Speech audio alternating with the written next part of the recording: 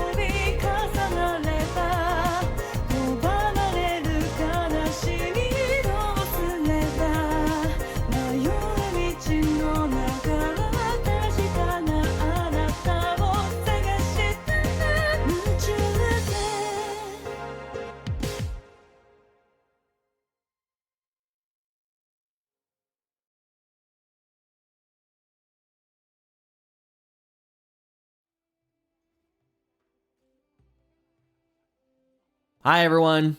Hello. Good morning. Welcome in. I hope you're all doing well. I kind of just started upstream because I want to hunt something today, and it's been a bit since I've actually played this game on stream. I think. Maybe. But yeah, here we are. Wait, you guys can't hear the game. Hold on. There we go. Any wubs today? There shouldn't be. I turned off the vibration feature. Micaiah, good morning. Zania, good morning. Hydra, Common Rider, thank you for the lurk.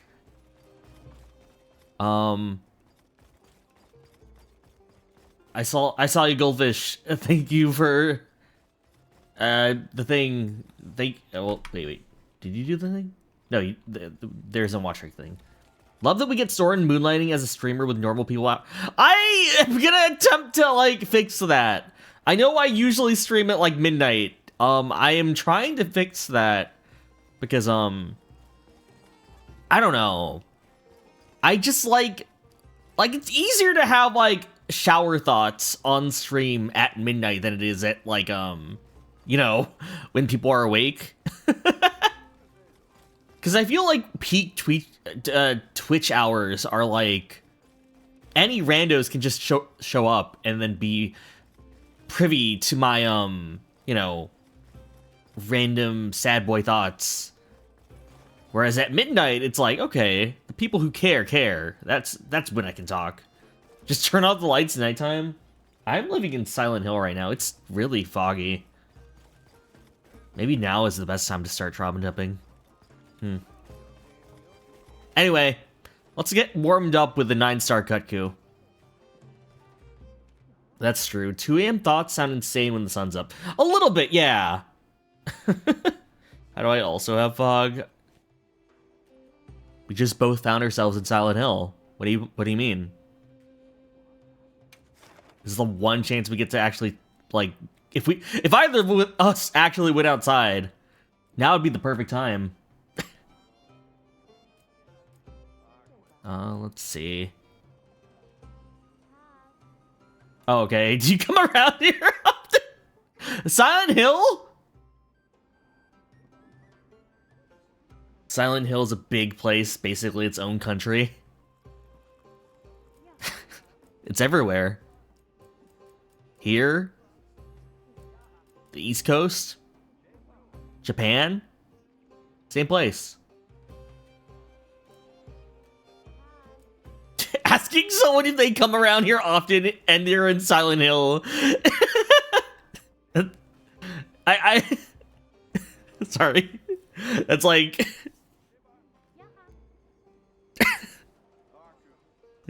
you're I don't know.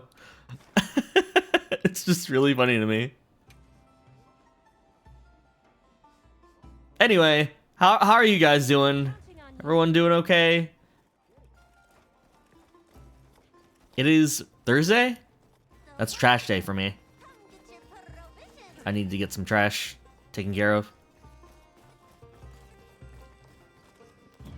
You still need to get up? Are you still in bed?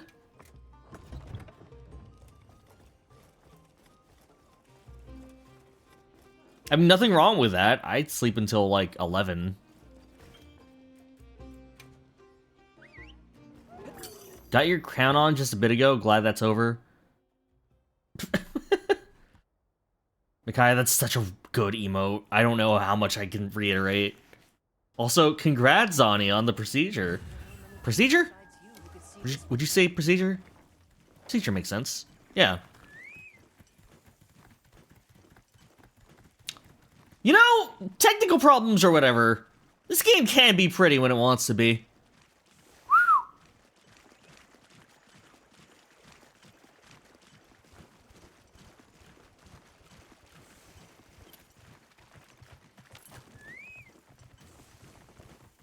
Alright, let's get my ass kicked by Kut-ku Sensei, and then let's actually think about what we want to do today.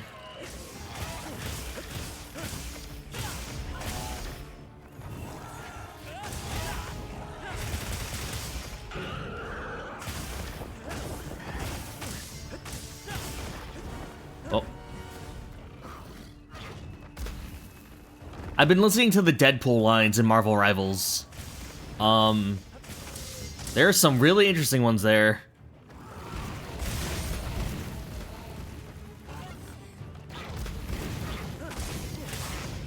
I feel like it's been a while since I've heard like a dude just break the fourth wall, and like I thought it'd be a little bit like hokey. No, it feels genuine. Light, welcome in. They're unhinged. You love them. They're pretty good. Like the ones that are wild to me are the ones where it's like, you know, the one he has with Penny are interesting because it's like, what is that? An Ava? A baby Gundam? Like, I feel like that's not something I would have expected them to be able to say just straight up. Am I gonna come back for Disco Spidey?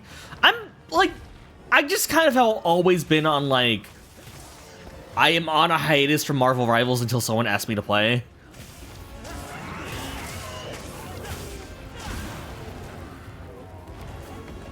Because I don't want to play that game solo anymore, you know? I had my era, and now I'm just like, you know what? This is more of a friend game. Are you asking me to ask you to play? I mean, you know, if you want. It's just, you know, like, I had my era of, this game's fun, and I'm happy I get to play this. And now it's more so just like, okay, well, at the end of the day, it's still a competitive shooter, right? My experience with competitive shooters is very reliant on the people in the match with me. And if that's a bad experience, I am, like, less inclined to play more, right? And, dude, I play Spider-Man, so I'm just like, I don't know if I should keep playing this game. You know? TM, welcome in!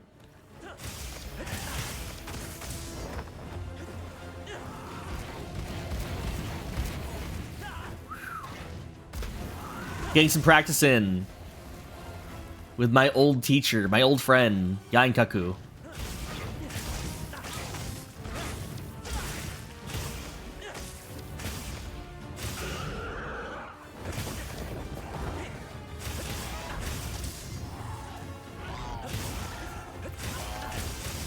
Out.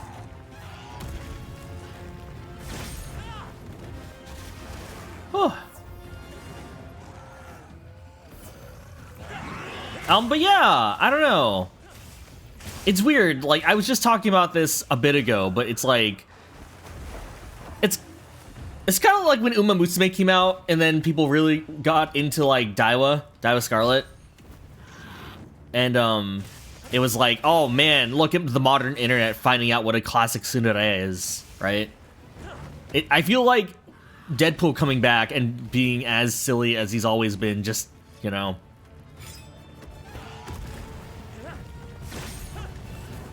has been very interesting. Because it's like, you know, fourth wall breaks and whatnot. Like, I feel like they were, you know, people started noticing that happening, like, 2010s, and then by the late 2010s, everyone was doing it, and it was, like, less fun. But, like, now, it's just like, oh, yeah, hey, he just straight up is just like, yeah. Hey, Wolverine, do you want to team up again? Like, why would I ever team up with you, Logan? Wade. Yeah, Wade. And he's just like, I don't know. Financials at the box office would say otherwise, right? Or like, what is it? I don't know. Like, him interacting with Galacta. Sorry, no. I'm sorry, I messed up. Logan is Wolverine. Wade is Deadpool. My bad.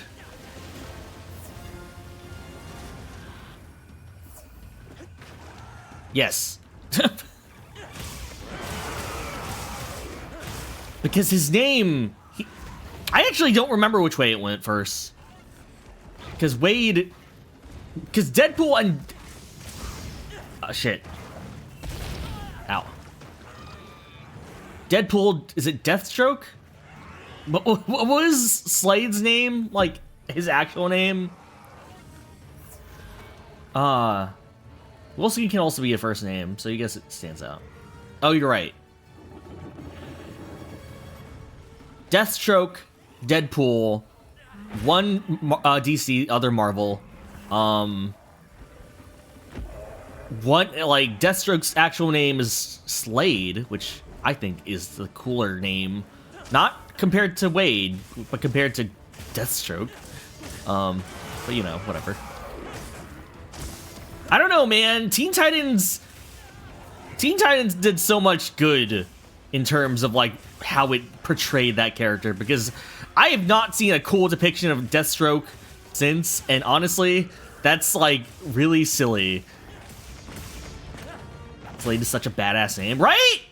Like, again, I'm not really someone who like likes to like be like, yeah, my nostalgia is great, right? But it's like, you make a character who definitely does have history in the comic books, but like has not really gotten anything, any mainstream recognition, and then you turn them into like this conniving, kind of terrifying villain who like gets in your main character's head, like over the course of several seasons. Several of your main characters, like Robin and Raven, right? You make this character that is primarily known for sorry, I guess also known for Terra, but that's kind of the reason why no one uses that character usually. But yeah, I don't know. It's like,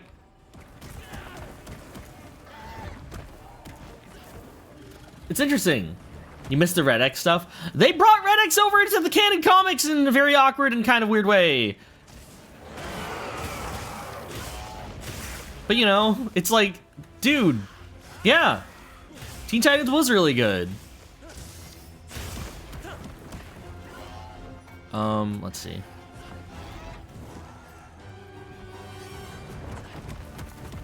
All I need.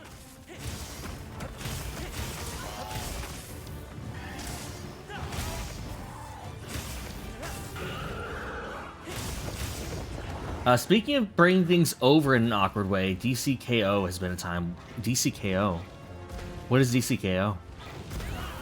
Ow. Oh boy. Okay, we're fine.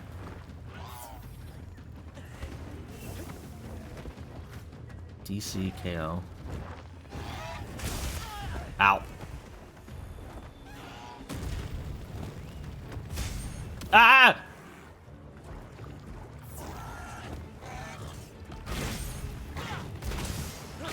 Knockout tournament between various characters. Oh, okay. Ow.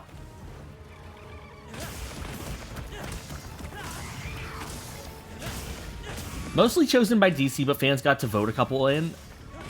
I should look into this, actually. Ow.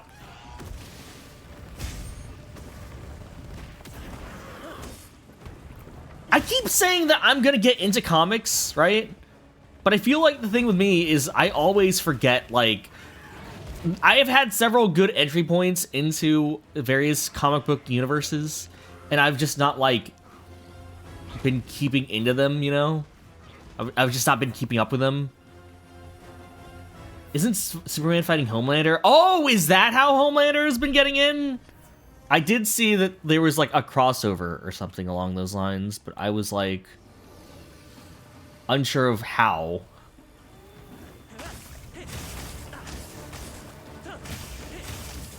Nano, welcome in. Hello. We are hunting some monsters. I should probably fight Gogmazius at some point today.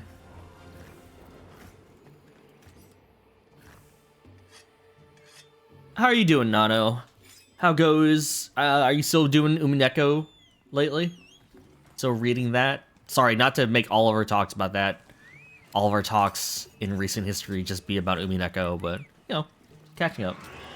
DCKO is fine. There are some insane references, like you forgot Wonder Woman had a kangaroo, but so far it has been very whoever is the most popular wins. Yeah.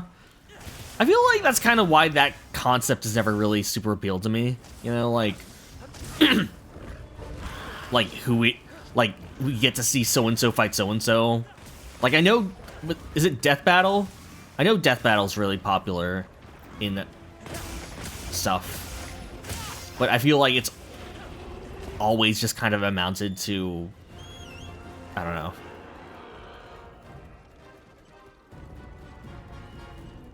it just doesn't really appeal to me. It's kind of why the idea of superheroes collabing, like not collabing, crossing over has always been kind of lame to me, because it's like, I don't want to see Superman and Batman fight. I want to see them work together. And, you know,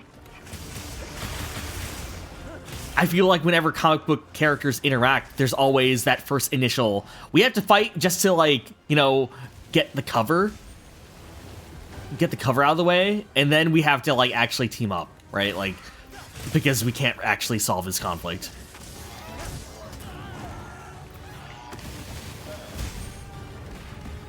You're a sucker for tournament arcs. Record of Ragnarok is fun. Manga to anime. Oh, I've seen much about the anime at this point. Still uminekoing whenever you can, yes. Okay, okay. Ow.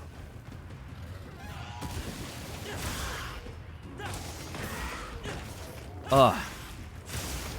Yeah, comic books are weird for me. Because I feel like, I do enjoy comic books when I can, right?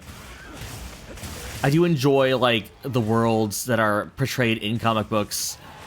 And I do enjoy a lot of adaptions of comic books. And I'm not, you know, silly enough to really put all of my ideas on what comic books are based on the select few I've read, obviously. But, like, I don't know. You like comics, but you also like when adaptions aren't one-to-one. Yeah, exactly, right? You don't know what's happening in Marvel at the moment? You haven't kept up in nearly a year? Yeah, Are they still doing the new Ultimate stuff? Or the Ultimate Universe stuff? I've been meaning to get into that way more, because I started reading the X-Men by, shit, what was the illustrator for that one? Peach Momoko? I really do like that work, that series, but I feel like it's just hard for me to, like, wrap my head around all of these books being canon to each other as opposed to just their own separate stories. Just because some things only work as a comic and some things only work in animation. No, that's completely fair, right? Like, I do enjoy Teen Titans, the show from, like, the 2000s, right? And that will forever be, like how I really...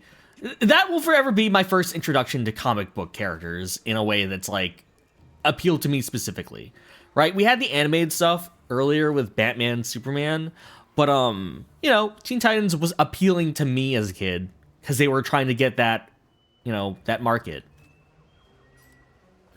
into anime. And it worked. It worked a lot. They went to Japan. The Teen Titans, they went to Japan for a reason.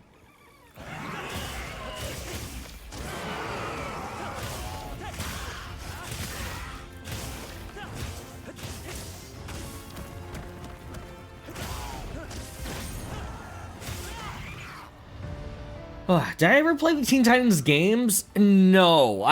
The only game I ever played was on the website. It was like a fighting game. It was like a flash fighting game that was, I don't remember if it was really good, but it was something I had. What will you teach us today, my large friend? That game slapped. Zen, I feel like if I ever mention a fighting game, you materialize out of nowhere. And that's perfect.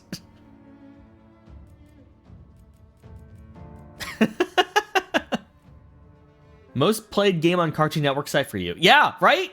No, for real. Like, I feel like... Oh. Stamina Thief, Quick Sheath, Free Meal. Okay. Protective Polish, Special Ammo Boost, Ice Resistance. Okay. Not quite what I want here. Offensive Guard, Part Breaker, maybe.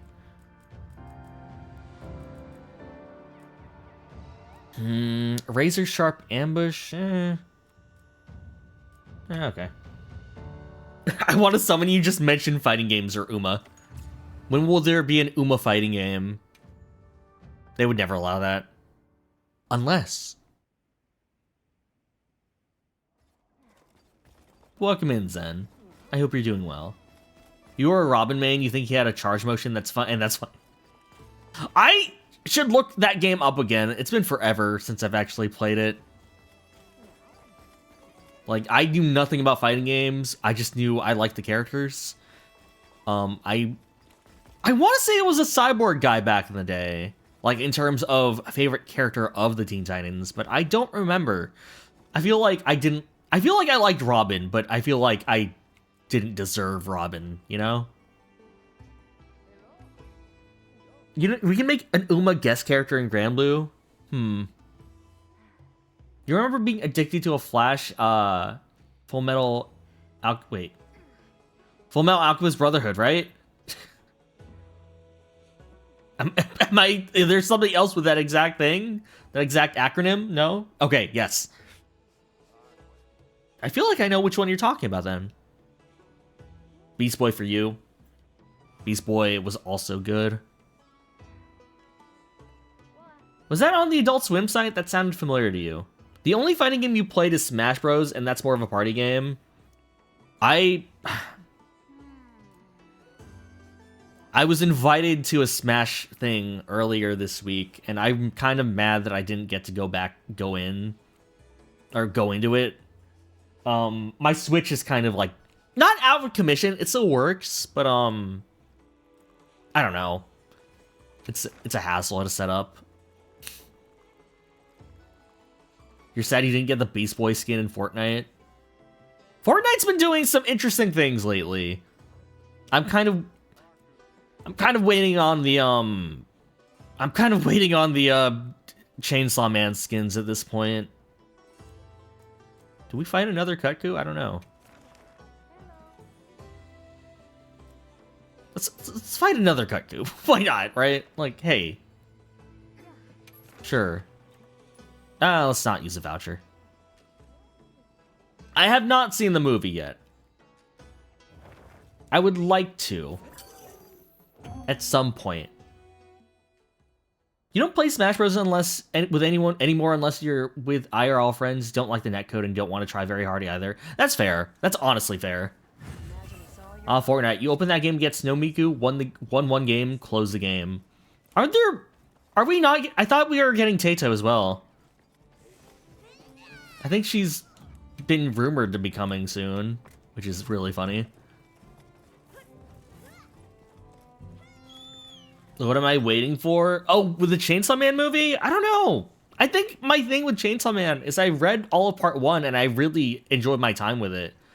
So, like, I know the movie is, you know, a work of art. You know, I would love to see it. But, you know, it's one of those things of, like, I know what happens, right? It's like, I know what's going to happen.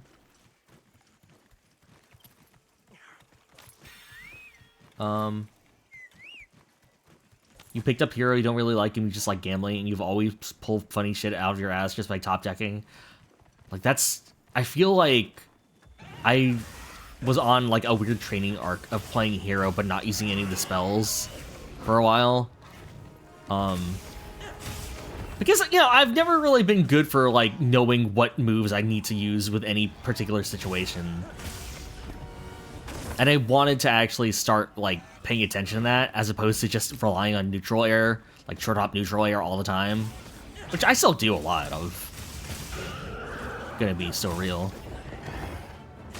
Smash netcode. Maybe we'll do a Smash thing at some point. It's been a while. I met some cool people through Smash Brothers, so I would like to keep that up. Ow. Maybe not meet more new people in Smash Brothers. But,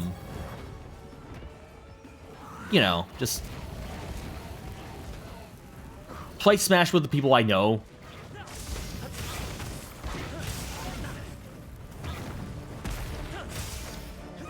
Like, I do like Smash Brothers. I wouldn't say I like platform fighters, because I feel like Smash is the only one I've played that has a good weight to me. I know people live or die by, like, rivals. But I feel like Smash... something about Smash, it's not even really the characters or the properties. For me, it's just like... It is the weight the characters have and the weight of, like, the hits that matters to me. And the animations. Like, I don't know. There's something about Smash animations to me that, like, works. As opposed to, like, every other game trying to be Melee.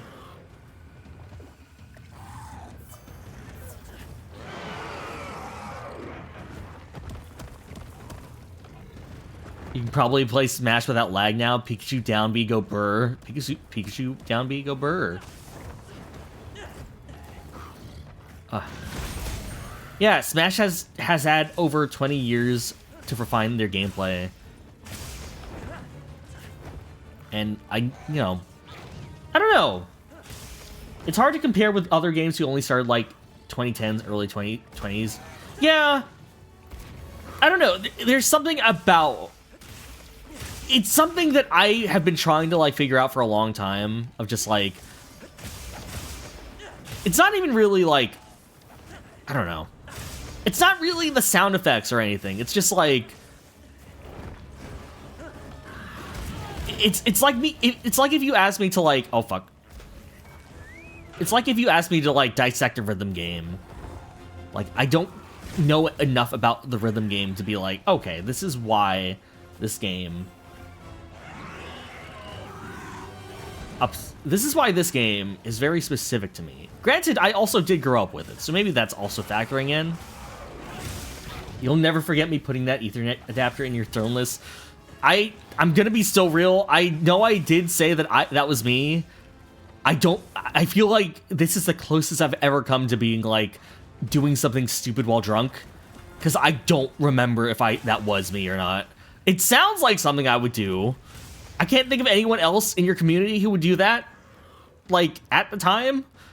But I feel like it would be something I would do, you know? Yes, the animation of Peach yelling "Ha-cha," hitting people with her butt in Melee and Brawl, and explosion happens. That did things to me. The one thing that genuinely pisses you off is built-in input delay in 4. The game was slow enough not to care, but in Ultimate, it feels like you're a second behind. Yeah, I'm not really sure what it is about. Like, technical side of things, I'm not really, like, super knowledgeable. Like, I'm still in my... I'm still in my era of I don't really know enough about fighting games to, like, care too much about frame data, input delay, all that stuff, right? I'm still learning what neutral is. And it's mostly just, like, kind of going back and realizing, oh, this is what it meant, right? Like, these are what these fighting game, these aspects of fighting games are, and what I should probably be actually focusing on right now, since, like,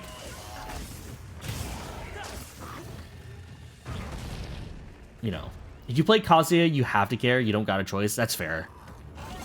Like, I don't know. I should go back to Smash. I would like to play a Smash, like, have a Smash lobby open and just play with friends for a bit. Right? Like, get prepared while they work on Smash 5 or whatever. Ow. Whoa!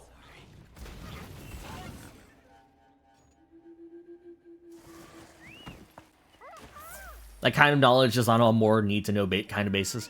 That's been a thing I've been thinking about a lot lately, right? It's like, a lot of people like to look at, like, nerfs or, like, buffs in video games and be like, oh, yes, my character got buffed. I am going to be great. And it's like, usually the people who actually, the buffs and nerfs actually matter to, I feel like, you know, they are playing at a level at which that does matter to them, right? It's not going to be normal dude, like, Joe Schmo over here is not going to know the difference between, like, their attack just being, like, 2 frames quicker, right? New Smash or Smash Ultimate 2 Edition? It depends entirely on whether or not Sakurai is available. And I think after wrapping up Kirby, he is, and I again, I don't I wish that man way more projects that he can just actually work on that are like not Smash related. But you know, he is available now. This is his life now.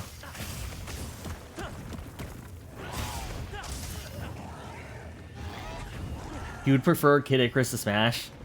I would too, but I'm also just like, you know, I know Smash Brothers will probably be a thing on the console, right? It has not missed a console. Has it? No, it hasn't, right? Wii U, Wii, GameCube.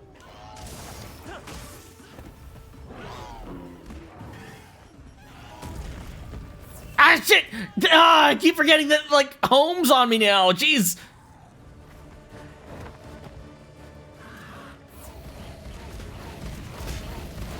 Okay.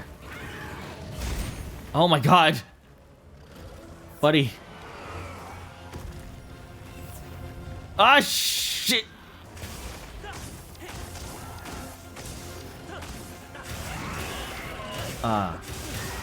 GameCube, Wii, 3DS, Wii U, Switch. Yeah, they haven't missed, they've not missed a console. So I am I'm expecting, you know, a Smash of some sort to come out. You had no time for Smash on 3DS. You were too busy playing Awakening for you. That's it. Yeah. Oh, I was about to destroy Rathian. I was like, Wyvern enough. It's probably what I'm hunting, right? Ow. I feel like the more I think about it, the more that I realize the 3DS was kind of my life. Ow.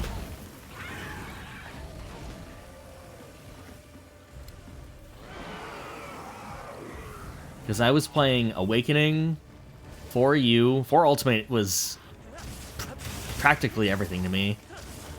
Animal Crossing, New Leaf. Ow.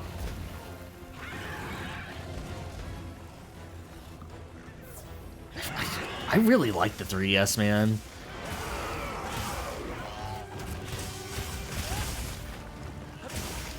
Let's see. Ow. I've mentioned it before. I still consider Monster Hunter very fighting game adjacent. I feel like there are very obvious ways in which, you know, it's still made by Capcom. They're still, like, clearly things you gotta consider. I think it kind of goes hand in hand with why I don't really like it when people talk about Monster Hunter in a very, like, technical way. Right? I get that frame data is important for Monster Hunter as well, but it's like, hey, man, if you're in trouble, roll, right? It's like, I like talking about Monster Hunter in terms of the hit of the world. So I'm just like, if I really think about it, rock, paper, scissors is the fighting game. I have a meme for that specifically. I sent that meme to God all the time. Fuck!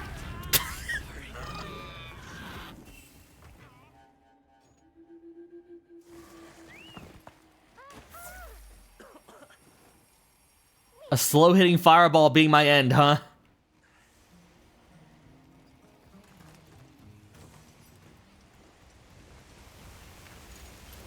Yeah, I guess I don't know. I've never really been one for, like... I get optimizing games, or optimizing playing games. That's just how games work, right? But I don't like the discussion about games being purely to their mechanical data, because it's like... I feel like everything about a video game usually is meant to hide that mechanical data. Not, like, intentionally, but, like, you know, it's like... How do I interpret these frames being, like... How do I interpret this back hop being good for evasion? It's a back hop. You know, like, by definition, it is meant to evade. It is an evade. It is a dodge, right? Like, I don't know. Genshin and Honkai tier lists exist when they're barely... like, if you are getting sweaty for a PvE game, I feel like I am suspect immediately, right? But then again, like Final Fantasy 14 raids exist, and that's kind of its own thing. I do have my problems with that, but I'm not too knowledgeable of the 14 raiding scene to be like, any content could probably just be done if you like learn how to like dodge, right? Like, who cares about like melding or team setup when you can just learn how to play the game better? I hate it when people say just get good, but I feel like that is actually my mentality when it comes to people being bad at games. Right? Like, when people have complaints about games, it is just, hey man, learn to play the game better. That doesn't mean get better, you know, get better, just read the room, right? I don't know. The only real technical things you learn for SNS is which dodges use stamina for maximum might. Like, I think that's a valid thing. Like, that's a valid thing to learn, because I feel like what takes up stamina and what doesn't is kind of very random when it comes to Monhan. Gotcha!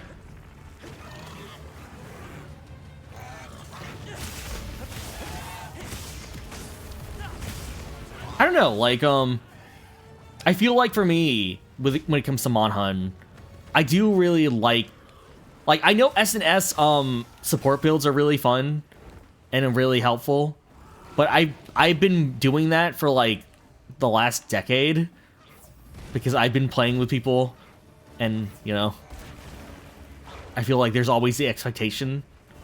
But now that I'm like free from that, I'm just like, yeah, I will maximum might adrenaline rush. Hell yeah.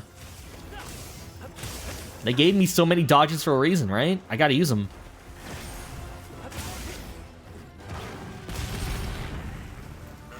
It's not the back hop.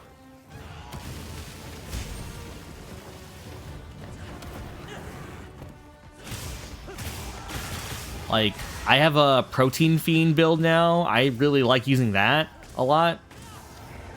And then I found out people do... Ow! People do kind of run that like normally, and I'm just like, huh. There we go.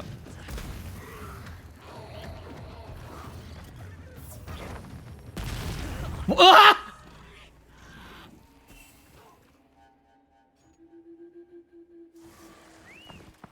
Where you draw the line can vary from person to person, but there's no denying it. At some point, people just need to touch grass.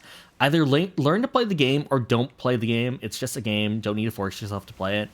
Like, I do like that adage, but I feel like when it goes too far in the other direction too, I get like a bit annoyed by them. Like, right? It's like, oh, it's just a game. I don't need to take it that seriously. It's like obviously you don't have to, right? Having fun is the main priority, but winning should at least be like a motivating factor in you to have fun, right? Like, it doesn't have to be the end. Like, I don't know. Like, I feel like in any game, if someone's just like, whatever happens, happens, it's like, it upsets me, because I'm like, you know, hey, man. Like, let's say if it's a team game. It upsets me not because I am losing, but it upsets me because the shared goal, you know, the shared goal and the shared way of having fun is to, like, fight to win, right? It is an aspect of the game that we are all agreeing to, and if you ignore it, it's like, oh, well, we could be doing literally anything else right now. We don't have to play this game if we want to have fun. Raiding in Party Finder? Yeah, it's like we are playing this game with the inherent knowledge that we are doing this. We are having fun via success, right? If we don't manage it, we at least attempted and did our best, and that's honestly still fun. If you're not trying, that makes me very upset, because it's like, I don't know, when people are just like, I don't really know what I'm doing, I don't really care. It's just like, oh, well, why are we doing this, right? Like, the Mario Party example always comes up to me of just like, someone being like, I don't really care about like winning. I'm just here to have a good time. It's like, yeah, no, us competing to win is the good time. That is the good time to be had. We are trying to like us, the friction between us as we try to get gold. That is the fun, not actually winning. If winning was the only way to have fun, only one of us would be having a good time by the end of this. It is us rubbing up against each other, trying to get gold. That is the fun part. If you like doing Savage Rage and Party Finder, at least know a rotation. Oh my god. One rotation. Spare rotation. Like, yeah, no, you're, like, I don't know. I gathered some materials. Like, again, Your field pouch.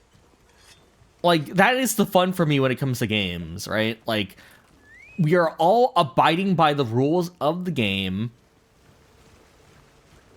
And as a result, we are all engaging with it, taking it seriously, while also, you know, finding fun in our own ways as well, through, like, player expression, right? How do I like to play Monster Hunter? What is my favorite way of playing Monster Hunter? What's my favorite weapon? What's my favorite build? What kind of monsters do I like fighting? So on and so forth. If you're doing Savage later in the cycle, it's less serious, but week 1, where's your food and melds? Like, okay, like, I understand, like, I said earlier in the stream, I think you don't, like, I don't understand rating other than, hey, bad, like, good armor and good melds will not save you from bad gameplay. But having melds is just free stats. You should, like, whether or not you believe in them, you should be using them, right? Even if it is, like, skill speed or spell speed, right? Like, anything. Just anything.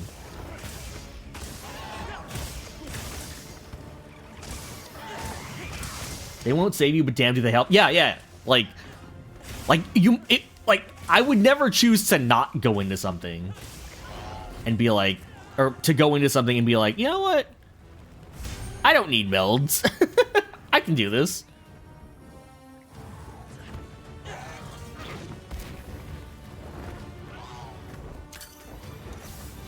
Oh, you're not looking. Oh no, you were looking. You just landed on the ground before it actually went into effect. Crazy. Thank your healers. Please consider the healers.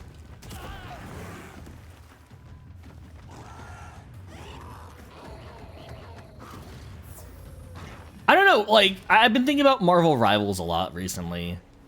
And I do enjoy playing that game with friends. But I feel like...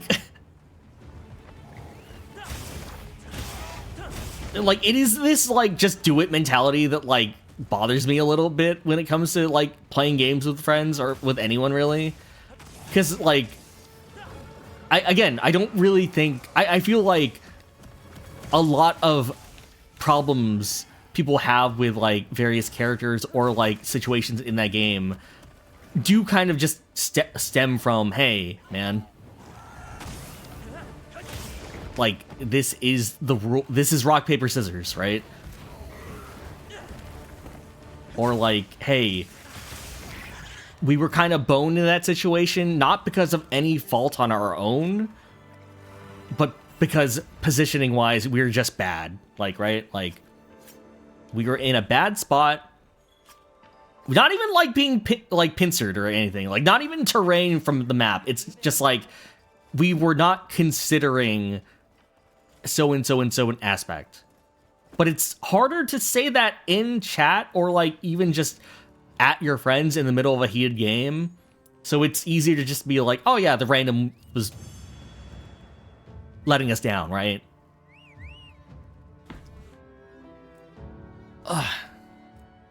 Which, you know, like, it doesn't upset me as much as someone not taking the game seriously, or like with any amount of seriousness. But it's still just like, hey, man, like, no, our positioning was just bad. We were playing, like, we were playing characters that were getting countered very hard by the enemy team. And that doesn't, I would never be like, switch. But it's just something to consider, right? If there is a Namor or a Wanda on the other enemy team and I'm playing Spider-Man, I'm not going to switch over. I'm just not going to focus on them. I'm just going to try my best to, like, not engage with that team up because, or that engagement, because that's just bad for me, right? I'll let someone else take care of that, and then I'll still focus the backline. Problem is, if they are, you know, doing a good job of protecting that backline, then I need to switch things up. You're already solo tanking, at least let me play your character. Like, I don't know. Because I feel like a lot of people are just like, oh, look at all the damage I've deflected, or look at all the healing I got done. That doesn't say anything about your performance, right? It's like, damage taken is just an indicator of how much you've been the focus of attack, and, you know, that's going to be high if you're a tank. Healing done is an indication of, you know, how much you've been healing, but, you know, it's also an indicator of how much your team has been taking, right? And it doesn't really tell you whether or not they are surviving, right? Like, I don't know. It's like, whenever I get into a public game and that people hold up, like, any of the stats at the end of the scoreboard as something high, like, high in to be regarded in, it's like, no, man, it's like, this tells me nothing. Like, these stats are here to give you a gold medal at the end, but they don't tell me about the game itself, right? Like DPS being like, oh yeah, look at how many kills I got. And it's like, that doesn't, like, final hits maybe are important to know, but like, that game registers anyone dying to you after you give them any slight hit of damage as a KO. And it's like, that doesn't tell me anything either. I blocked 20k damage, but I died 15 times and my backline is non-existent due to dives, and I have 3 KO. Yeah, like, I don't know. It's like, you need to review your games, everyone. If you're playing Marvel Rivals, don't just settle for the scoreboard. Like, actually go back, look at your game history, and like just look at what you're doing. Like, look at the overview view mode 2. That is really important. If you are a tank or if you are on the front line, you don't have to always be covering your backline, but you need to be at least aware of where they are, right? Like, don't, like, you know, don't take quarters unless you know it is safe for, you know, your backline to get over there, right? Taking quarters is actually one of the hardest problems people have with that game. Because it's like, I feel like a lot of people don't really even think about it, right? And then you look at it and you're just like, I'm cutting off line of sight from a lot of my team if they are not here. It is good cover. It's good coverage. But that, you know, that applies to enemy fire, but as well as to healing. Might be just the fighting gamer talking to you, but the number of people who don't review their VODs is genuinely astonishing. You love watching you push 3 people off the ledge with invis over and over again while laughing like a gremlin. Like, map awareness is way more important than, like, how good you are in a fight in Marvel Rivals to me. Marvel Rivals community is truly something. It's like, it is an extra step, right? Like, I don't know. It bothers me because it's like, I feel like it is one of those things of like, hey, getting more kills is obviously always good, but it's, you know, when are you getting these kills? Are you like trickling? Like, are you going for big plays all the time? That's not gonna work. That's not gonna be the thing that gets you, like, makes you better at the game. It's learning how and when you should be killing them, right? Like, the goal, I feel like a big thing with Marvel Rivals is the idea of staggering the enemy in terms of respawning, right? Like, that's good for any, like, hero shooter, if they can't group up, if they're always off sync, then you are always winning a numbers game. If you kill them all at the same time, well, they all respawn at the exact same time, and you may have gotten ground, but it's still an even fight the next fight. It's easier for people to just blame others and preserve their ego. Yeah, I don't know. I do get into this like situation a lot where it's like I don't like blaming people on my team, even if it's like a random person in a 5 stack, like the one who is not in the 5 stack. I feel like that is like loser mentality to be like, oh look, this one person was keeping all of us from playing at our best, and it's like, no, like if we were doing really well as a 5 stack, one person would not be able to ruin that for us, right? Like, oh, but, they were one of our healers. Well, then we run another healer. 3 healer stack was like, was and is probably still the meta for that game, Like, if you have active communication with like 4 other people in your 6 party game, I feel like there shouldn't really be an excuse for like, oh, hey, we are doing poorly. Other than, hey, we got outplayed, like as a whole. You remember watching a Grandmaster's lobby and genuinely thought it was silver or gold with how petty everyone was acting? And it was kind of the reason why you stopped playing ranked. It feels like if you still run into these people in high ranks, you're better off putting your energy grinding other games. That's honestly fair. And like, it is a game where you have to rely on other people and also communicate with those people. And it's like, I don't want to like, I've never really been one for ranked in any game. But like a team game especially seems like it could get messy. You don't have to engage in every interaction. Even if it's hard to get away, knowing the limits versus the enemy is very important, especially as a healer. Running to a tank or DPS when you see someone who is a problem making their way to you. Yeah, it's like, so many people, like, I've played with, like, randoms, friends, whatever, what have you. It's always like, oh, I died, but I took them out too. It's like, that doesn't matter. Like, maybe if they were, like, the last person alive, then that'd matter. But it's like, I'd rather have you alive than have you trade. That is not, like, if you trade, like, you might as well have not been there to begin with. It's like, that doesn't do anything. Like, I don't know, man. Marvel Rivals is very interesting to me because it is kind of like the gateway drug for a lot of people who don't play these games normally to start playing them. And it's really interesting seeing that kind of mentality get brought up, like, birthed in these people.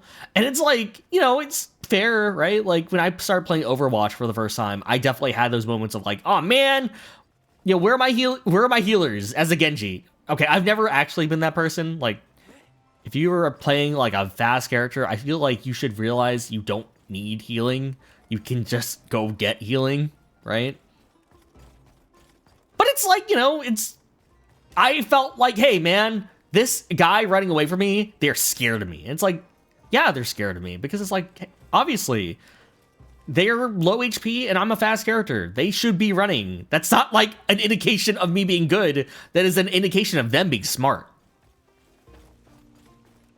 Toxicity also turn you off. If we lose, teammates find a scapegoat to blame. If we win, teammates starts flaming the other team. Yeah, like, I blame that on 2 things. Marvel Rivals is a competitive shooter. Also, Marvel Rivals is free to play. And it's like, I don't know. I feel like that combination is just, I feel like that combination is just like,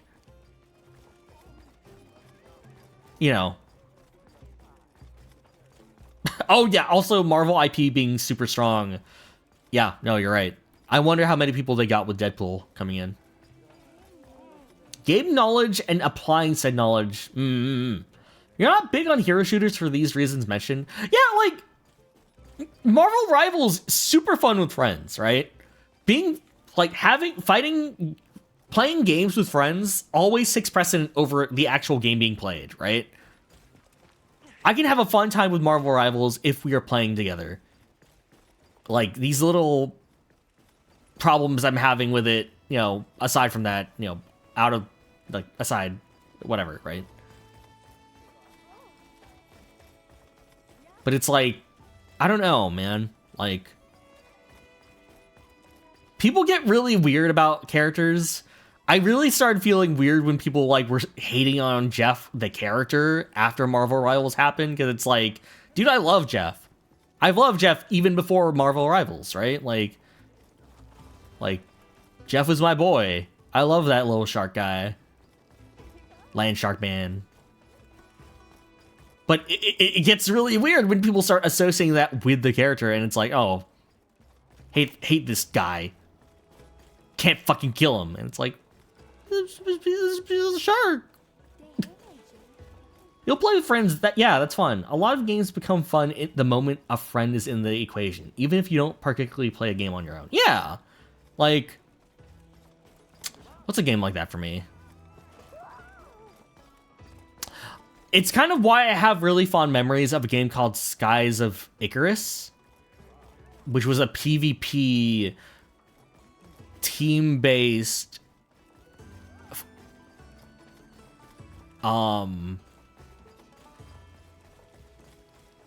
ship fight, like ship maintenance fighting game. I don't know. But yeah, I don't know. It's like any game can be fun if you play with friends. Some friends have been wanting to play Factorio, and I've honestly been thinking about it, like co-op, even though I don't normally think I'd get into that. You don't mind Jeff anymore now that you know how to counter the ult. If you don't have the tools, then whoops, that's on me. Yeah, like, I don't know. It's like, I feel like a lot of things in general would be way easier and way more fun if people were just like, yeah, that's on me, right? Like, I made a mistake there. And it's like, hey, man, that's not a problem, right? Like, it's a game. We make mistakes. The fun of a game is making mistakes. If we all played optimally, that'd be boring. Sometimes you gotta take a risk on a otherwise bad play. And then when that play works out, you feel great, right?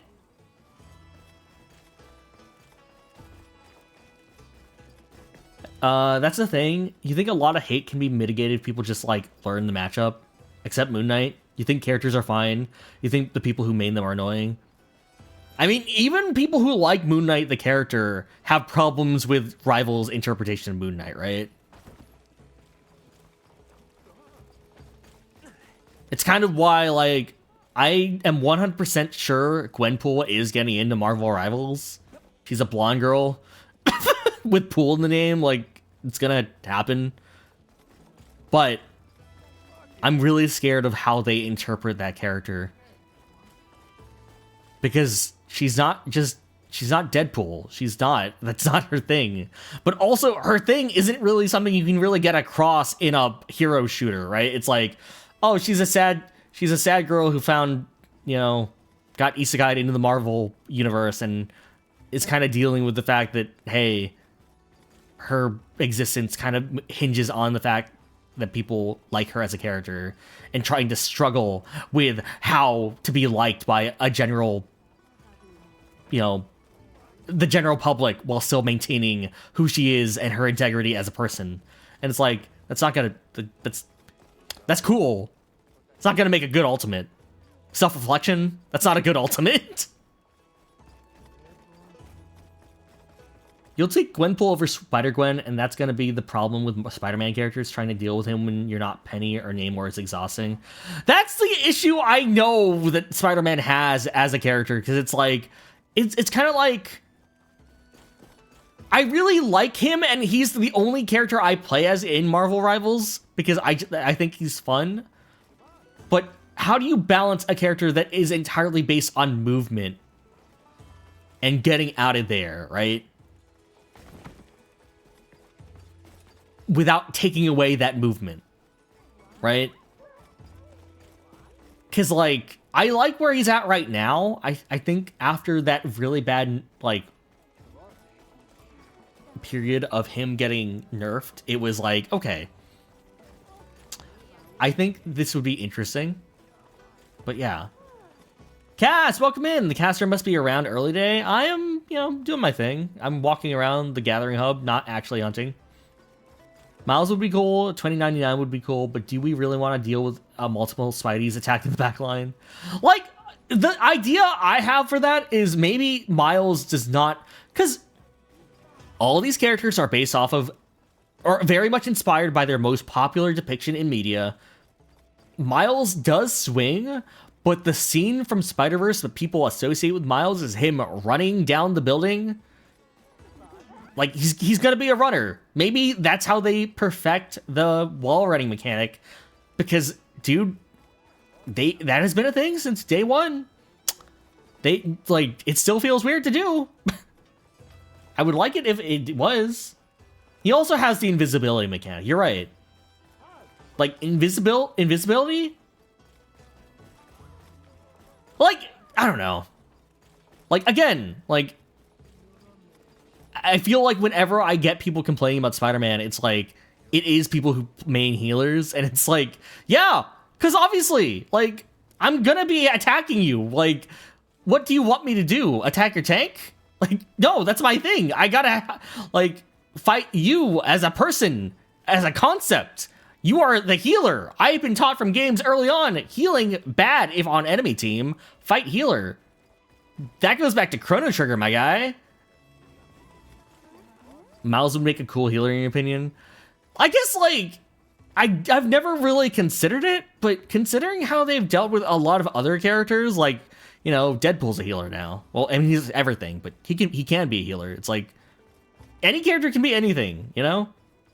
Yeah, like, Miles being parkour makes sense to me. Like, maybe he has one swing, but for the most part, he is reliant on the terrain and moving around. The problem with that is they gotta actually make, you know, wall running interesting. I already try to do that as much as I can as Spidey, like Peter, but it's like, it's awkward. Order of murder: healer, caster, buffer, marshal, in that order. Exactly, right? Like I don't have any hatred to you, Luna Snow main. I just need to, like, make sure you don't heal the other people who could murder my party. You feel like only Deadpool is the only one who can get away with dicking around with multiple roles? He kind of is. But I'm also just like, you know, like, I don't mean to say any character could be that, but, like, they made Doctor Strange a tank, right? Like, anything could happen.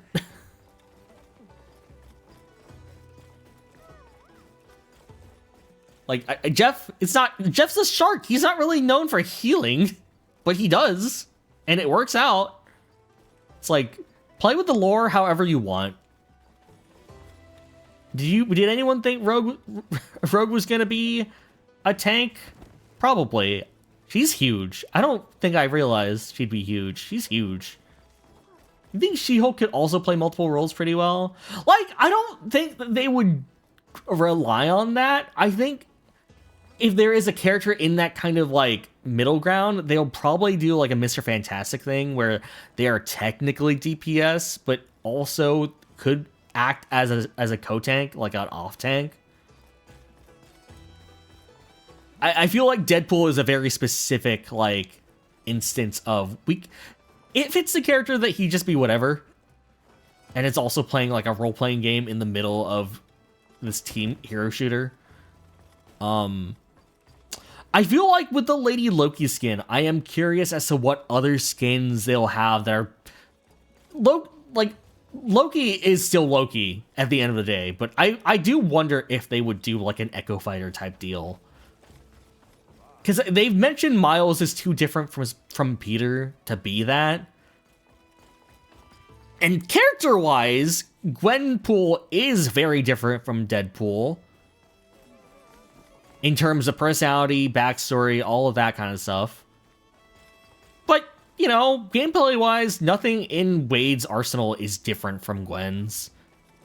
Like, hey, yeah, swords, guns, taking selfies, like, yeah, sure.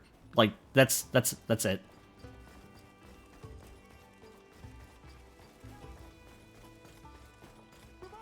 You really want Beta Ray Bill as an echo for Thor? Oh yes, they are DPS, but they have one skill that's tank-like. Yeah, it's like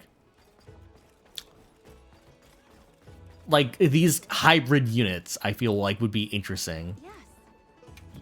Like Ultron, that dude is straight up a DPS in everything but name, right? Where are my events? What are the events right now? Let's fight Jindahad.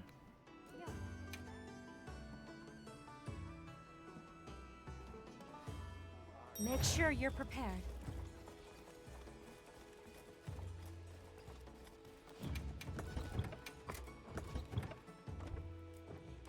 But yeah, I don't know. Maybe I'll play Marvel Rivals on stream at some point. I should be able to now with my model out. Like, I should actually take advantage of that fact.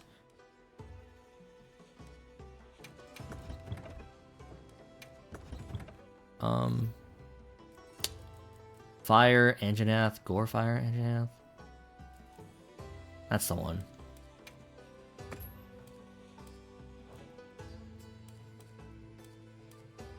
What skills does this have again? This is my Rathless Flare one. Got it. You don't feel like any of the strategists really feel like strategists yet. Like, an example that would make someone be like, oh yeah, you're not just a healer. You've got battlefield tactics. Anyway, you have D&D now, so you're going to lurk for a while. Yeah, no worries, CM. Enjoy your D&D. Zania, I feel like the one character that makes me feel that way is Loki. If only because switching between your, like, illusions does feel like... It does have the potential to feel very big brain, but I don't know if anyone really uses that character that way anymore. You think Gambit is the most strategist-like too? Okay, I could see that. Even though he never uses his cleanse ability. You're working on Bar today, and Unbeatable is all you could... You're working on Bar today, and Unbeatable is all you could think about? You even made an old-fashioned? I need to get that achievement of, like, only making old-fashions. I should. That sounds fun.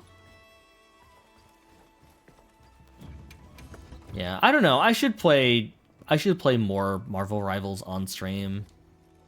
It's been a little bit.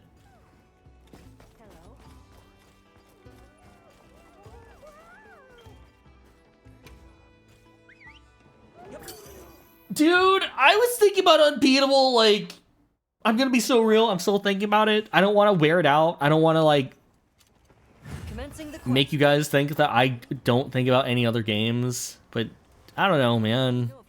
Playing a game like that on New Year's is gonna stick with me for, like, a few years. I don't know. Like, Jesus.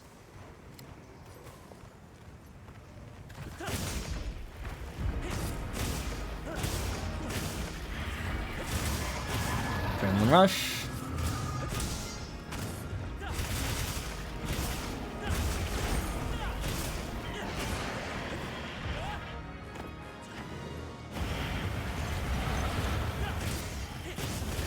Okay. Nope. Get out. You bonked so many Spideys attacking your bot. Like, those are the people I can respect. The people, like the Luna Snows, who can immediately, like frost me, or the Mantises, Mantis-eye, whatever, who can, like stun me, like, at a moment's notice. Because, like, you know that those people have been put through hell and back because of, like, people attacking the back line. And it's like, they have learned and adapted, and everyone else who just can't do that, I have less respect for as a result. I've played enough games with Zania to know that she could, if we were ever playing on opposite teams, put me down in my place, and that scares me and terrifies me. I'm always grateful to know that she will always be on my side to some degree.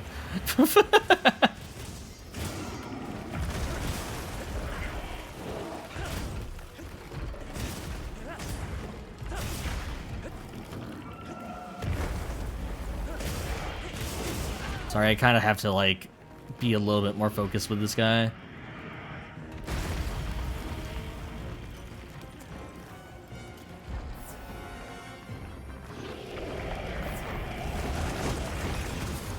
Did not think I'd make that, but here I am. Oh, you're too big, my guy. Ow.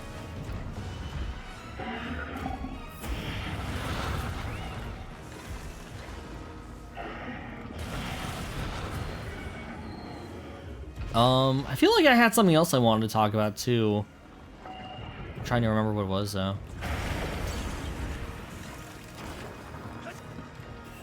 Fuck. Oh,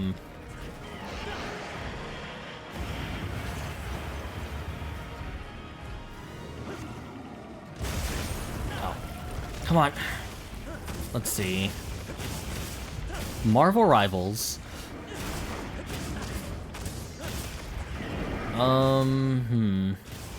Using the Luna Snowball is actually pretty hard. You think your peel is the hardest to use from the sports you played? I guess I don't see it too often. But as a result, I just respect people who can use it on Spider-Man of all people way more. So it's like, this is a skill. And you perfected it. Congratulations. Let's see. Marvel Rivals. I've been playing a little bit of Minecraft now and then, using the Distant Horizons mod. I'm happy to report that that causes my CPU and graphics card to heat up to 70 degrees Celsius. And that is terrifying, because this game is not even hitting that at all. Like, obviously, like, generating an entire new world would take up way more, like, resources than fighting a monster with a lot of particle effects in a static kind of, like, well, a dynamic world, but, like, one that is pre-made. But it always concerns me when I hear my computer rev up and it's Minecraft. You haven't tried the mod yet? It's a lot. It's really pretty. But it's also just like, holy shit. If you want to get lost in an automation, you would recommend the Create mod. Oh, I am aware. I've never tried it for myself, but I've had friends who are obsessed with the Create mod. Honestly, I should try getting them into Factorio. Assuming they aren't already into it. Or maybe I could have them design my forts in Dwarf Fortress.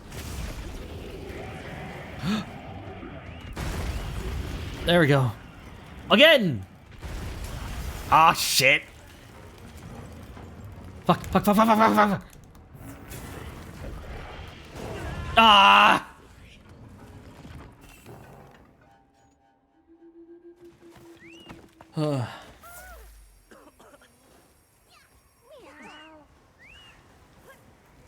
Minecraft is also something I should probably try to actually, like, play.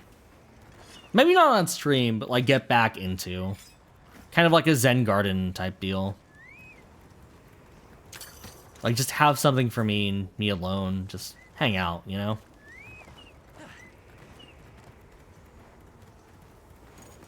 Learn to love again.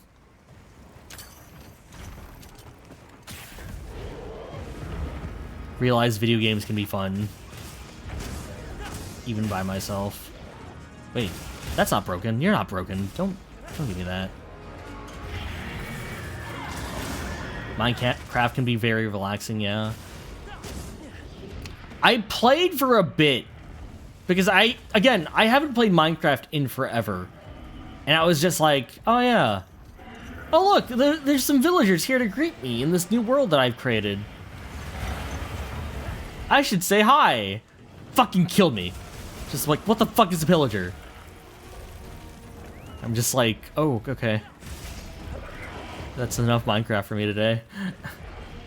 You recently learned to fall back in love with Minecraft.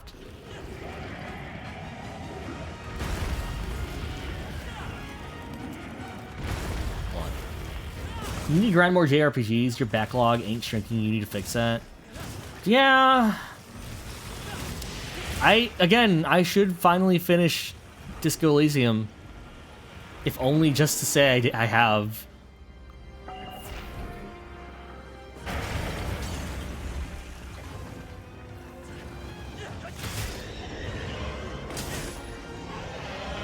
Ugh. You wait the day. One day. Imagine shrinking your backlog couldn't be you. Ari, welcome in! Oh, that's another thing! I've been getting into Night Rain recently. And I am like... I don't know which character I want to try, like, learning the ropes of first. Because I really like Wilder. And yes, Ari, I did just start thinking about this because I saw you in the chat. But I also really like, is it Executor? And I am like, play Wilder for the story? Wilder's pretty good. You learn why you cry about him to Ren. I hope you realize when you finish Disco, you will send me an essay on my thoughts. Oh, most definitely. I just expect that from everyone at this point. I feel like how I feel about how I'm going through Disco and how I'm making people who have finished Disco feel about me playing Disco is kind of the same way I make a lot of people feel about wanting to talk to them about Umineko after playing Umineko. Sorry, that was like such a long thought. I don't know if that like made any amount of sense. But yeah, I should get around to it at some point. I've been saying that to myself for like years. I even tried playing it on stream. That did not go out well, by the way. Ah!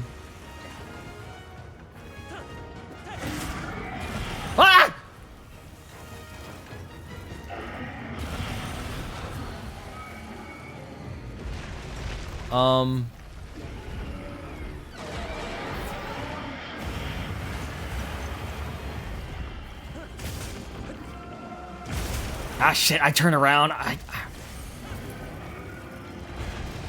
In all seriousness, play it when you feel like it. Don't force it, or you may not enjoy it. Yeah, I'm trying to, like, learn that for myself for a lot of things. And don't worry, I don't feel pressured at all from anyone here to play any game. Like, I feel like there have been games where I have, like, bounced off of because, like, there was that inherent desire or need. You also find it hilarious you're associated with Night Rain, given you are not the Souls girly of the group, but you'll gladly take the Wilder association. Like, this is a silly reason to pick your main, right? But I was, like, looking at, like, Night Rain and being like, okay, which one of these fuckers has not been, like, kinned by one of my friends? Which one can I, like, which one is mine? Which one is my assigned? Which one is my government-assigned character, right? Because, like, I shouldn't let that affect which character is my favorite or, like, the one I like to play as. But it is something that I think about all the time of, like, would it be so cool if we all like different characters and we're all unique? And, you know, obviously that's not how that ever works, really. But it's like, you know, it's like, oh yeah, Ari likes Wilder. I think Box likes Executor. Ren likes one of these ladies. I don't remember which, but she likes one of them. No, I'm so real for that. That's why it's easy to like the girl next door support character in JRPGs, because no one ever likes them except you. Don't make it sound so sad. Well, okay, sometimes it's sad. But no, I get you. I get you.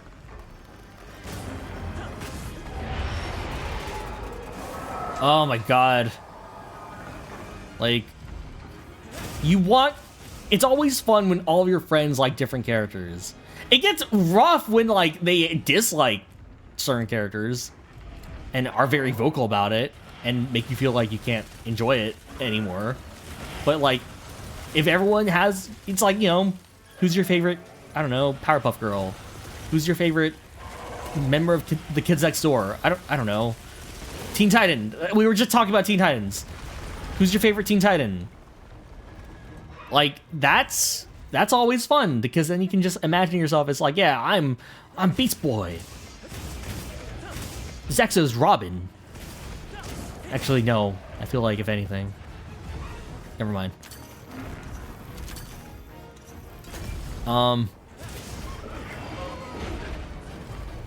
Like, you know, it's fun. Fun to engage in a little bit of that sometimes.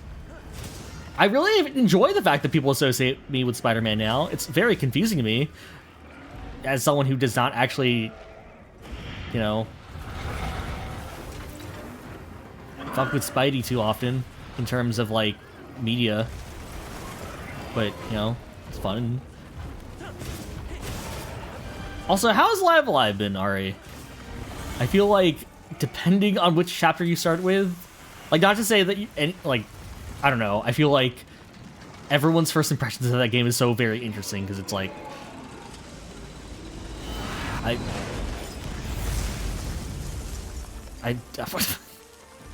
don't know. I started with the caveman chapter, and that was very strange. Fuck! Yeah, yep, there it is. It's like, what even was his name? Was it Pogo? Yeah, Pogo's strange. Cause like, hey man, yeah, sure. You are... Yeah. You get yours, man. Yeah, go after your cave lady. That's fine. But it is also very much like the one chapter in that game I would just straight up be like, yeah, this is a comedic one, right? This is the this is the episode of Yoshi, like, doing his, like, portable bed thing. Like, not to say that you can't glean insight from this chapter, but it is very much like, yeah, this is about a horny caveman.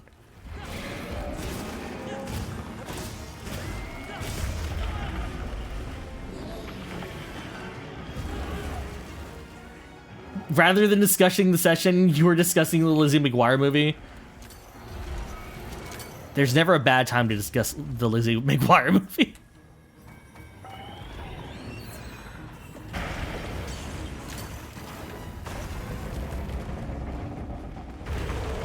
Get dunked on, idiot.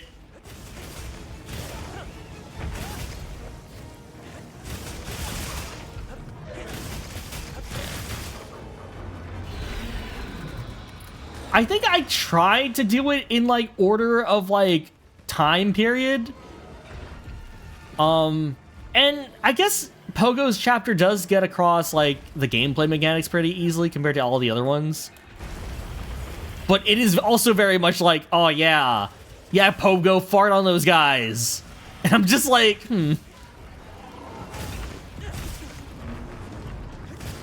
But yeah, like, honestly, like, I don't know if that's completely turned you off from the game. I would not blame you. But if you still have any amount of interest, you know, just pick, I guess, just pick whichever, like, chapter looks interesting to you. Ow. Shit! Oh, God.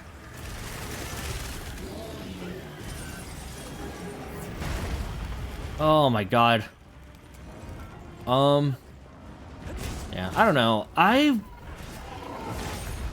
was watching God play through all of Dragon Quest VII, and by all of Dragon Quest VII, I mean the demo. And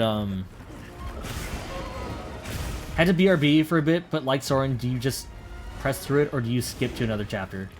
Oh, but like, oh, okay. I would say skip to another chapter, because as much as I do think Pogo's story is like, you know, it does matter, like all of them, it's, you know, Sonic Adventure. It's like, it all matters in the end, somehow. But if you are not vibing at all with the lack of caveman, like all the caveman speak, and also like the entire story being about like Pogo getting some, yeah, switch over to a chapter where people actually skip to a chapter with like people actually talking. Whichever one interests you, obviously. Like,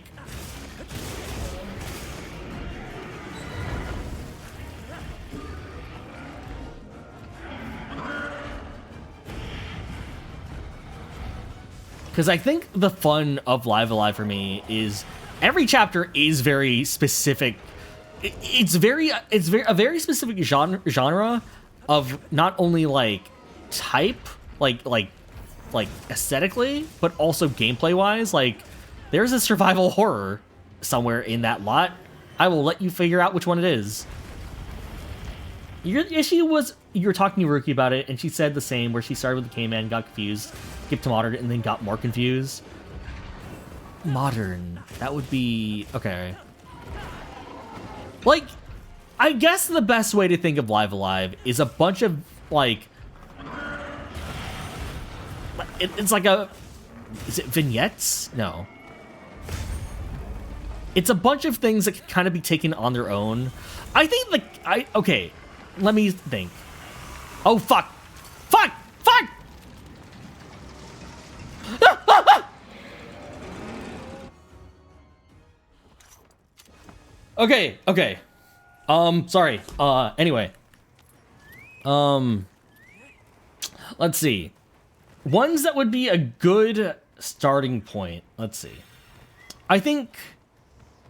obviously, whichever one interests you. I think,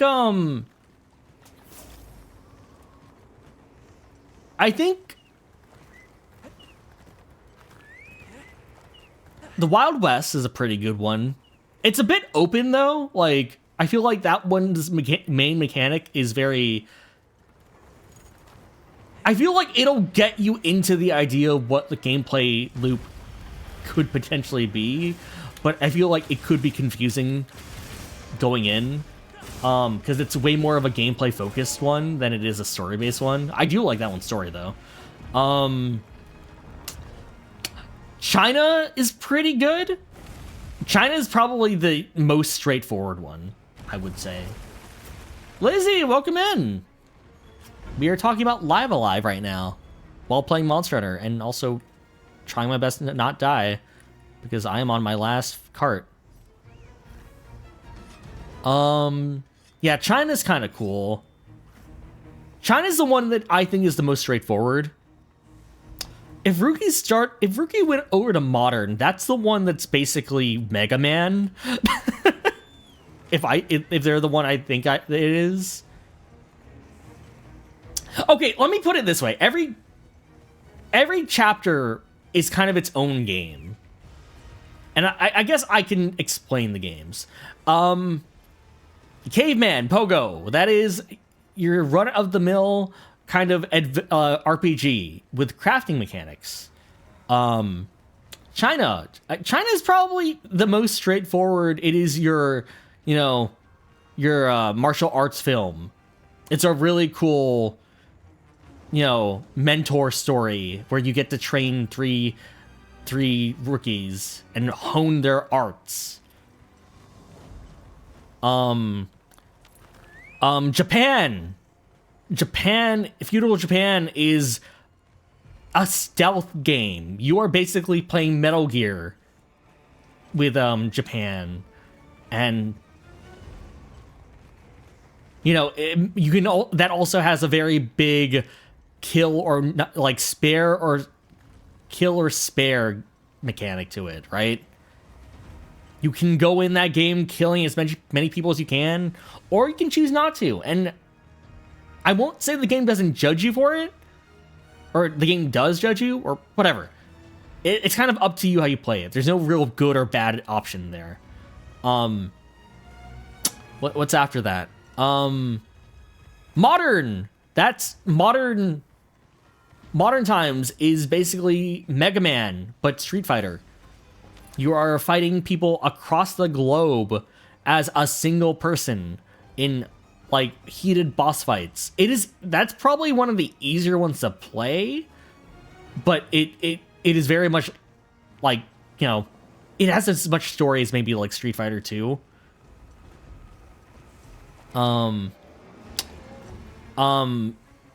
Near future? Near future is interesting because near future is basically mecha anime of the 80s. And it stars your young, kind of like brash hero who is very much like, you know, looking for the person who killed their father, I think, if I remember right. I kind of forgot what Akira's deal was, but it is very like of the era and is also kind of more of a straightforward RPG romp, but like a bit more exploration, I would say.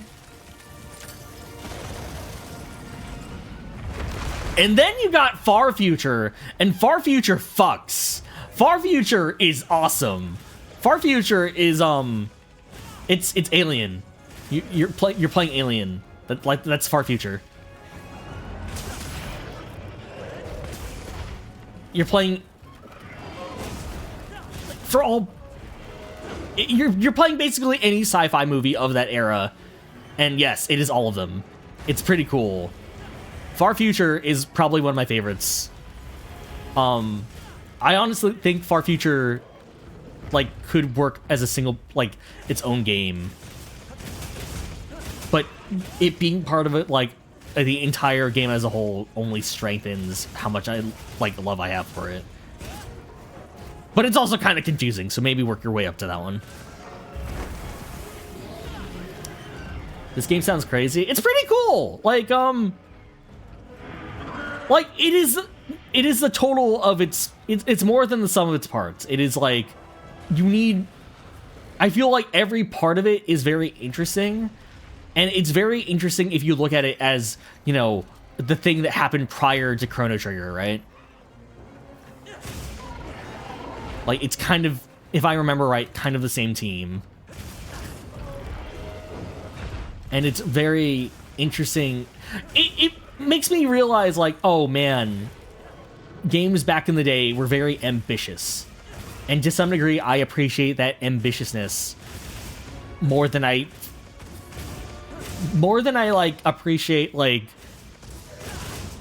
how well anything was actually done.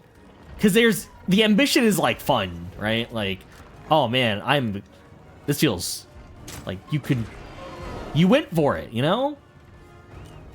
To the point where they had separate manga artists do the art for every era back in the day. Now it's all done by the same person, the Octopath artists, I believe. But like back in the day, it's like, oh, we had the artist for Conan doing the art for the feudal Japan era. We had you know, that's like the one I can think of right now. Okay. Sorry, just making sure that I'm okay.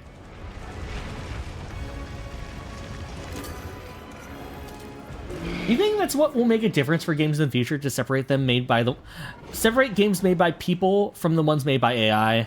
Yeah, that has been a hot topic lately, And I do like to think that every game still like, you know, I don't like saying a game is soulless because every game has a team behind it. But I guess that's kind of that's not a guarantee right now.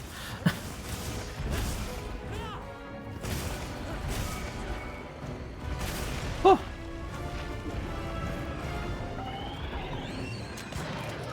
Stop that.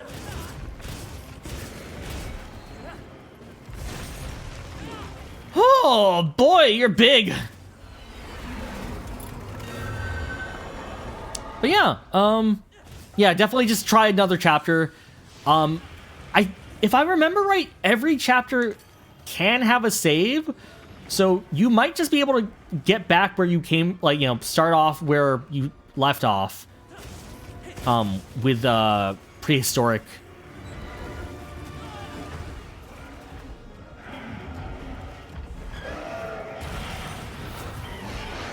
But yeah, obviously no pressure either way.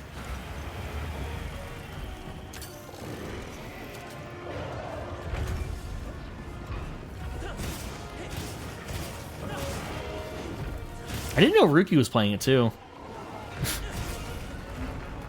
You've been playing Monster Hunter Stories too, and this is so different. I do love Monster Hunter Stories though. The thing about Monster Hunter is I think Monster Hunter Stories gets what the franchise is and understands it like to its core. And it does so better than most people in the Monster Hunter can even articulate, right?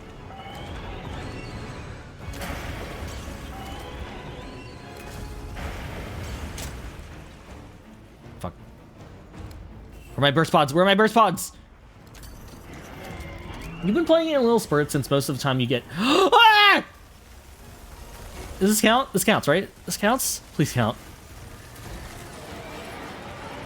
Hey, that wasn't it. Fuck. Do I still have another one of these rocks? Yeah, okay. You've been playing it in little spurts since most of your time is taken by raid now, which is also maybe why you can't get into the caveman. There's nothing to sink your teeth into. Yeah! I like...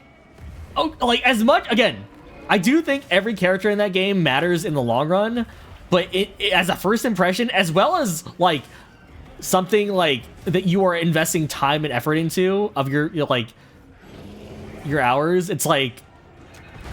Pogo is not going to be the thing to get you through, like... that initial point of interest, right? It's like... Dude loves... Dude... Oh, man, I don't know.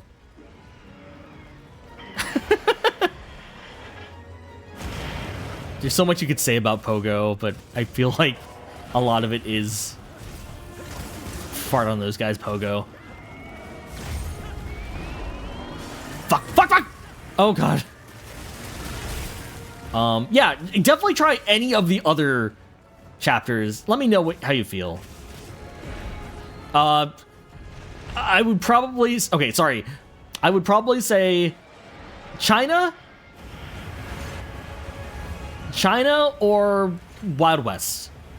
Those are my... I'm locking those in.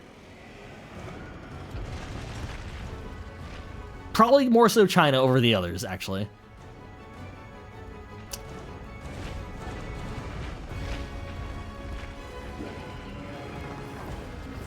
China, Wild West, or future, or near future.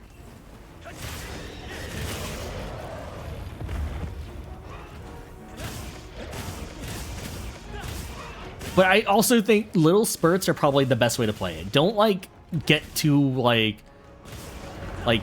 treat it like a bedtime story. Which I say about a lot of things. Also, thank you for the posture check, Lizzie. You should have just started with China since it has a 10-10 look-alike. Pretty good. It is also kind of like the most, like, straightforward story. Yeah!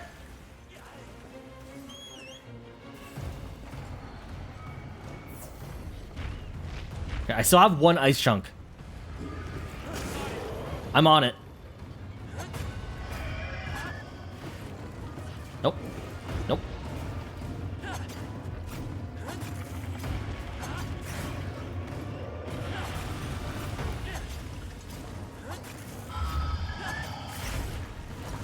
Oh my god.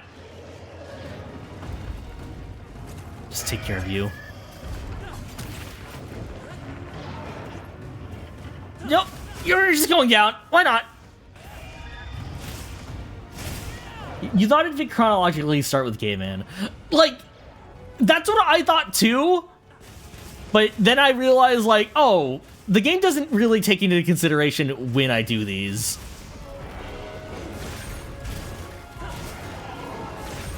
So don't worry, you're good. You were about to say you're amazed how chill I am talking while fighting this boss, and then I screamed. I have moments of clarity with this game. Like, with Monhun, I've been playing this game ever since I was a kid. So it's just like, it is a game that I feel like I could turn my brain off to while playing and talking. Because I do like Monster Hunter a lot. Contrary to what I tend to talk about whenever I talk about Monster Hunter. But,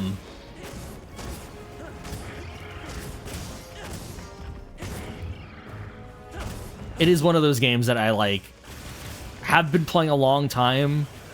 So, like, all these button motions are kind of secondhand to me. So, okay, some of these are actually really new, because, like, you know, obviously, new game. These are not the same combos, but they might as well be. Stop.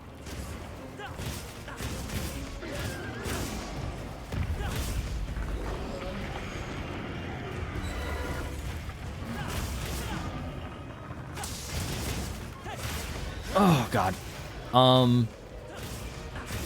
I used to play Monster Hunter Rise on stream a lot, and I did get that same comment a lot.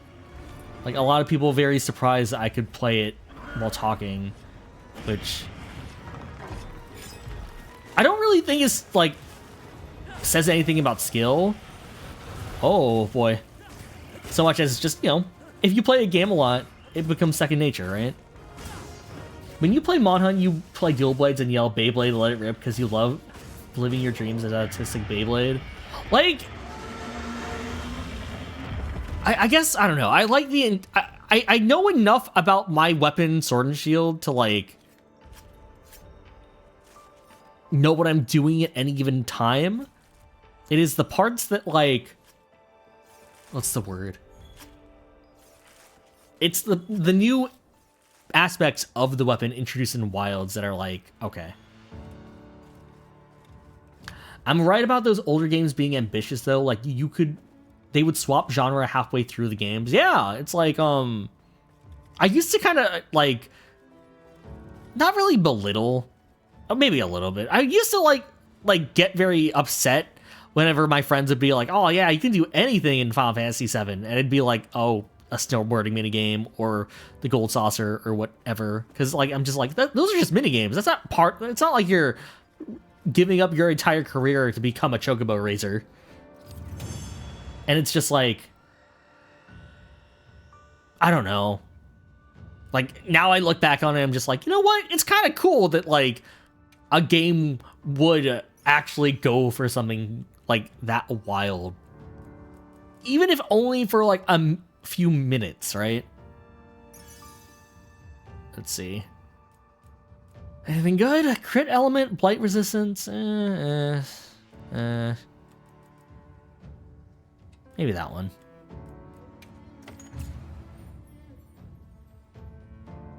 Ugh. You remember when playing Might and Magic and it was fantasy for like 3/4 of the game, then suddenly sci-fi? I mean, we could apply that to the first Final Fantasy too. The first Final Fantasy is like... it is like a time loop story. Or like at least a sci-fi story, right? Like... I'm getting that right? Like, it does go to space at some point? Is there really a Beyblade roguelike? Hold on. Edgeguard. Hold on, hold the phone.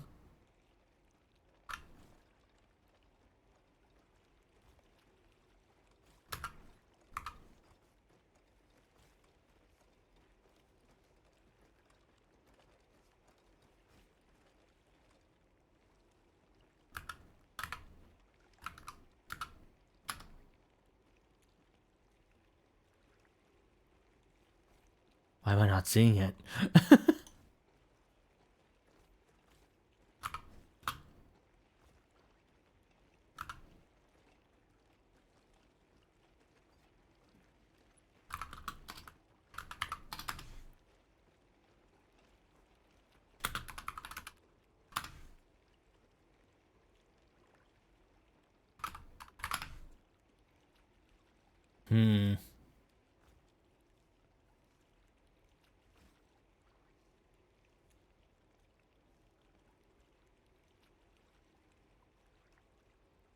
Oh no.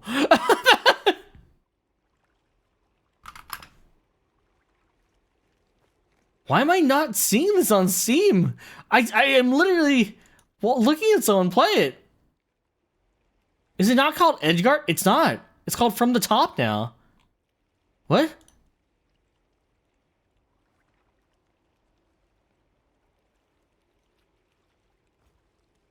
Okay. Okay. Oh no. There's a demo too? Okay, I can... My brother has been sending me a lot of, like, demos for games that I think I would like. He thinks I would like. And I always get upset because I'm just like, how do you find these before I do? I feel like if I can finally say, like, hey, I got you, fucker. Here's one you might like. No, Ari, I saw the exact same tweet. And I was just like, oh. Yeah, I would also assume it's called Edgeguard.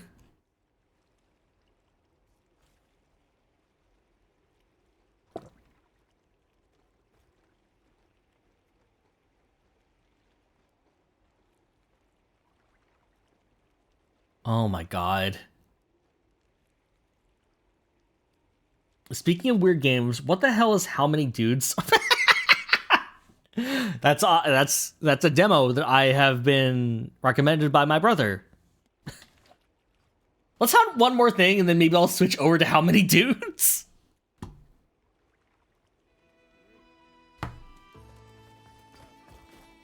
Just for fun.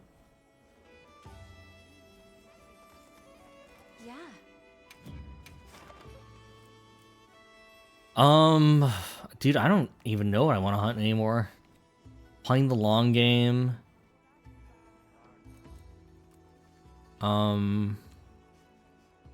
Savage.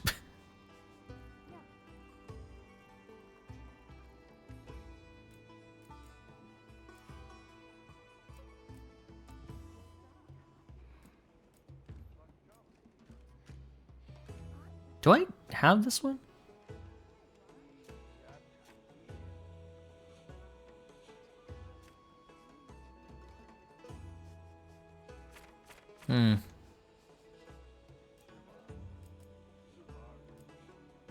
This cuckoo is just easy to fight, you know? Why not? Well, actually... Yeah, let's fight the... Yeah, let's fight the cuckoo, why not? How Many Dudes is described by my brother as like an auto chess, like... And it's based off of, you know, that meme that I guess is already dead of like how many dudes would it take to fight a gorilla? And you are basically like picking and choosing various dudes to enlist in your army as you fight all manners of nature, right? Like how many could your amount of dudes fight an army of 17 ducks? What about horses? What about toddlers, right? It was really popular on social media for like a week, I think. And then I haven't heard anything about it since, but you know, whatever. Wait, Maki's asking for a meal? Ah, shit, I'm already locked in. Okay, whatever.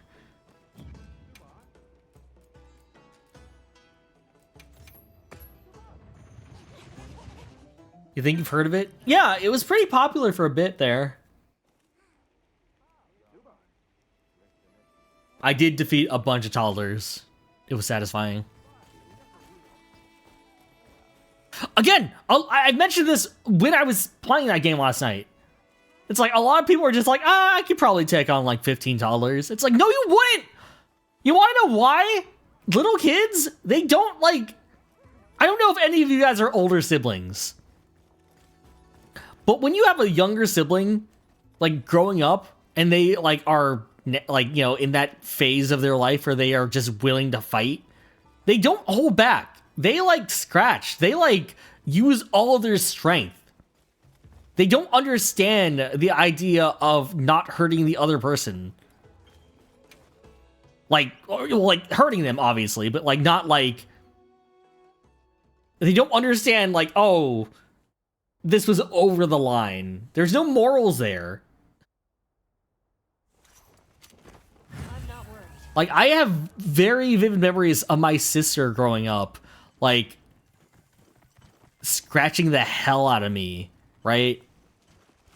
And honestly, like, if she, you know, once she was a person, it was like, okay, this is tolerable. Like, she understands, hey, permanently scarring someone is probably not, like, an appropriate reaction to being told to go to bed. But it's like, you know, if she was like 2, yeah, she would probably not stop until she hit bone. Kids are terrifying. Like, they are moralists.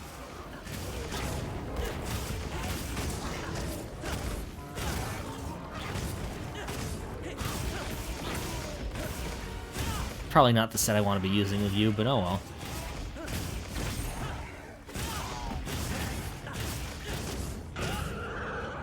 Toddlers scare you? They are feral. Toddlers got vice grips. Yeah, it's like,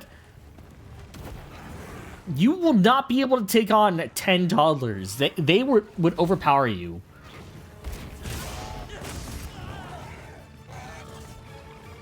I don't care how strong you think you are. You have morals. You are raised in society. Toddlers, they have not been given the chance.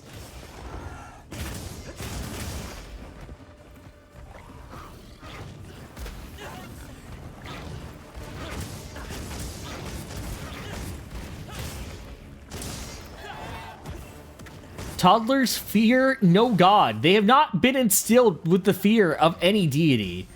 They don't care about going to hell. That's not even a concept to them.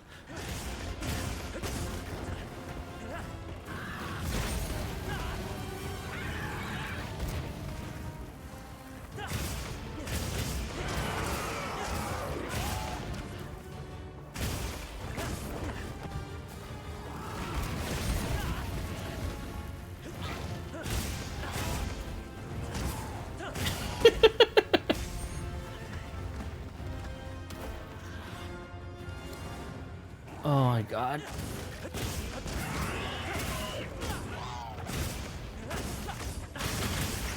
I gotta say something for the clip channel. The clip channel that totally exists.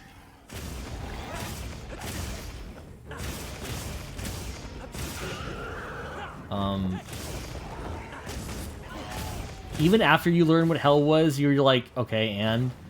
Well, the thing is, that it's still...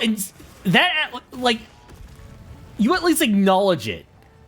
Children, they're just like, they don't care. The concept of good and evil, it's like, no. That's why, like, I don't know.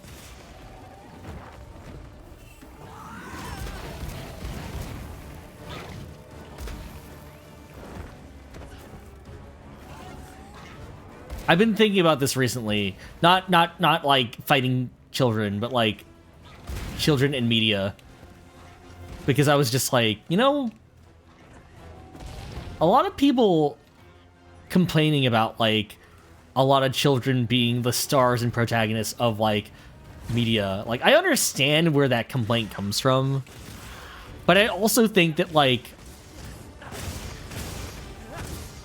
if you are complaining about, like, something that you would otherwise like but dislike because it stars a protagonist who is a child, I feel like that is the equivalent of being like, man, why aren't the kids in Lord of the Flies adults?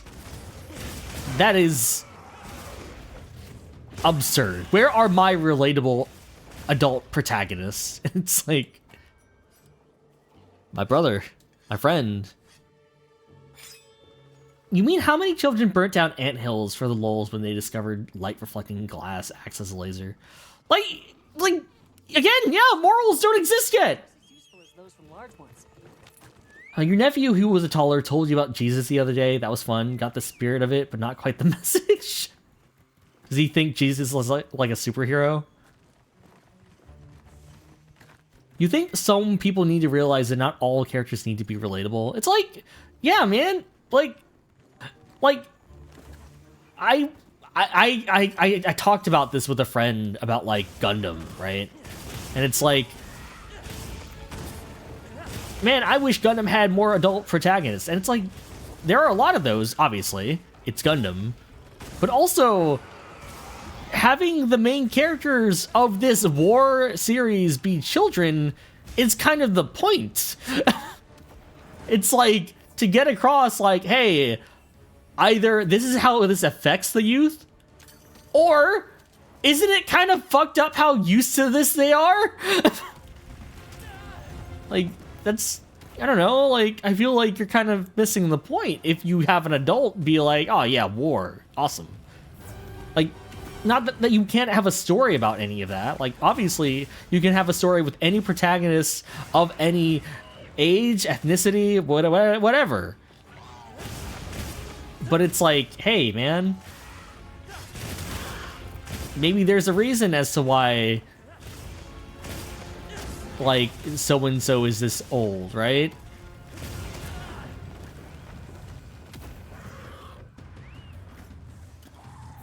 Because I feel like whenever people say, like, they want adult protagonists, I'm just like, it's fiction.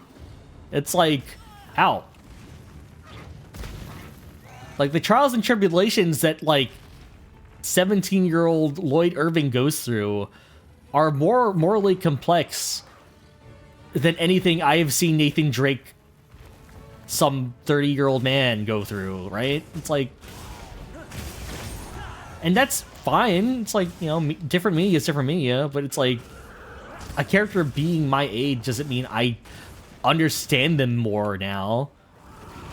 I relate more to some young children in fiction than I do grown-ass adults my age who have a daughter who, you know, feel very strongly about making sure that they survive. I don't know, like, you know, I feel like that's... As much as it's a stereotype that, like, you know, young kid wants to save the world and is morally good in JRPGs, there's an equal thing to be said about, like, dad who has a young daughter and must protect young daughter. Everyone go play Lisa. That's a really good, like, examination of that idea, actually. You have a crazy take. You think more people want adult characters because shipping and fandom have become synonymous with each other, and people need some moral ground shipping castmates together?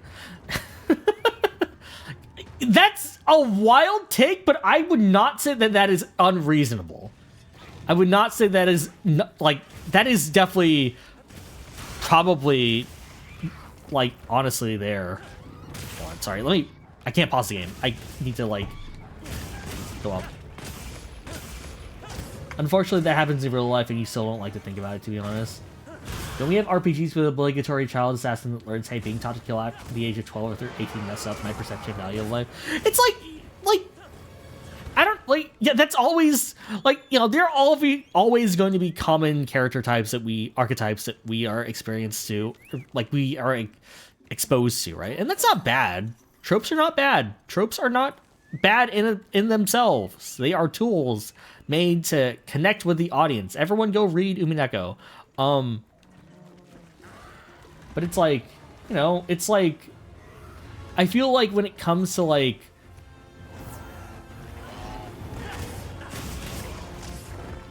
I remember the very first example of that, and maybe this is a bad example of, like, I guess whenever someone says that to me, I always just kind of get the thought of, like, there should be more animation for adults. And it's like,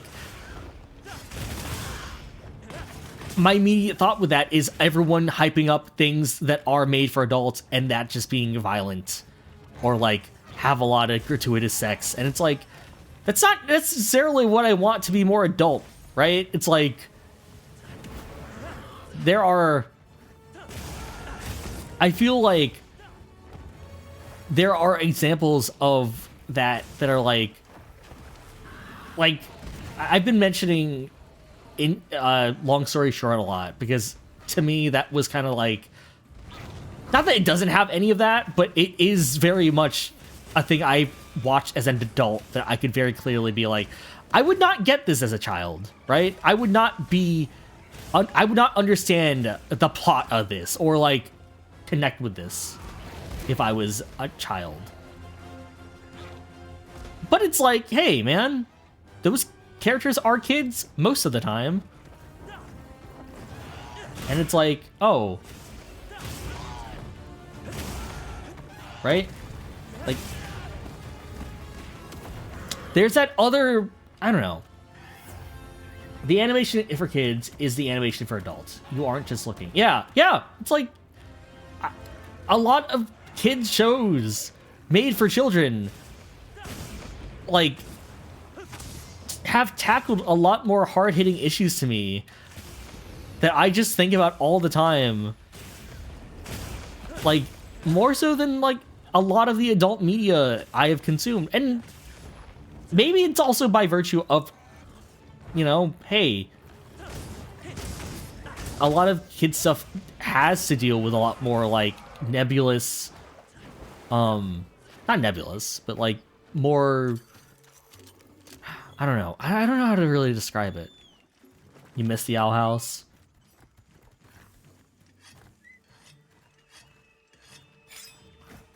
Owl House is pretty good. The Owl House did a really interesting thing for me of like, I thought I would never like King, because early on he was kind of like, kind of one note, very Scrappy-Doo-ish. I like Scrappy, but you know what I mean. And then he had his like main episode, and then he changed after that. He was like taking things way more seriously as opposed to just being like, oh, here's the thing that we could like, here's a character that is basically our Gur equivalent that we could like make merch of. King developed, and that was crazy. Also, young adult fiction is one of, if not the biggest fiction ever. You know what they called it before that? Fiction. Because it's always been a thing. It's like, I don't know. Like, I understand the need to like have more, you know, things suited for. I understand people wanting things more aimed at their own age group, but I feel like if you can't understand the like the morals and themes like espoused in things made for children, you don't really like. You're not gonna appreciate something made for you that is supposedly like way more like, you know, intellectual, right?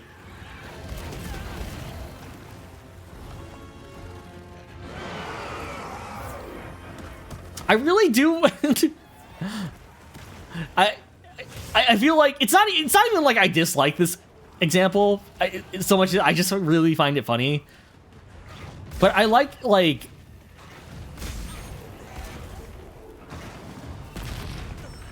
the idea for that being of like the Tails equivalent is Exilia 2, because it's like, oh, like, how do we make this character relatable to adults? He's in debt, and also he's in debt. Sorry, Exilia 2 might get remastered. I shouldn't really say much more. You lose your job in like the first 15 minutes, and also, hey.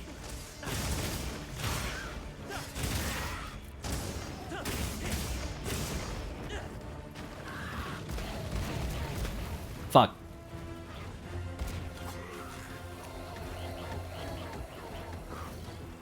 You also missed the old Teen Titans. It was so good, and now it's kind of stupid. I mean, like, hey, man. I had my fun with Teen Titans. I think it was a good show. If I don't like what they're doing now with it, I don't have to listen to it. I don't have to watch it.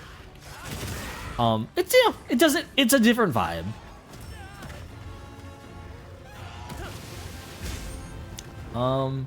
You think people also with this talk about having more adult animations because people are desperate to prove how mature they are? Like, it's like... I don't know, man. It's like, again, if you cannot parse the morals and teachings of, like, animation made for children, or, like, anything made for children, right? It's like, then I'm just like, you don't deserve to... Well, maybe you don't deserve, not you don't deserve, but you don't get to say, hey, we need more things made for us as adults. I can only relate to a character if they have, if they pay taxes. And it's like, and then those very same people are just like, oh man, fuck, Flynn. Yuri's the real dude. Yuri gets the job done. Flynn, he's a tool. And it's like, what? Okay, I'm not talking. I won't talk about Vesperia again, I promise. Yeah, more diversity is always good. More diversity would always be great, obviously. But I don't necessarily think that people hate... I don't necessarily think people hate young characters. I think people just don't understand. Right? And that gets me upset because it's like, hey man, why do we have a lot of young protagonists? Because we were all young. Like, that's like the one shared experience we all have together of, at some point you were a child, right? Yeah, no, it's also easy to make adult stories or stories featuring adults for young people, right? Like, hey man, like,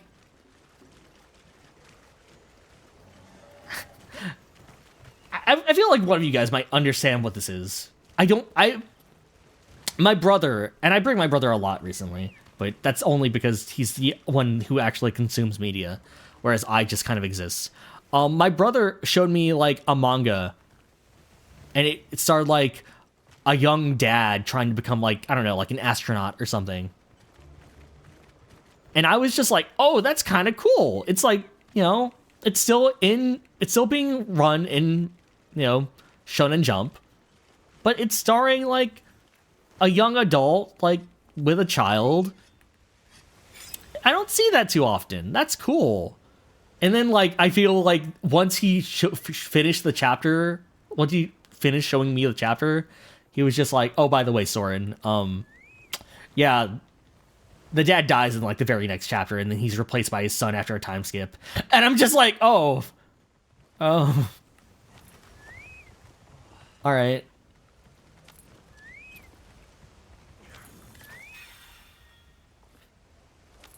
Like, there are always going to be obviously bad examples of like, you know, like, hey, this is why I don't like it when it's like, here's young characters, because sometimes they do weird things with them, obviously, right?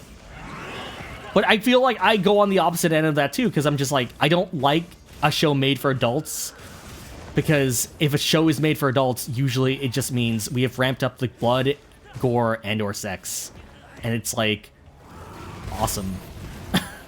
Cool, right? It's like, I don't know, it just kind of depends.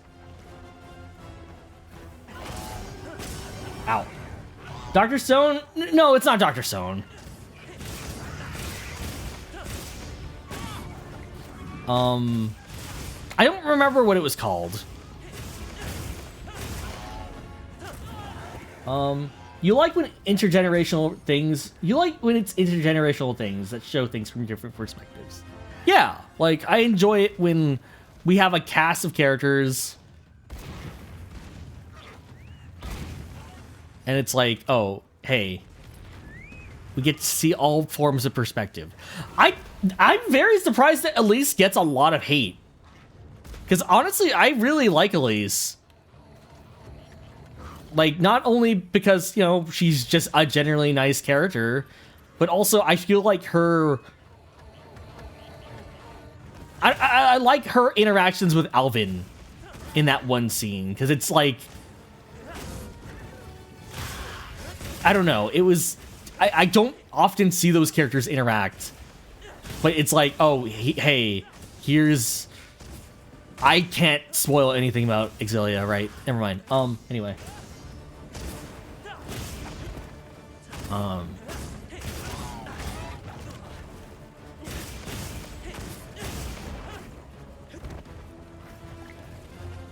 I also think about, what is it?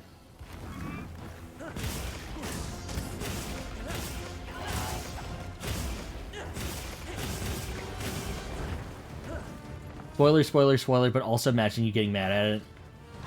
People disliked her scene crying about Tipo because, you know, like, yeah, no, it's like, I don't know, it's like, I don't know. Whenever people... I mostly get upset when people are just like, just get over it, kid. Like, when it comes to, like, fiction. Because it's like, hey, man, like, the reason we have younger protagonists, for the most part, is because whenever you see something happen in their lives, it's, you know, it's an implied, this is the first time they've gone through this, right? There are adults who haven't experienced loss, and that is a story to be told, but it's like, you know, when it comes to younger characters, it's like, you can just assume, right? Like, oh yeah, this has happened before. And if it hasn't happened before, that in itself is a story, right? It's like, oh, now it's suddenly a kid who is really used to the concept of death or, like, betrayal or what have you. And it's like, that's also kind of an interesting story to tell. You like it when we see the young kids grow up into adults and then revisit them. You would love something like that with a Persona game, for instance. Although we kind of already had that. Yeah, it's like... oh shit, there was a really good example of this recently that I was thinking about. What was it?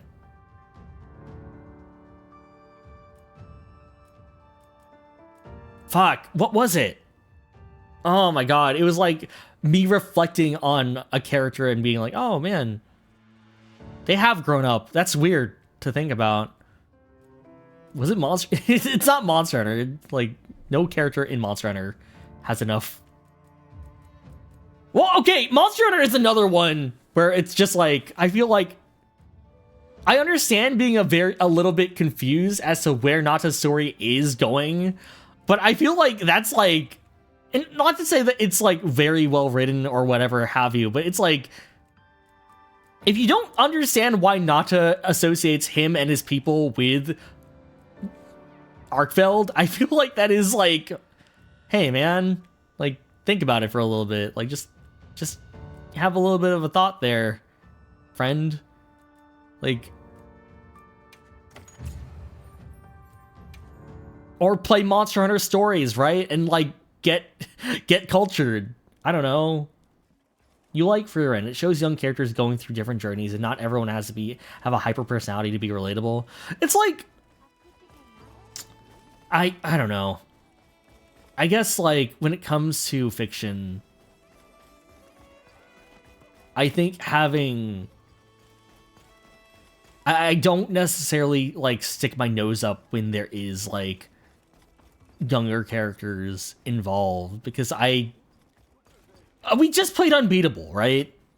And obviously I relate a lot to Beat as a character, but even her dilemma with herself there is she does not consider herself an adult despite being, you know, in her 20s.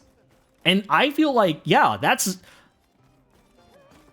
what makes me really interested in adult characters, when suddenly they are like, I am not treating them as adults. I'm treating them as grown-up children. Right? Like, suddenly now, oh, that's a conflict, because now there's not that separation. Like, now your dilemma is being seen as an adult and having to take up duties meant for an adult, but you recognizing that line between child and adult is nebulous. It is not even a line. It's like, there might not even be an adult or kid side. There's just, you know, existence. And it's like in that same game, we have Quaver, who, like, honestly, I still have to kind of go back to, because I'm just like, you are basically kind of going through the same thing as Beat, but from the opposite end, right? Like, you are a child, but you are so mature to the point where it's like, oh, hey, right? Like, you are taking on much more than you need to. You are putting the entire world on your shoulders when honestly you shouldn't have to. And you were never exposed to an adult making mistakes, so thus you think that there is that firm line separating child and adult. And because of your mother never showing weakness, you associate yourself having those moments of vulnerability with being childish, when in actuality, that's just being a person. That never goes away. I don't know, man. I could talk about Unbeatable for forever. I don't know.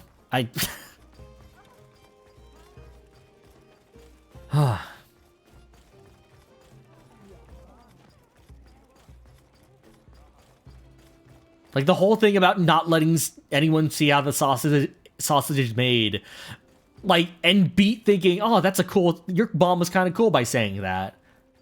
And then, like, Rest at the end being like, that was bullshit. And she fucked up her kid by making that a thing that she would always say. That was so cool, man!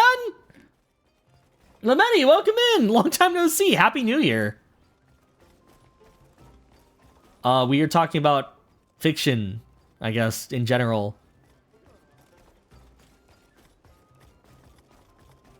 That stuck with you for sure. It's like, dude, I really want to like talk to, like, I don't know.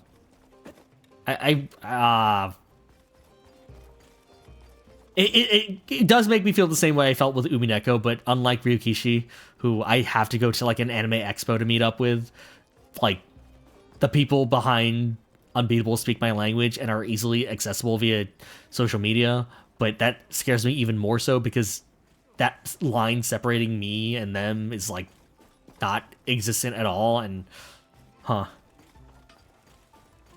anyway, yeah, I don't know. Like,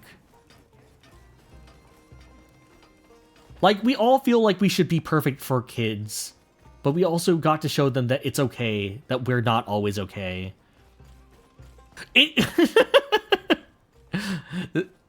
Another tangent. It's kind of why whenever people who are very snooty about their, like, adult media made for adults, and then, like, disregard something like the Yakuza franchise, it makes me question, like, okay, what do you actually want here? Do you want something moody? That's fine if you want something moody. Do you want an Expedition 33? A lot of people do, apparently. Yeah, that exists. You can find that. Like, that exists. But that's not how all adult media should be. Obviously. Like, Come on over. It's like, there's a side quest in Yakuza, and it's a 40-year-old man, Kiryu Kazuma, speaking to a young child, being like, hey, man, I'm scared every day. Like, as this kid is, like, going into surgery, right? It's like, hey, like, you could either be like, I never feel fear, because I am an adult and I am, you know, strong. And it's like, you know, you could do that. Or you could be like, yeah, you know, dude, I feel fear all the time. But, you know,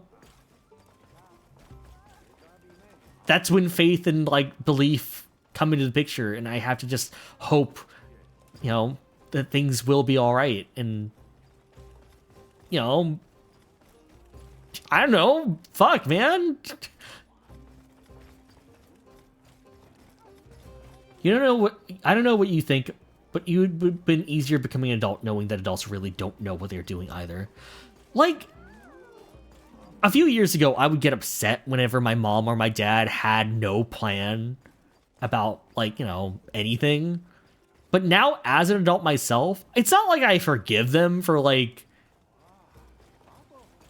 not preparing us for things, but it's, I understand it more. Like, at the end of the day, there are definitions for what an adult is, obviously, legally. But, like, culturally, like, emotionally, I don't know anymore. Like, it's just kind of, it's not really a matter of age. If anything, I feel like the amount of people I know who are older, who are so stuck in their ways, is like, that depresses me so much compared to like someone willing to like change their entire worldview, right? I have no idea what I'm talking about right now.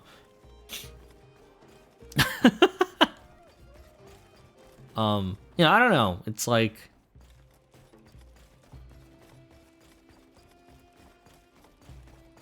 you're with me? Okay. I don't know. I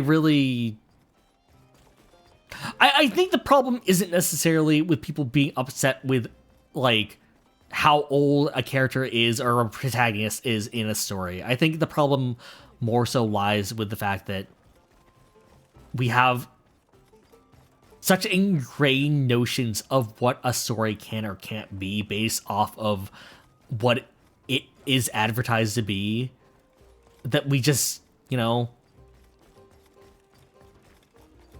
hold up the things that are heralded as, innovative or like against the grain, as opposed to being like, oh, this is what so-and-so genre is capable of. There must be more in this genre that is like this, right? Like, we talked about this before, but it's like, oh man, Doki Doki Literature Club is innovative because it takes the concept of a dating sim and turns it on its head. And it's like, dating sims have been doing that ever since the first dating sim. It's like, visual novels have been very aware of, the market and also the public image they have. There are a lot of visual novels that treat, like, the main girls as more than just, eye candy or, like, missions, like, rewards for the player. It's like, hey, man, you don't have to look that hard. Or maybe you do, because a lot of them are Japanese. But there are people willing to, like, tell you, right? Like, magical girls have dealt with hard-hitting issues, prior to Madoka Magica, right? In fact, a lot of people who enjoy magical girls as a genre would probably take umbrage with the idea that Madoka is innovative. Tight-lipped smile. It may be just a lack of media literacy. You feel like it is more so the case now. I feel like I feel like the entire thing with media literacy, it's not necessarily that we are getting, like, less in tune with, like, the media we consume. I think it's more so that we take a lot of things at surface value now because the internet exists, and if you want to have an opinion validated, it's so easy to do that now rather than, like, find out something on your own and then through word of mouth, right? You almost feel like it's a lack of literacy, but it's almost more of a lack of sympathy. Yeah, no, it's like you just don't care about anything that doesn't relate to you specifically. Like, if you are consuming something, and I hate putting it that way, but it's, it's just kind of the way to do it. But if you are taking in fiction, media, whatever, you have to have a little bit of faith in what you are reading, watching, playing, for it to tell you something. Because if you go in just expecting the worst, expecting that, you know, oh, this is just part of its genre, it won't possibly, like, change my mind or my way of thinking or anything, then, like, you're already not meeting it eye to eye to begin with. So if it does pull out something, you know, even slightly, you know, if it does do anything interesting, you're already inclined to be like, that wasn't a thing. I may be tipping the hat a little bit here, but without love, you cannot see, you know, the message that is meant to be seen, right?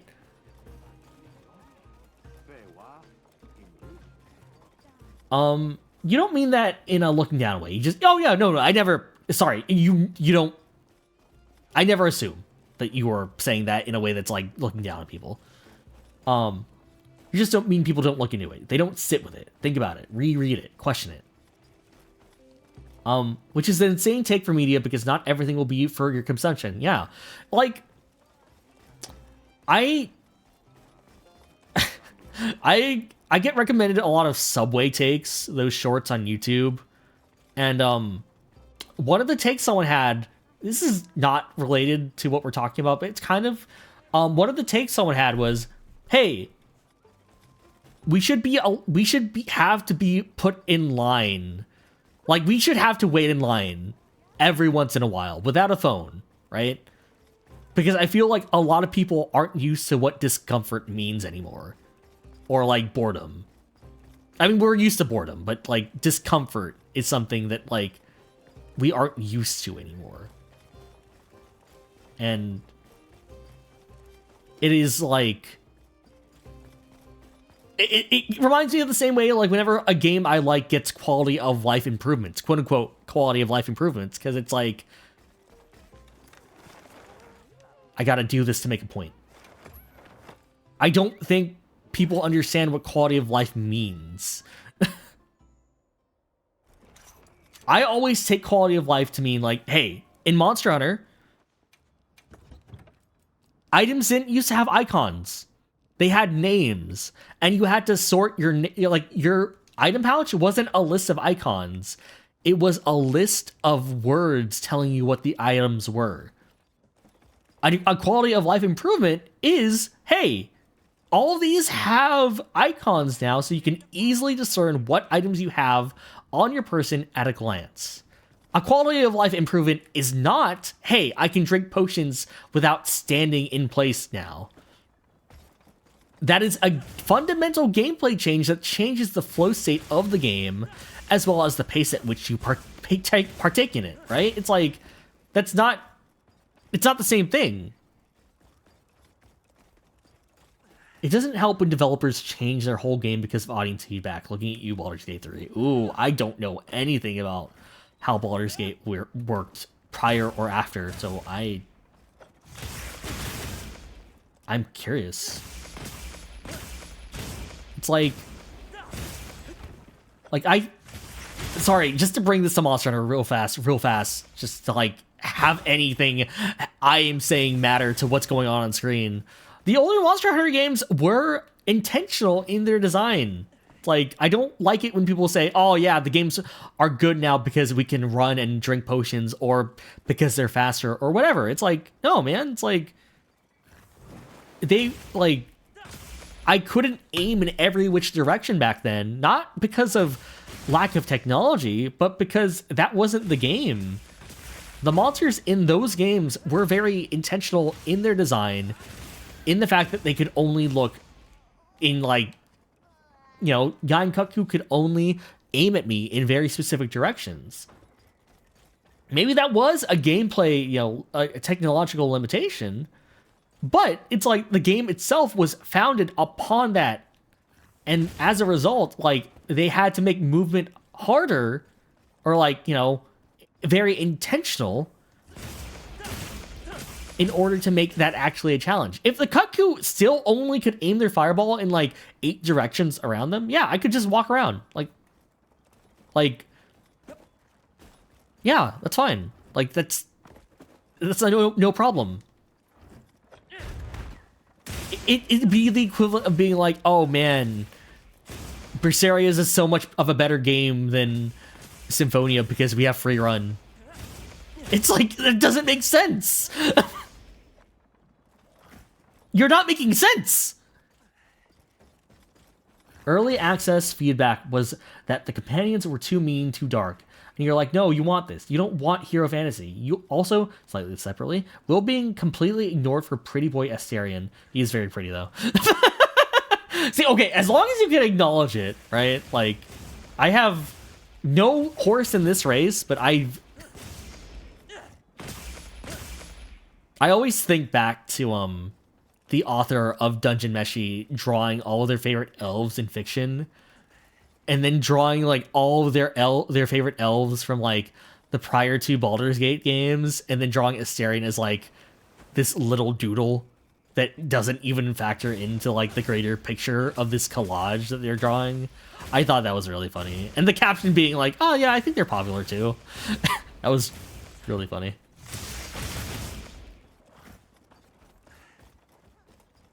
You're only going to slightly disagree and say that Will was ignored for Halsin and Minthara, who were not meant to be companions originally. Huh. This is Will. You do agree. You're an Asterion hater, though, just being clear.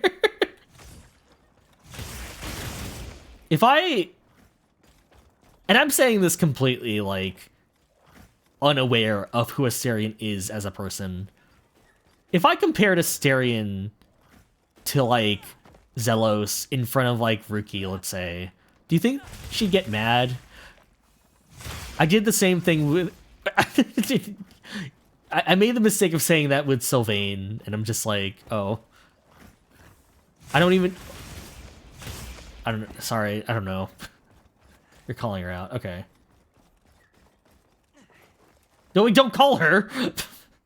Unless you're calling, like, that could be taken very different ways, and I'm like, just tell her Asterion is Baldur's Gate 3's bicycle. Asterion haters unite. She'll get mad. Oh, probably. She probably would.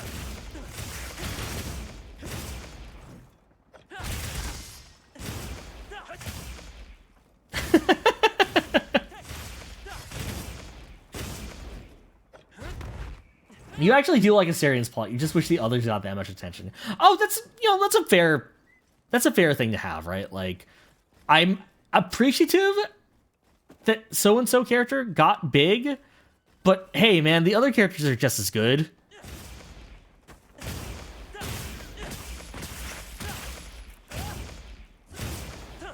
I've been thinking about playing through Baldur's Gate, and I really should. Can't say shit. Your favorite is Shadowheart, and her whole arc was the main plot. I need to know as to whether or not I would like any of these characters at this point. I'm very curious. I want to know where I end up.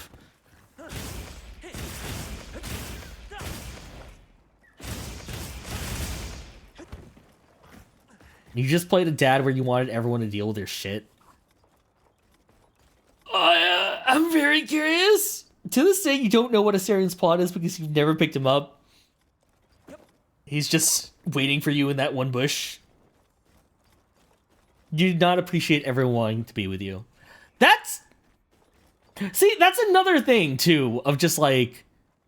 I don't know how I feel about romance options anymore. And is it weird to say that, like... I feel like Dispatch has, like, convinced me that I don't want to ever engage with anything that even has a hint of a romance subplot in a game. Because it's like... I'm so tired, man.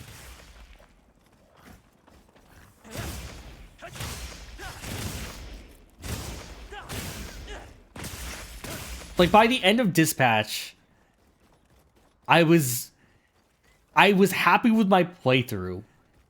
But story-wise, I was also like, you know, this would have made more sense if I did X, Y, and Z.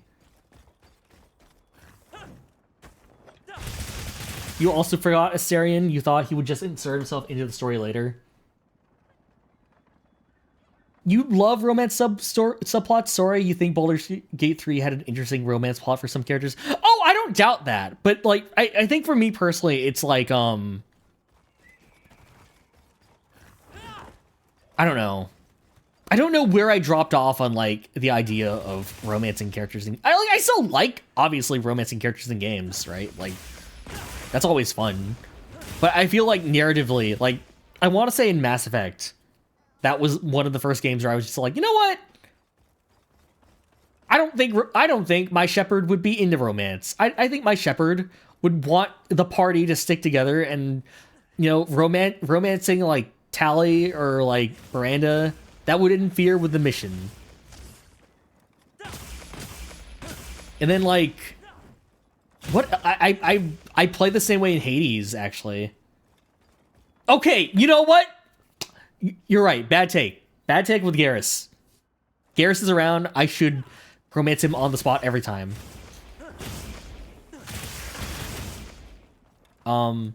Where is the guy literally everyone online wants so bad? What happened?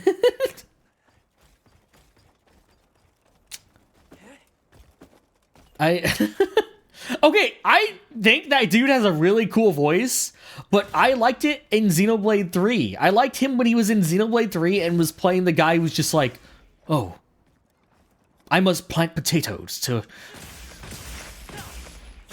make my colony, yeah, you know, make my colony survive. How do I plant a potato?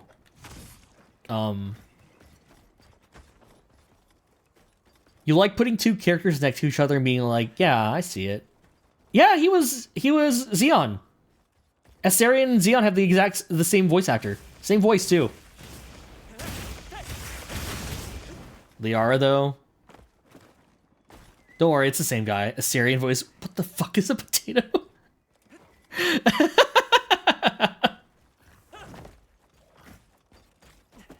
Like that's where I first heard him. Like, I was just like, you're, like, you make a, like, because Xeon comes out of nowhere and he's just like, Noah, we've been friends for so long. It pains me to do this. Lanzo, I will fuck you up. It's like, oh, this is the guy everyone wants to fuck in Baldur's Gate? But he doesn't act like this in Baldur's Gate?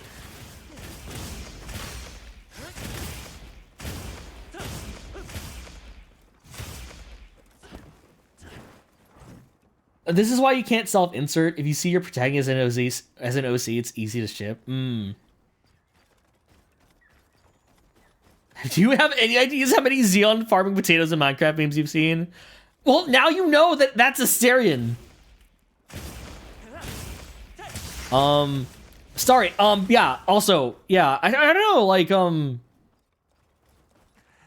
I played that same way in Hades, like, I really, like, I feel like Hades is a very different thing, but I feel like when it comes to Hades, both 1 and 2, I didn't really romance anyone in that game, because I'm just like, Zagreus is on a mission. Melinoi? Also on a mission. Like, probably more so than Zagreus. And I'm just like, I don't know what happened.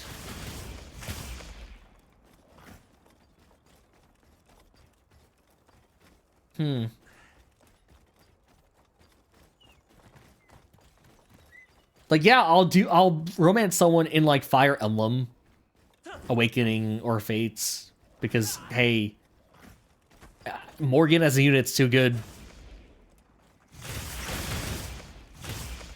Or Kana, is that their name? I just want to feel included, you know? Like, everyone's having babies, I might as well have a baby.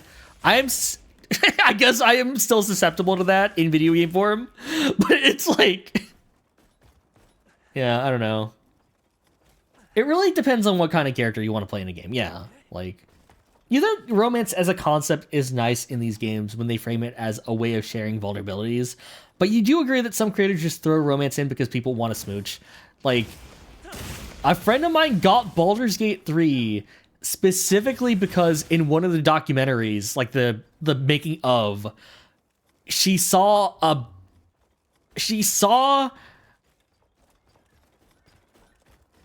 a what is it? Like a board, like a board, like a whiteboard that had a list of all the positions you and your partner could do in Baldur's Gate, and that would be the thing she would talk about for like ever. And I'm just like, okay, I would like to know about like the personality of the people that I'm hanging out with and doing that kind of stuff with, but all right, girl, you do you. I don't talk to them anymore, so I can probably just say straight up they were a freak, but yeah. No shame in that though. I'm just saying. She would feel shame in it, but there is no shame.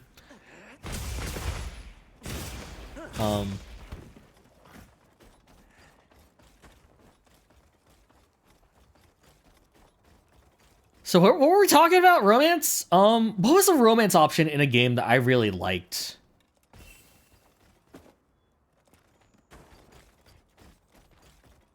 Yeah, what is everyone's favorite romance options? Let's go there.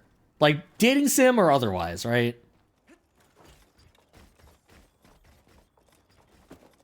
Fuck. There was one that I was thinking of, but I can't remember anymore. Damn it.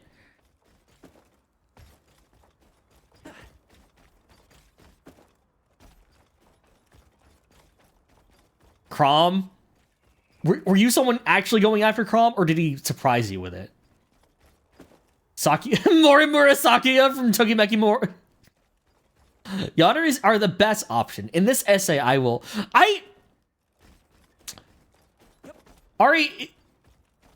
I am curious, because I feel like I have experienced this at some point, but I don't know where, and I'm not sure if like I am making something up, or if I am like, is there a romance with like a yandere character where it's like, oh, like it's actually really nice because like once they get to know you, they're just like, they stop seeing you as an object of like less of a goal and more of a like as a person, and then they're just like, they chill out as a result. Maybe not chill out, that's not the right word.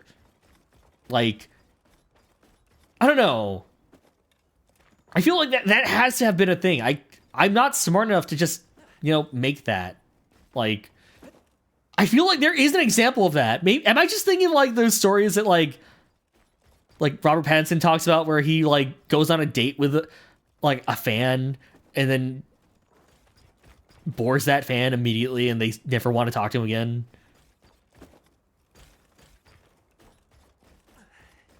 Toma from Amnesia, so titular cage guy.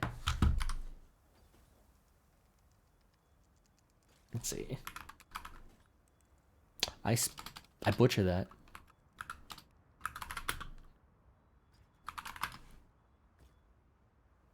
Huh. You ended up with him accidentally? But then you played Awakening again and it went, oh, I would have gone for Crom anyway.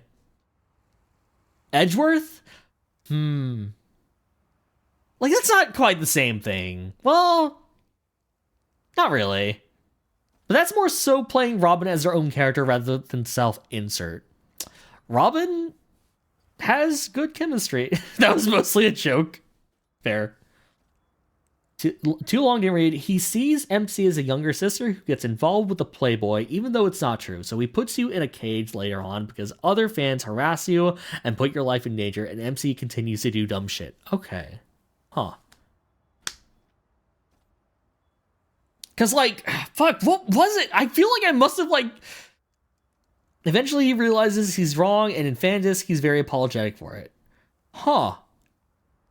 Okay, that's kind of what I'm thinking of. Hold on, I need to, like, think. I feel like there was an example of, like, a yandere character who, like...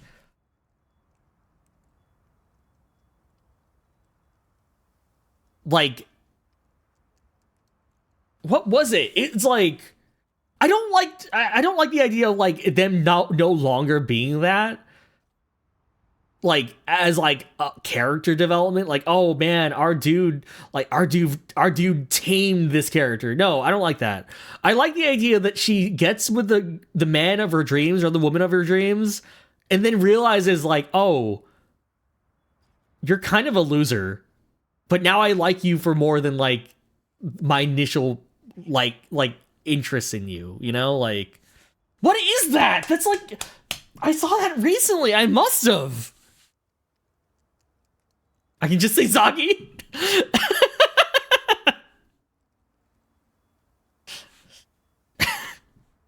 Like, I guess what I'm thinking of is like, oh my beloved, I wanna cover myself in your blood. To, I wanna fucking kill you, not because it's hot, but because you're an idiot and you deserve it.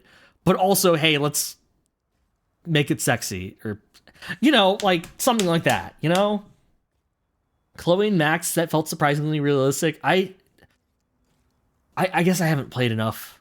I haven't seen enough Life is Strange to like comment. Wait. The guy who is like a singer on stage but is actually extremely introverted.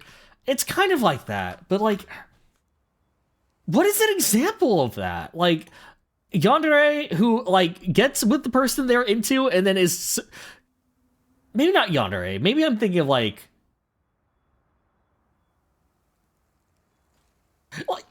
I guess, am I thinking of like Magi? Is that what I'm thinking of?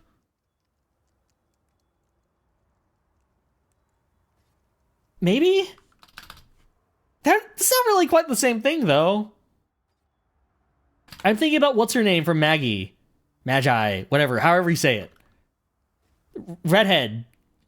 Shit, she was introduced very, like, antagonistically, and then she just becomes basically, like, part of the gang at some point, and it's like, I'm always worried about bringing up any series that I have never talked about before, because I feel like I'm suddenly, like, opening the gates up to, like,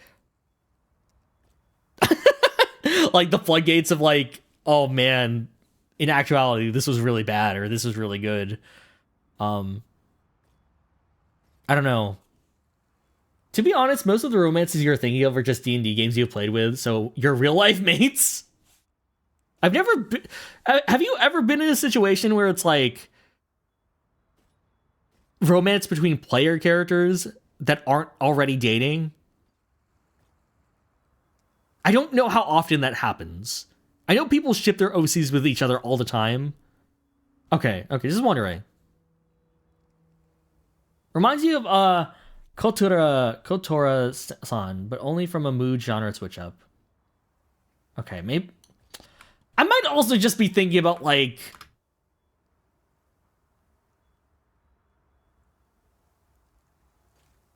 I must have read like a doujin or something where it was like Naruto. Hinata is not a yandere. Let's get that straight. But like I might have read like a doujin where like those two actually have a chat and like talk to each other, and finding it really cute because it's like, oh yeah, Naruto thinks she's creepy, but then he starts to know her outside of like a fight that explains her entire life, and is now just like, oh, you know what, I can hang out with this person. I think I don't know, oh man, I feel like the romances I like in fiction are the ones where, like, it leads up to it, right? Like, I like to see what is your dynamic before you get together, and then how does that change when you are together, right? We are not playing Malchern anymore. What am I doing? Should I break out the dudes? Let me just practice my combos while doing this. You think D&D romance with your friends kind of makes sense as to why it hits so hard? You obviously have chemistry because you know each other. Like, as long as you keep that distance and everyone's comfortable enough with each other, it's best goddamn romances you can think of. Huh. Ah, Basilge's Bomber, welcome in. Hello. I hope that you get in on the action in Wilds with the inevitable expansion. But yeah, welcome in. Also, Dominic Armstrong, welcome in. Hello. I hope hello, invasion completed. I feel like I'm ready for you, though. In Wilds, I feel like I'm finally ready. Basil Geese gave me a lot of problems in World and a little bit in Rise, but now I think I can finally do it. Hello, nice to meet you. How's your day been, and what's your favorite monster in general? See, I'm kind of vanilla. I'm a big fan of Rathalos because I feel like Rathalos kind of taught me how the game works, like way back when. I like Kut-ku for the same reason. But, yeah, I don't know. I am very vanilla. I feel like my most... Put me down for the Rathalos and Rathian, but, like, if those are off the table for whatever reason, Guy and Kut-ku, because Kut-ku taught me everything I knew. Good for you, your favorite Zinogre. Zinogre is a good pick. Zinogre is a very solid pick, actually. Hold on, let me scroll up.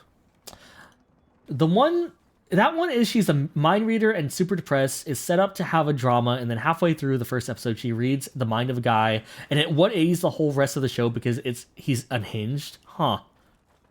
Maybe I should look into this. What was that called again? Katora-san. Okay. Please don't crush on the person you ship your character with. You've had to drop campaigns for that. I'm kind of curious, I won't lie. But if the tea is not meant to be spilled, I will not ask for spilled tea. Also, your main monster in Monster Hunter is dual blades. Also, a fine weapon. I feel like a lot more people have been gravitating towards the bigger weapons, especially with this game. But, I'm like... And I honestly appreciate that. I mean, like, I like the fact that a lot more people are actually picking up the hammer or the greatsword or the switch axe. That's honestly really cool. A lot of people pick, like... I feel like a lot of people want to pick weapons that are, like, aesthetically pleasing and very small or fast. And it's like, no, get into the bigger weapons. Learn how to read a monster. That's awesome. But I myself have always been, like, partial to the sword and shield. I like having the versatility of movement, guards, items, what have you.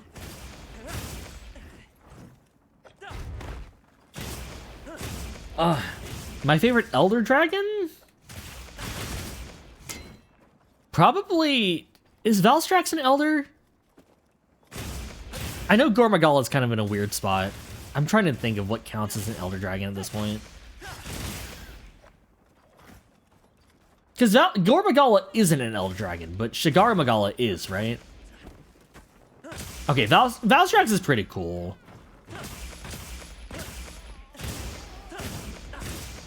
I get mixed up between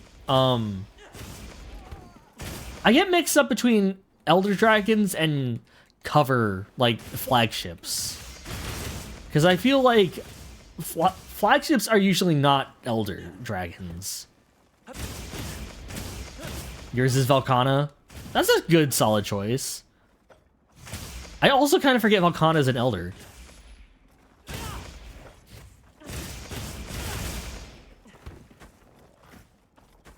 Oh, man. Let's go on another hunt. Like, might as well keep going. The dudes can wait. But yeah. This is not the Gathering Hub. I know I can just talk to Eric, but I like being in the Gathering Hub. It makes me feel like a part of something bigger. What else? Yeah. Yes. I'm sorry, Kut-ku. You're just easy to like fight against while like talking. You're easy enough that I don't have to think too much, but you're still like dangerous that I don't feel like I'm just hitting a sandbag, you know? Did I eat? I did eat. Also, there's two monsters that give you chills. They are Khezu and Valhazak. I actually find Khezu kind of cute. I won't lie. Valhazak, I feel like, is so complicated of a design for me that I don't actually know what I'm looking at. So, I don't know. I do like the aesthetic of Valhazak, though. One of your friends is like a diehard Khezu fan. Like, I don't really believe in ugly cute, but I do enjoy Khezu because Khezu taught me the value of patience. I used to be a dual blade guy in Monster Hunter Unite. And I would just be like, oh, just keep hitting the buttons. This is just like Dynasty Warriors. And Khezu taught me, hey, wait my turn. Also, don't like go into something with a plan. Also, take the whole 50 minutes they give you. Granted, I was a kid back then, so I had the time, but you know, it's like they give you 50 minutes for a quest. Don't feel the need to just kill it in 5. Sorry, what were we talking about? Romance in video games? This one's going to be tough, but I'm sure you'll manage a result worth the struggle. He's your mortal enemy because when you first started Rise, you carded and you then came back into a new area where he immediately dive bomb you getting carded. What is it with electric monsters that do that? Like, I had the same problem with Kieran in World. Normally I could take on Kieran pre-World pretty okay. Kieran in World, like, I died to his lightning in the base camp and I was just like, fuck this game. Like, I eventually did beat him, but it was like, man, I used to hate Kieran for different reasons. Now I just hate him in general.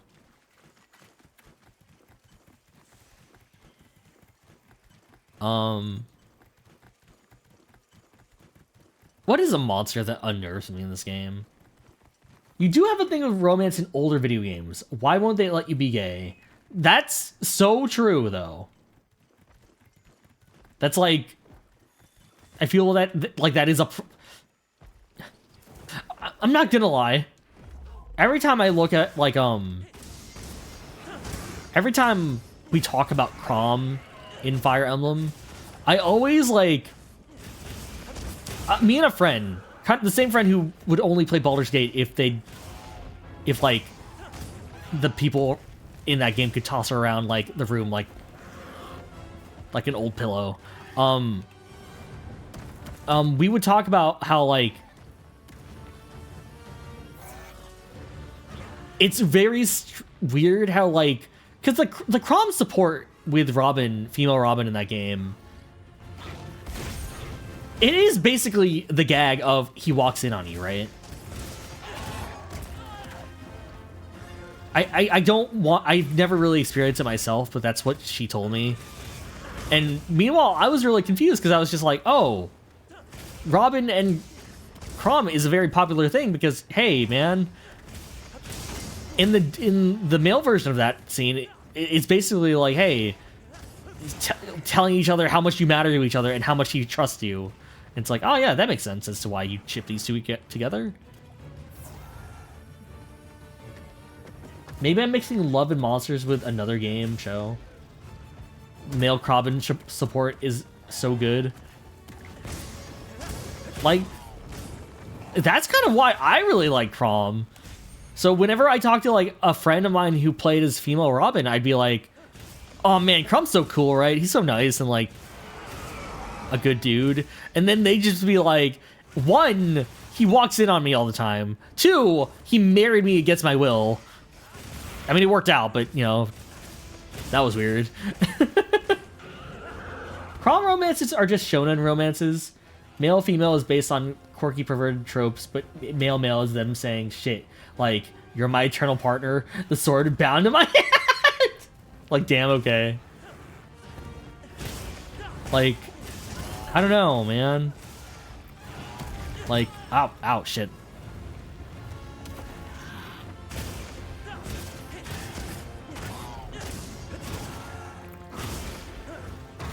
Ah!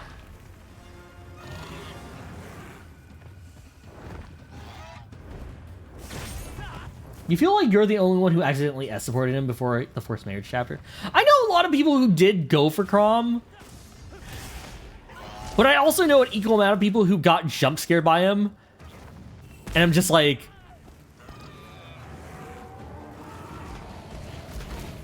I don't know. Like, I feel like to some degree it makes sense to take more time, like, waiting to S rank with someone than just going after them as soon as they join the army. But I definitely did the former.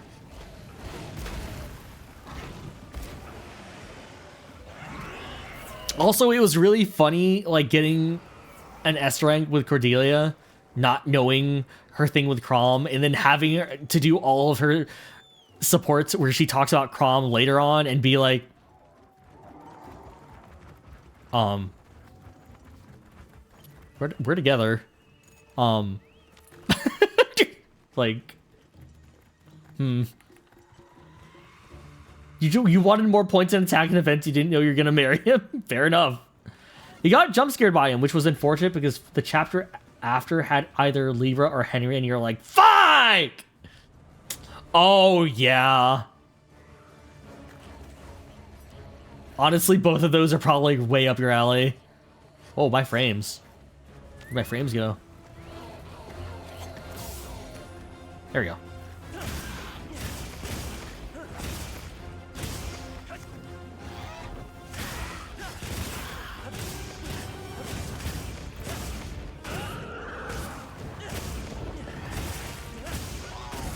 God, I wish I could still do my, like, Bryce Papenbrook impression.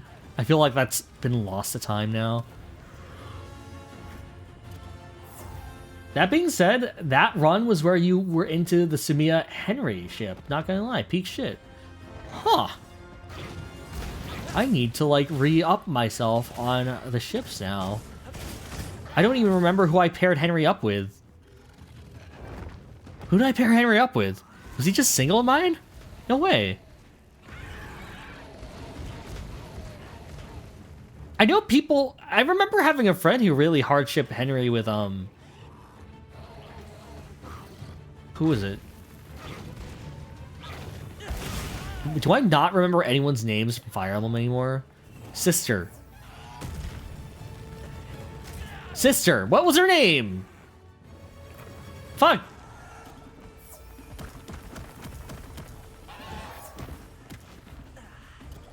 Basically, Sumiya is the same as usual, but is kind to Henry, and then he's like, "Oh yeah, I'll kill anyone who's mean." That's what was this dumb? Listen, there we go. And for being clumsy, don't worry. Huh? What does Henry say when he gets a crit? I feel like I said that line a lot.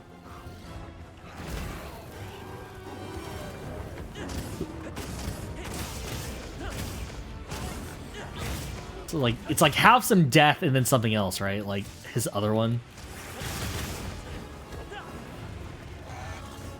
Come on.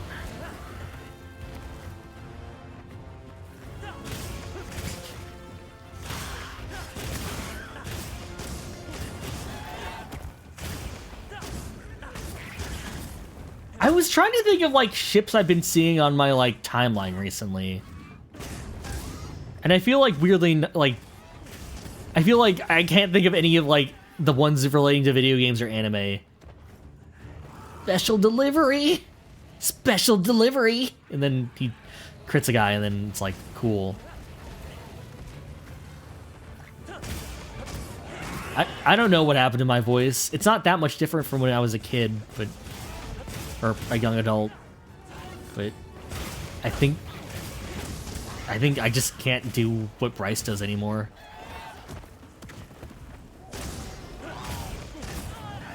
Have some death! And then he like deaths all over those guys.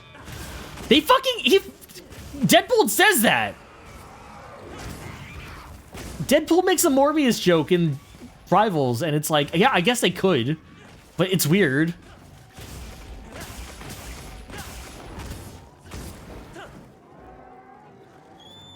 Don't forget that small monster I think if Bryce is doing a role where it's like a high pitched voice, I can do it.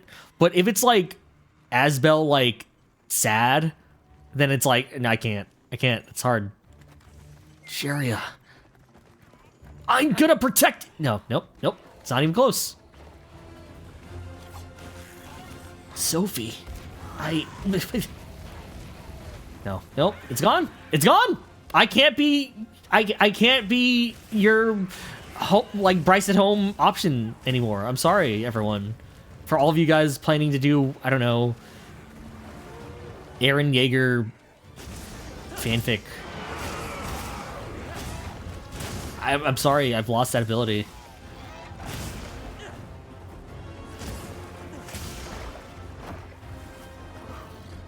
I cannot sound like the man, the fully grown adult man with children in his 40s. 40s? I cannot do an impression of a 40-year-old man affecting small teenage boy voice.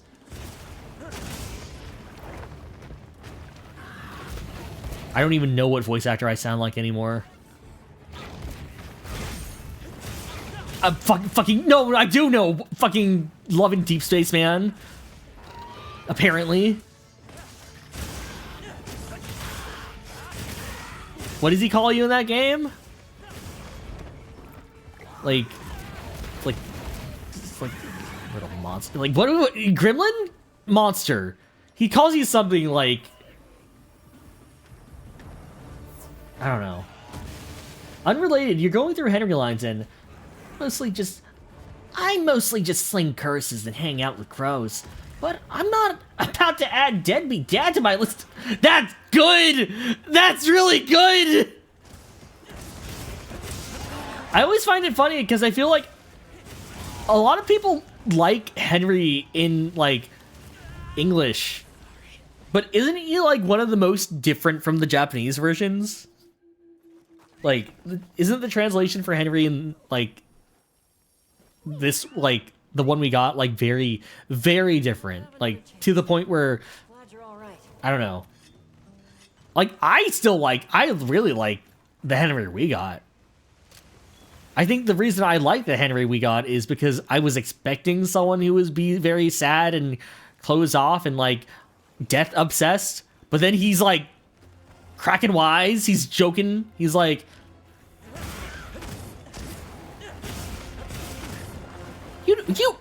you wouldn't want me as your cause of death. Get it? Cause of death? 'Cause crows? Like, that's the shit he would say, and it'd be like, great. I love you too! Since that's settled, can I hex you so you can't look at other guys? Love. That's wild. That's crazy. I guess he still has elements of that aspect of his personality, but that's pretty good. It's the fact that he says everything like he's, like, half serious. He's a funny dude! He's just like, I'm a funny guy! Like, you'd have to be a really funny guy to make that line not come across as, like, wild. You know? It's like, if there's even a little bit of hesitance in there, it's like, oh, he wasn't telling a joke. I'll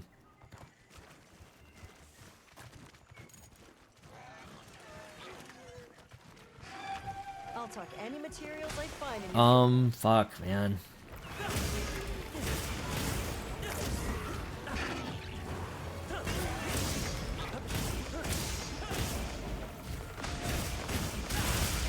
What other romance options are there in games that I really like? That I actually was, like, about?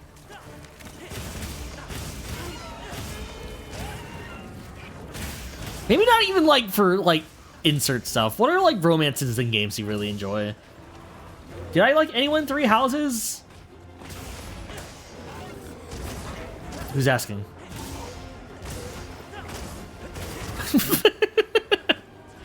I didn't get far enough in Three Houses to like anyone outside of like appearances. I feel like, have I told you guys like my experience with that? A friend of mine who knows exactly my type was just like, hey, this character looks like you'd be into them. And I was just like, you know what? Yeah, they look cute. They're adorable. Holy shit, they look cool. Who are they? It's like Scythia. And I was just like, cool. What's the premise of Three Houses again? And then, you know. And then I kind of felt the same way that I did about, like, dating Futaba, and now I'm just like, maybe I shouldn't broadcast this. I feel like it's like whatever. It's like fine. Like whoever you like in games. It's fiction, whatever. Like, but it's also just like, I don't know if I want to be associated with the people who like Futaba. Because everyone who I've met who likes Futaba and likes, you know, goes after them, I don't know if I like them. Which is a really weird thing to be like, yeah, I don't want to associate with this. But it's also kind of like, yeah, that's fair. Like, you get me? It's like, I don't know. I don't like to be judgmental, but it's like it's very much just like, you know what? Yeah, man. Put in a girl in a game who I can play video games with. I'm not gonna like them because they're a girl gamer. I like them because, hey, that's a shared common interest we have. That's already a boon, you know? Yeah, Futaba, no, I get you. I'm scared of people too. Let's just stay inside and play video games. Lysithia was definitely like, I can't do this again. Youngest character here? Nope. I will be basic. I will pick the character with purple hair. That's me. Wait, who's Lysithia voiced by in English? Fuck! You can't give her XJ9 as a voice. Please, no! Don't do that to me! That's targeted. Sorry. That was a little bit loud. I don't know.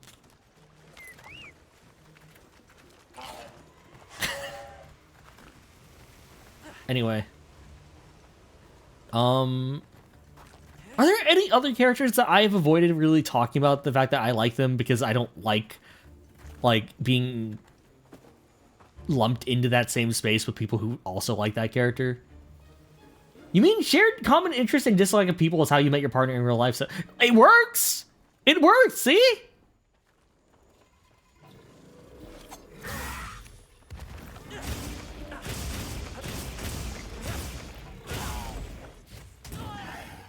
I don't know. I feel like the one person I remember really liking Futaba was also very against Akechi.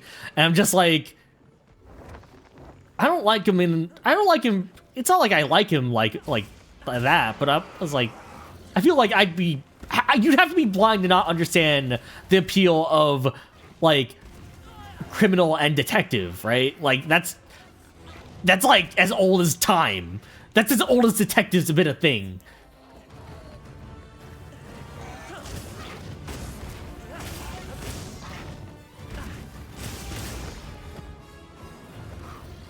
It's like, I don't know. Hey, buddy, over here. I got a fancy wall for you. Ow. I have a fancy wall for you. Ow. I really find the Kut-ku noises cute in this game. It upsets me that I have to hear them, though, because, you know, I can only ever hear it when I'm beating it up. You think you may just be as fucked... You think you just may be fucked up because you want to romance the villains most of the time. No, that's fine. Like, in a way that, like, how so, though? Do you want to make them better, or do you want them to make you worse? It's I guess- amazing that no two specimens are I guess, the same. I guess it could depend. Is there a good villain romance that I've seen recently? In a game or otherwise? Why not both? You know? Like you teaching them the ways of kindness, but them in turn teaching you, hey, dude, don't be a fucking pushover, right? Don't you want to go ape shit sometime? Warframe? I don't know anything about Warframe other than the fact that a lot of Final Fantasy players are playing it now, all because of Emmett Selk, and I think that's hilarious. We're talking about this is the Space Ninjas one, right?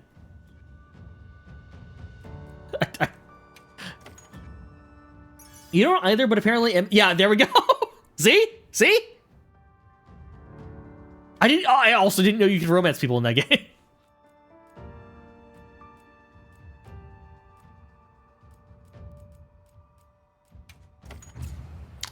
You know, maybe I dipped my toes in a Warframe. I don't know.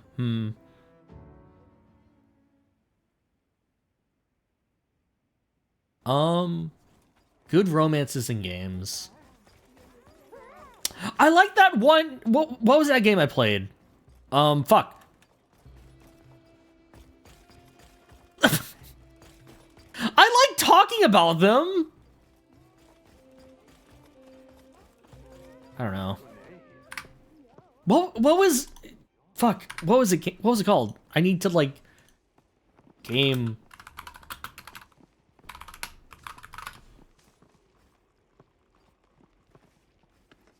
Shit, what was it called? Netscape? No.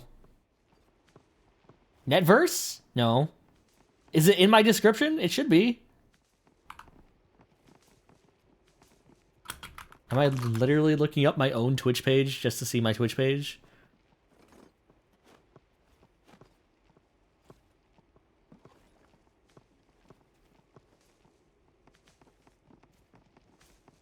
Why is my Twitch page not the first thing that shows up? Google?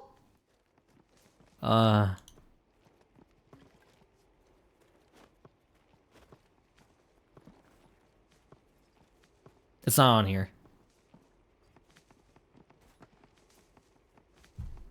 Let me look.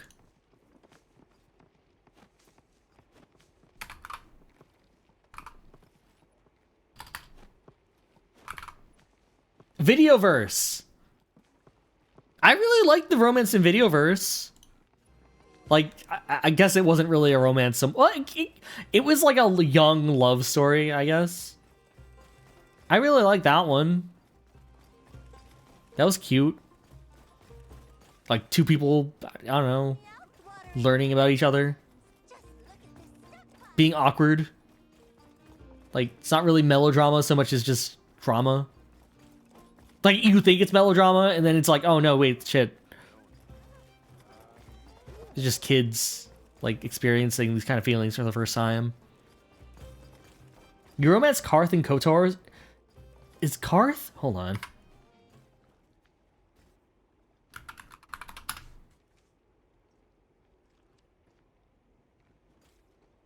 No, I'm looking for... I feel like... Is Karth's voice actor the one that I'm thinking of? Yeah, okay. Karth is also the person... Karth's voice... Yeah, Caden, right. Yeah, I was just like... I know Karth for some reason. And then, yeah, it's Caden. Who lived in my game, mind you. Anyway. Come on over. Yeah. I really liked Videoverse. I feel like Videoverse is probably, like, the biggest, like, encapsulation of, like, talking to strangers on the internet at the age of, like, 14. Like, as a teenage boy. Like, that did... Oh, man. I don't know. usually when things try to go for nostalgia, it doesn't really work on me because I'm always just like, you're hyping this up way too much. The 90s/2000s were not this clean. You're like boosting your like nostalgia. You're looking at this through rose-tinted glasses. This is not what it was. Videoverse was right up there with. I can't even really think of anything that was in the same vein of it that managed to get me to feel the exact same way I did back when I was a kid. But it was a time.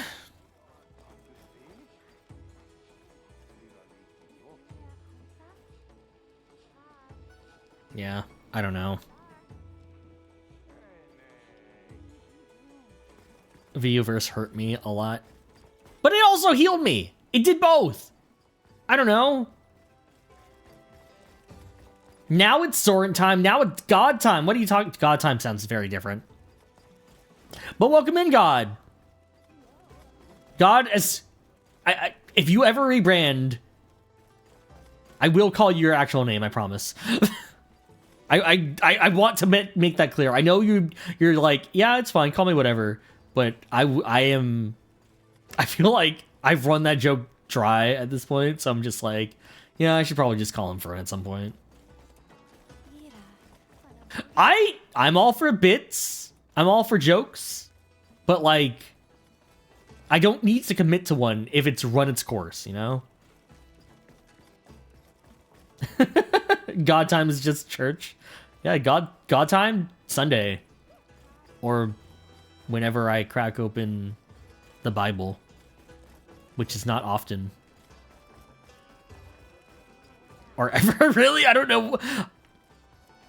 I've committed for a long time. Some people still call you God, and I'm just like, you know what? It's still really funny yelling out the name God in vain. But, you know.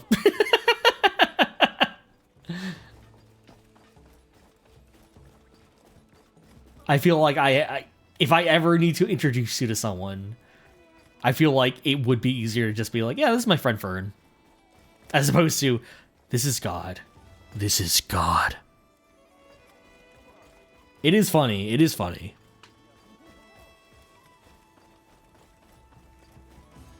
It is super funny. Honestly, if there's anyone here who is offended by it,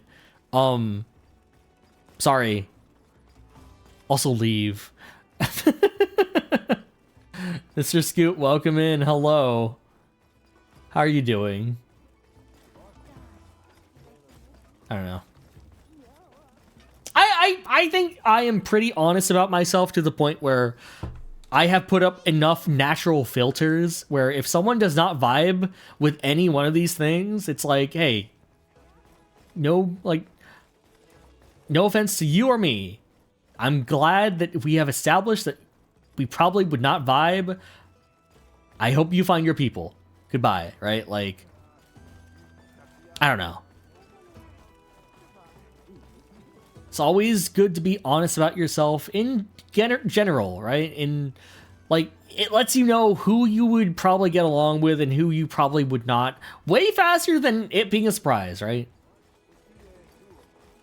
Yeah, Gaslight, Gatekeep, Girl Boss.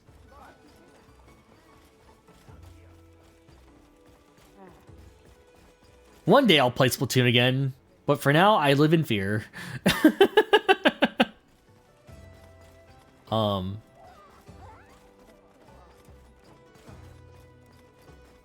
Let's see.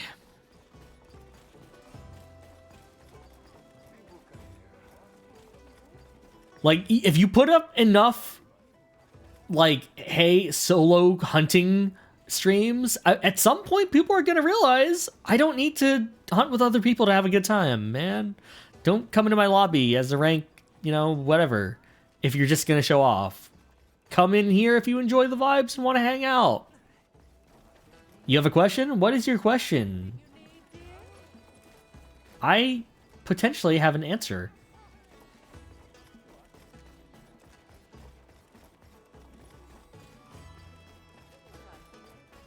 You do not wish me to starve. but you should not sit at my table. Best. That's badass, actually. Hold on. Best of luck. I'm a girl boss. Slay the day away hunting. I do not wish for you to starve, but you should not sit at my table. That goes hard. Holy shit. If I were a drag queen, what name would I give myself? I don't know too much about, like, drag culture to, like, come up with one that I think would be convincing. Can you explain it to me in terms of, like what is an example of a good drag name? Like, is that like would the equivalent be like an online handle, or like a superhero name, or like, oh, is it just like another name for me? Sorry, whenever I hear a question like that, I'm just like, is it like a wrestler name? Is it like an alias? Is it just a normal name? Either a pun or a play on my name. Soaring over California.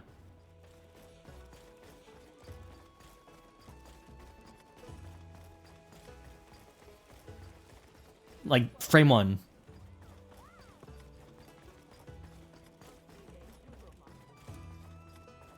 Serena, that's her own thing. If I commit to saying that you guys are gonna meet her on April Fool's Day, that'll force me to actually do something about that, right? Right?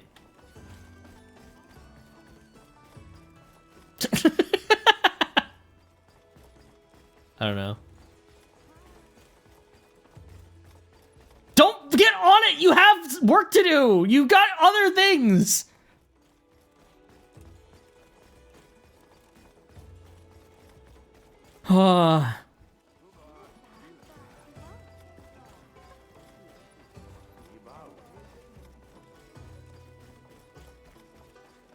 Sending Serena concepts my way? Micaiah, you have other paid work to be doing.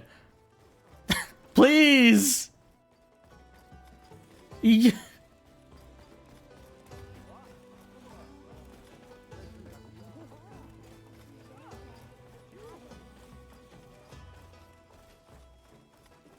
I still don't really know how her hair works. Like, mine works in a very specific way when I turn to the side. I don't know how you do that for her. You won't pay for more, Serena, from Mana. You love the way I always underestimate the lengths everyone here will go to commit for the... I guess we were just talking about that, you're right. Joke's on me. Your comms list is empty again? Fuck. Everyone commission Mana here. Archmage. For, like, a model. Right now. Right here. Right now. Guys, don't chip in on this, please. Ah! Sabrina model crowdfunding.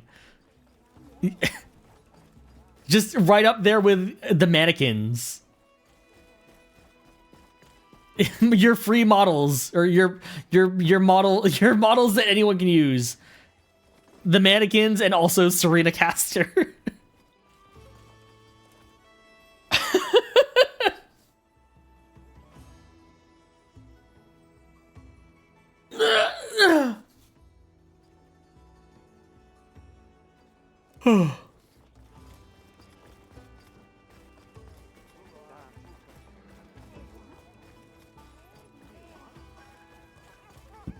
Man.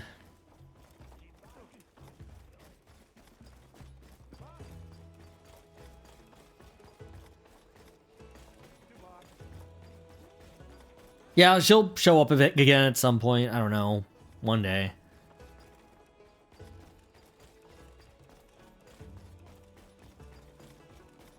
But for real, you may share a Serena doodle when you stop being shy. Did you doodle her again? What? Wait, stop being shy about it right now, right here, right now, right in front of all these people. Send it to me.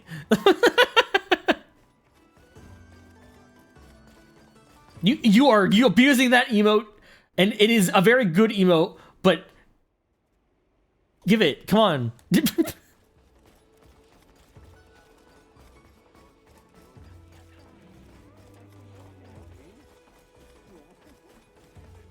Maybe later. Okay.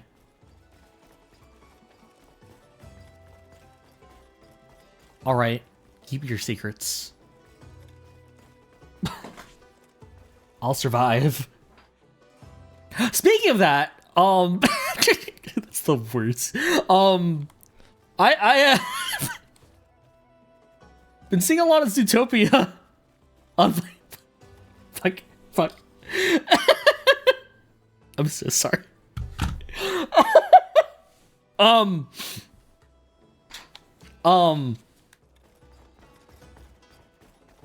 I've been seeing a lot of Zootopia lately because the new movie came out, and I am just like, if you know, you know. About the segue, I mean, not about Zootopia. Well, hand in hand, kind of. But, anyway.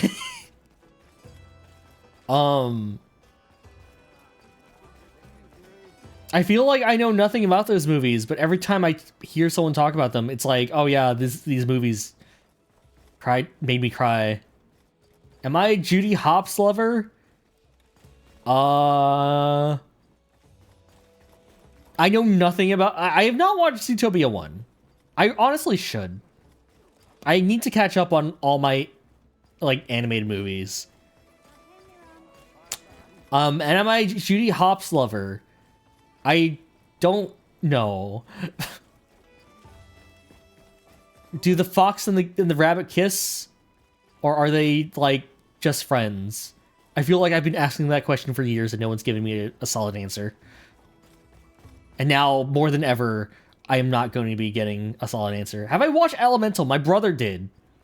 My brother was a big Elemental hater because he hated the advertising for Elemental and thought it was going to be a bad movie. And then he watched it in class because, you know, they played it in his, he oversees like a classroom. My brother's not 12. But yeah, he liked it a lot. He was kind of on the brink of tears with the Elemental, and I was so shocked because he was such a big Elemental hater. And now he's like, this is the best movie.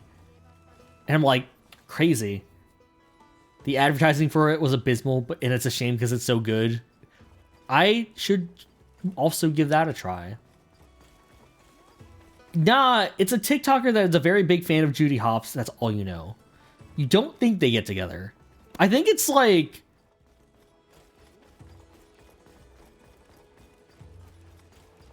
There's one thing I know about the sequel, and I don't know if it's a spoiler, so I kind of don't know if I want to talk about it. But, like... They neither confirm nor deny. Okay.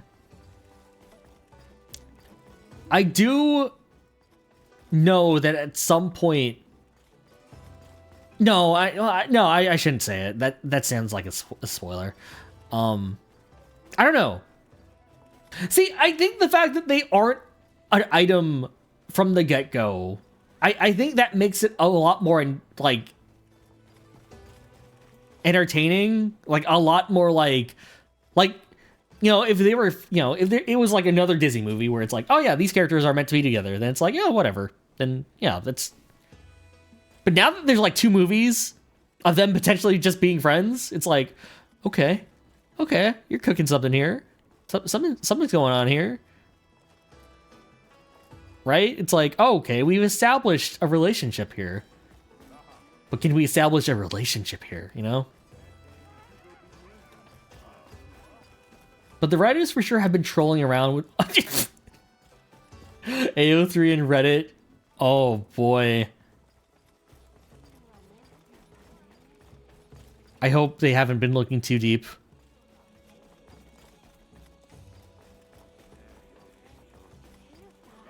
But, you know, whatever. The internet's a rough place, but they'll survive.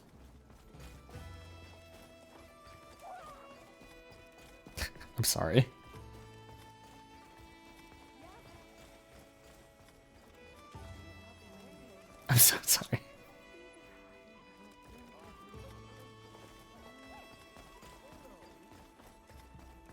Yeah, I don't know. I've been seeing a lot of that on my timeline recently. I don't know why. I mean, it is because of a new movie, but it is interesting.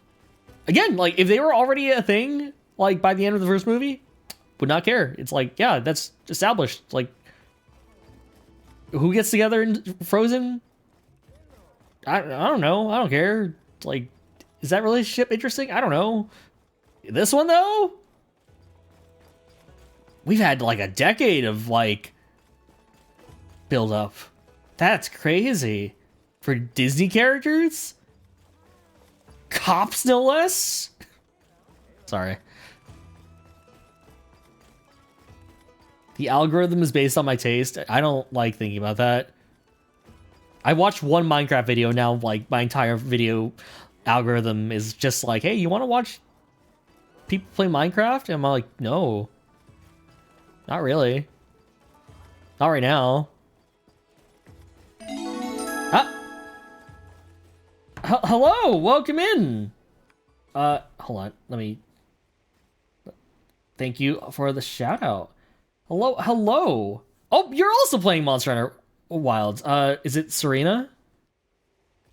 Or is it Sirena?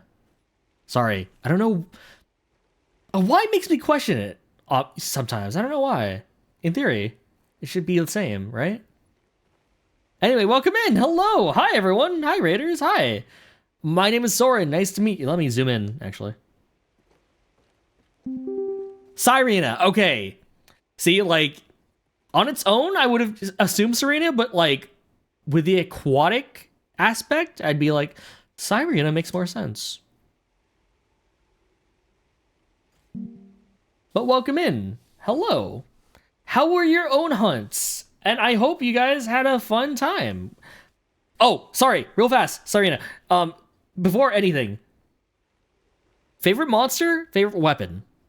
Something I always ask any fellow hunters in here. I'm always curious.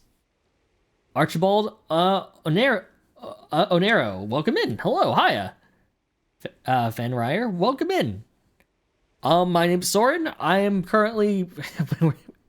I keep saying we're playing Monster Hunter, but we're kind of just walking around right now. I should try another fight again. Hold on. Yes. Let's just fight Jindahad again. Why not? Let's see if I can get those gems. But yeah, welcome in. If you guys need to bounce, I don't mind. Like, honestly, streaming this game, definitely hard work, and also a lot to kind of like look at for viewers as well. So if you need to take a break, by all means. I am simply going to be hunting for, I don't know how much longer, as long as my body is able to, I guess. But if you enjoy the vibes, please consider just hanging out. Yo, fellow Sword and Shield user, let's go. Mine's sharp. And your favorite is Ebony Odegarin. Okay, all right. Sure to use them. Ooh, Odegarin's a good fun fight on Sword and Shield. I definitely get why. Like, I don't know, I'm just always really hyped to see fellow Monster Hunters, you know? Like, I feel like, you know, Monster Hunter is really big nowadays, but even despite that, I still kind of feel that weird kinship I did back, like, from the early days with anyone who really likes anyone who really likes Monster Hunter, you know? It's like, the village is bigger still. The village has gotten way bigger, but I still feel like that rookie who entered the village for the first time not knowing anything and having to rely on, like, the knowledge of my forefathers does not sound right. My predecessors? Those who came before me. Thanks for the shout out, by the way. Yeah, of course. Anyone willing to, like, take a risk on me as a raid target, I'm definitely going to give them their flowers. Plus, can't go wrong with a fellow Monster Hunter. Well, for the most part. But yeah, please, if you need to get some rest after the stream, don't let me get in your way. Like, get that post-stream care set in. You raided me and you haven't left since. You live here now? You live in everyone's streams though, Cass. I see you everywhere now. Not that that's a bad thing. Just funny to see. Ow.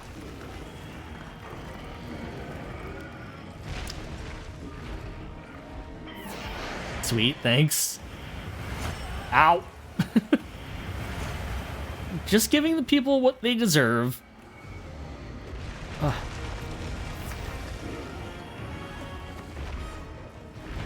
I'd be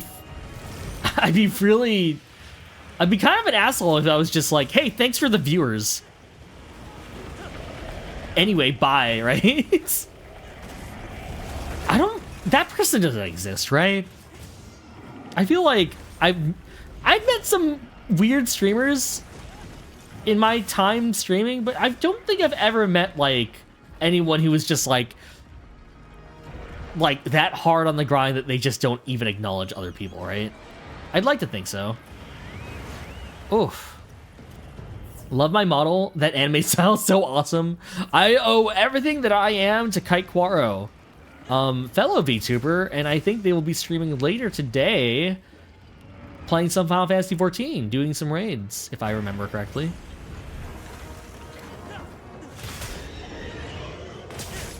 I feel like that would be more harmful than helpful.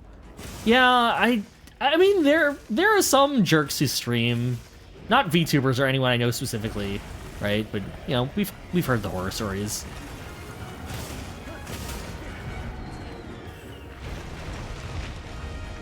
Ugh. Yeah, there it is. Final Fantasy XIV. It's raid season for anyone who doesn't know. The new Savages have dropped in the Savage raids, and because of that, all of my 14 friends are gearing up to like take on the World Wrestling League.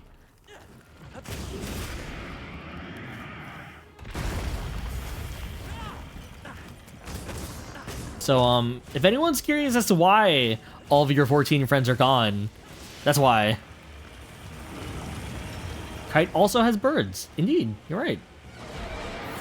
2 of them, if I remember right.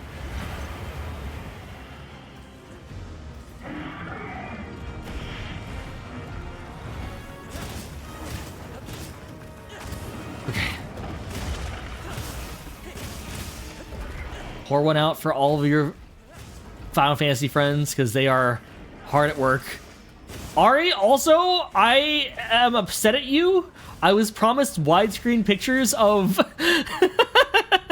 your new thing.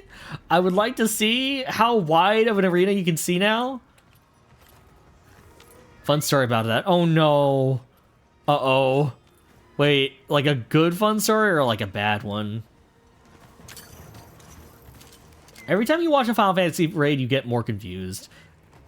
It's a lot to look at, especially for raiders themselves. But I feel like the thing about Final Fantasy raids is that you got to remember, raiders are basically using all of the information that they have developed over the course of like several years to parse and understand what these mechanics actually are.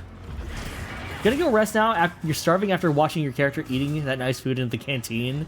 You wish me an awesome stream. Yeah, no worries. Please get some rest. Obviously, this applies to any of the raiders as well.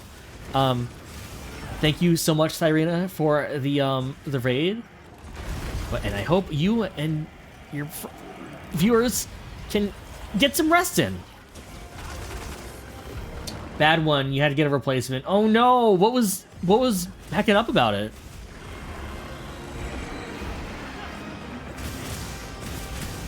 Like, was it blurry, or was it like a flickering or something?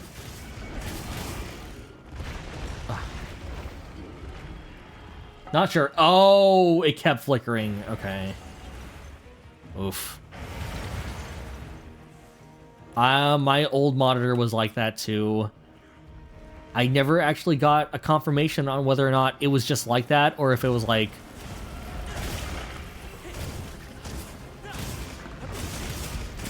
an error with the monitor itself. Because I know that, like, I know that some monitors do just have that as an inherent thing, which is why, like, oh, fuck. Which is why it's advised to not use G-Sync or V-Sync on them. Not V-Sync.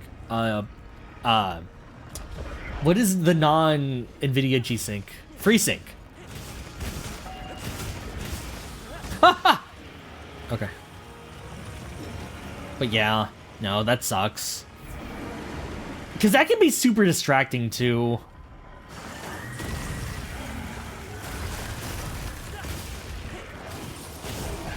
Like, I do enjoy my current monitor, but I have been considering an OLED at some point just to see, like, you know, just to experience HDR. I like having options.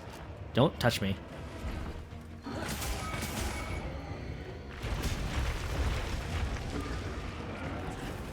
So you got a replacement and hope you can set it up this weekend, but you had a billion other things come up. Yeah, that's fair. I do hope you get it set up, though, like, in time for raid season 2, you know? Hungry, thank you for the sub. Welcome in. How are you doing?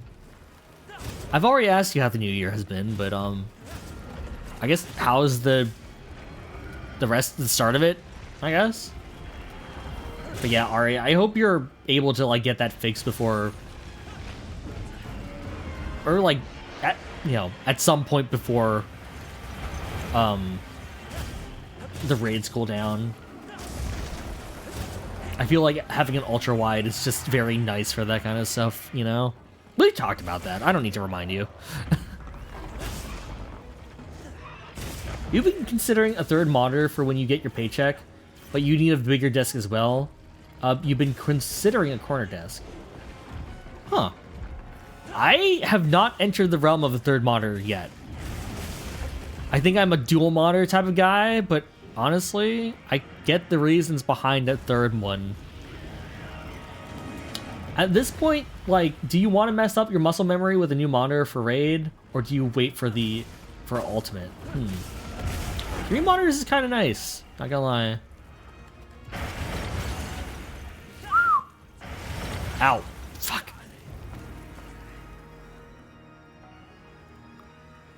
I guess, like, if I had a third monitor, one would just be purely dedicated to Discord, though, you know? Like, I know that's probably a good thing, but... I haven't gotten to... Ow! Like, well, I don't know, maybe. I will see. If I do get an OLED, I'd basically be trading in... I don't have a desk, a stand? An arm that supports 3, though. You don't need one, but it would be cool. Technically, you have 4 monitors. 3 normal ones for display and 1 additional drawing. Oh, for like a display tablet, right? Are you an artist, Archibald? Oh. Your third monitor is purely sticky notes. Yeah, I feel like that's kind of the thing I'm in right now. Just like a third monitor would be really nice. But it's not, like, necessary for me right now. It'd be nice. Don't get me wrong. You should also invest in a new chair. Invest in chairs, everyone, please. Yeah. The fourth one is a drawing tablet. Okay. Like, I was gonna say, like, I guess that does count as a separate monitor. You're right.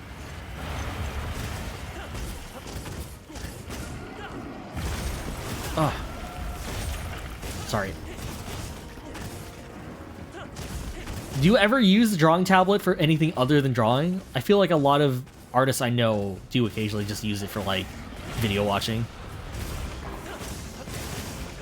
The real reason for the third was the dual PC setup that you still barely use. Mana, when are you starting to stream Monster Hunter? You are in desperate need for a new chair. Dude, like, I'm happy with the chair I got. I'm so happy that I have it, obviously. But, like, looking at the market for new chairs, it is, like, kind of depressing. Well, not depressing. It's kind of always been, like, a big investment for a chair, right? Like, make sure you're not destroying your back, but it is one of those things I think about all the time of just, like, a new chair that doesn't kill me. This one doesn't kill me. But, you know, if I ever wanted to get another chair, it's like, I need to spend, like, a graphics card equivalent level of money in order to get one that is probably not going to kill me.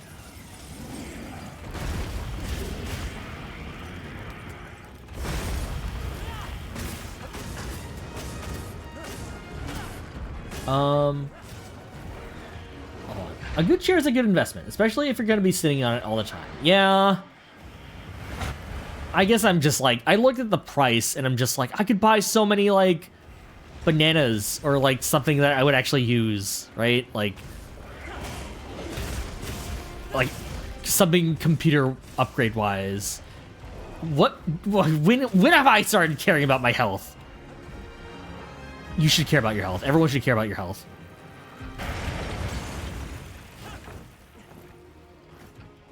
Oh yeah, always make sure your chair can remain on your ass for some time.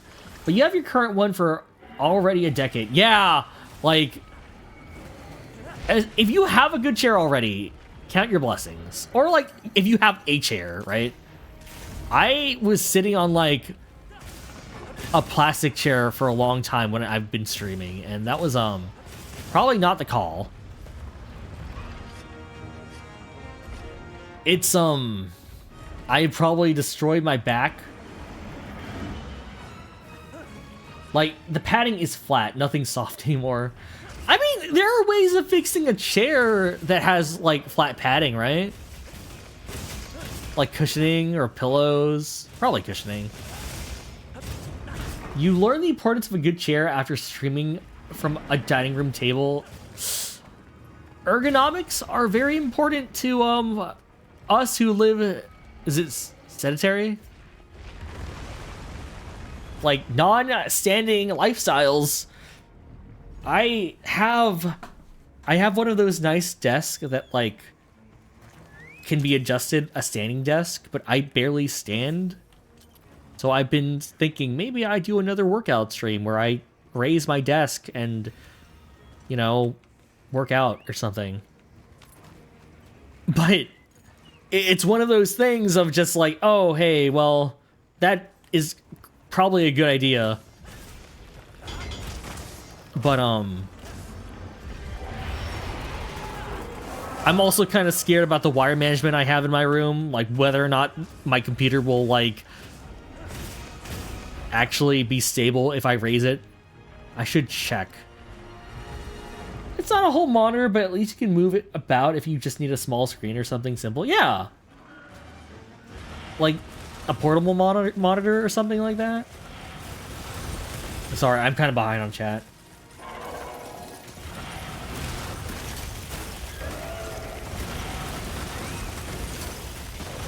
You can do that, but it's not only that. It's noisy with every small shifting. The rolls are damaged, and at this point, it makes more sense to get a new one.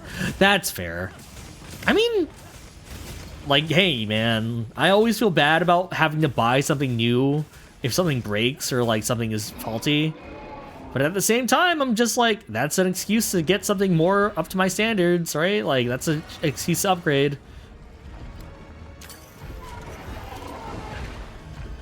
Damn it. I was really bummed out when my mic arm broke, because that was, it wasn't a nice one, but it was a serviceable one, and I felt bad because I felt like I broke it myself. And it was kind of pricey to get it replaced with something that, like, I thought would last. But now that I have this new mic arm, I'm like, hey, it's here. I own it now.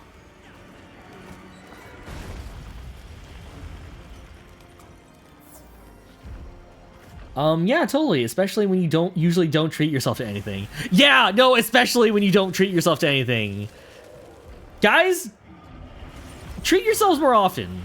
If you can. If you're in a place where you can. But even so, even if you're not, you still deserve to be treated well. Whether by your others or yourself.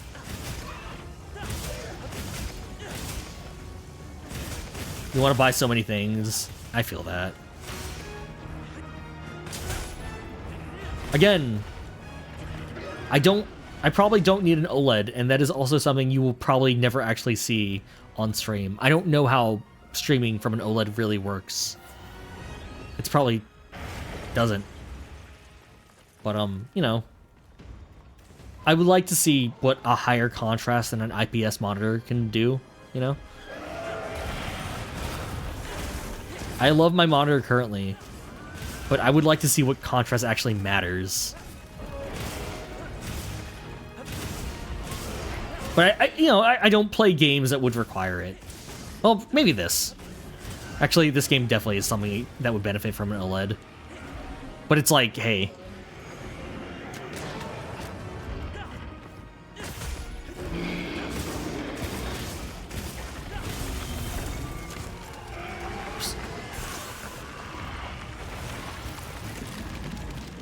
Okay.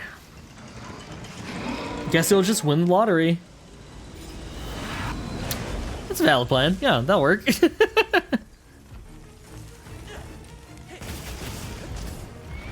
What will you guys do if you won the lottery? Like, immediate first thought. Like, what would your plan be? Not even your plan. What's your first purchase? House? Okay, okay. Solid. Reasonable. Okay, what about your first plan that isn't like an essential, right? Like something that isn't like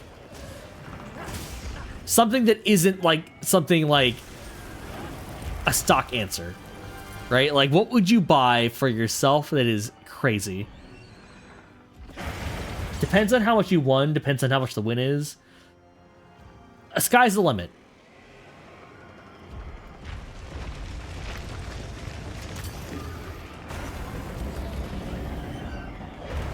Idiot.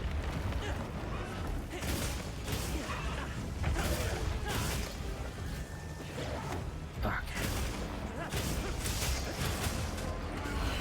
Yep. The world. Okay, well, maybe, okay. Like, reasonable, like, let's just say it's more than, like, let's say 1 million. What would it be? What would your first thing be? Like, not a house, nothing like tax-wise, just like, hey, first selfish purchase that isn't like necessity for living. Gonna build another piece. Okay. Okay. Second. Get yourself a motorcycle and a tutor. A tutor for the motorcycle or a tutor for something else?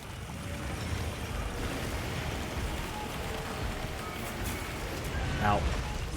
If that spends points on the head. Motorcycle, okay. Honestly, that'd be really cool. If you're just over $1 million, you'd buy a fully built 1979 F100. I am assuming that is a car. You might go traveling or something. Okay, okay. Where to? 1978. Okay. I'm still assuming it's a car. You'll get an A86 Toyota. Okay. Truck. Car. I'm assuming Toyota is a car. Japan, most likely. Okay, okay. Is Japan... Is the yen still, like, in a bad place? Because I do love making the joke that, like, oh, yeah, it's only, like, 50,000 yen. That's, like, $5. Or, like, $7.59. But it, you know, that's, you know, I do have friends from Japan, and I feel really bad if I made that joke in front of them. Shit. Oh, I'll just take this on. Okay. I still think it's a funny joke, but I'm not good, you know, I don't want to step on toes.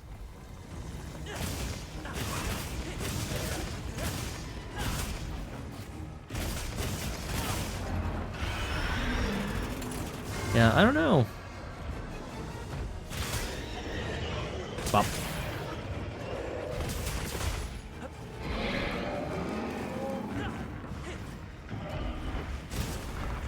Honestly, you don't really want anything so specific. You'd love to have a house and do what the hell you want. But beyond that, nothing really crazy. Okay.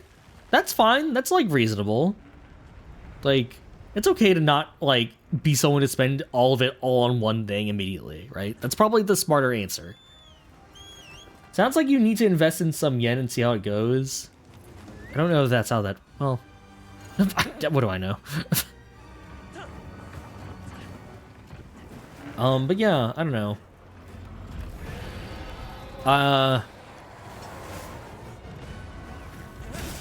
You'd love to have the money to make a game. I've been thinking about this recently, too.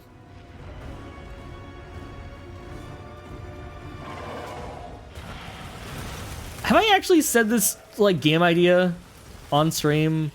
I've had this thought, and I guess it's kind of been a thought in my head for a long time, of, like... Imagine you are, like... It's, like, think of, like, a board game, like a Dokapon, or, like, a... something like that.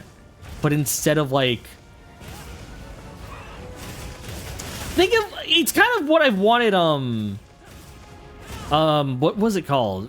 Monster High to be. I want, like, an actually competitive dating sim.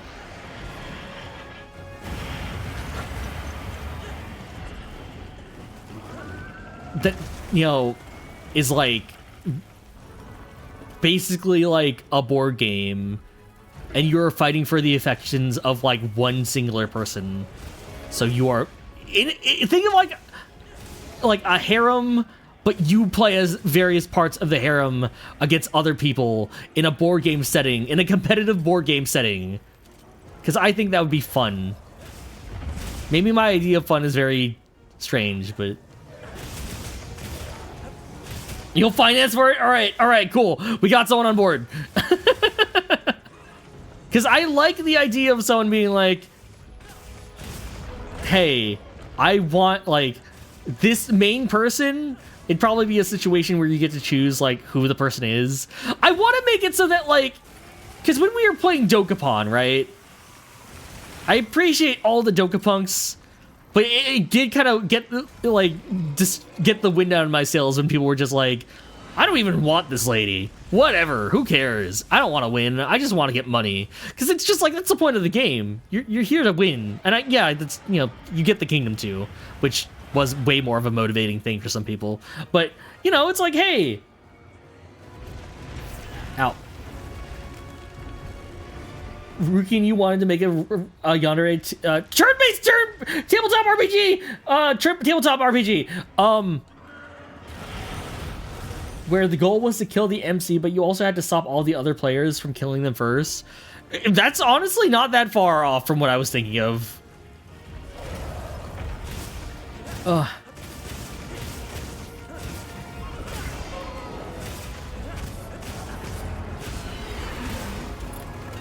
You could buy it for the art department. Wink, wink. You'd honestly love to make art for such a game. I mean, this is like a pie in the sky thing. I don't really think I'd end up becoming a game dev.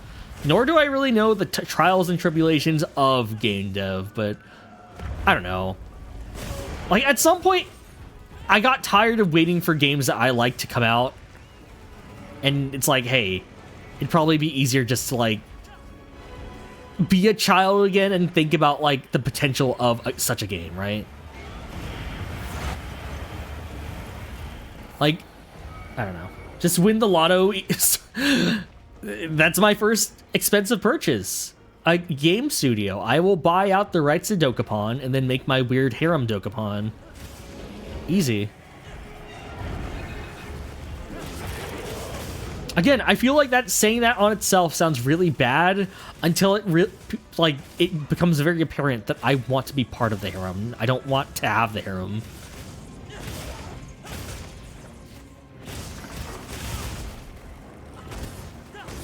Like, again, like, hey man, the world just got the Western world got introduced to Die with Scarlet, like just like twin-tailed Cinderella's. It's like, there's a market. People just don't understand. People have been living off of substitutes for so long that they don't know what the original vanilla even is anymore. Not that, you know, Die with Scarlet, a character from a game from like 2018 is the start of it, but I mean like original flavor. Like, you know what I mean? A Cinderella is not just some girl who's mean to you. It is someone who warms up to you. That's the thing. You're telling me you wouldn't want to play as a character like that? Or a yandere? Or like, you know, Shy Girl? I want to make Civ 6, but play... a Civ 6 level of like strategy, but you're playing to win the heart of... I don't know how you'll make like a protagonist, like a quote-unquote goal that is interesting for all parties involved, but I like the idea of that. I don't know. That's insane, but I'm onto something. Like, hey man, we knock on these character tropes and these archetypes. It'd probably be really fun to roleplay as one. Just run the school instead of running the world. Don't forget Battle Royale mode and Season Passes. The Season Pass for other archetypes of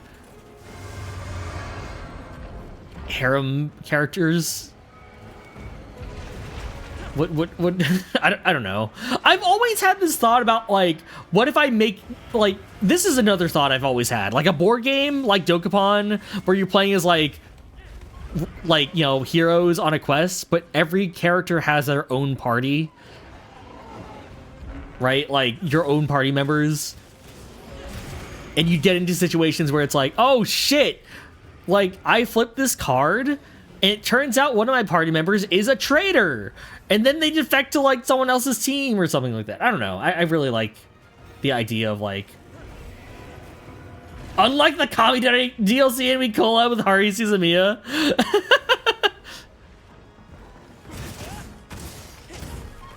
When is Haruhi getting into Fortnite? Those kids need to understand who she is. I spent all of like our In Stars in Time collab trying to explain who Haruhi is to Zexo, and I don't know if he got it. I need to have an excuse to explain.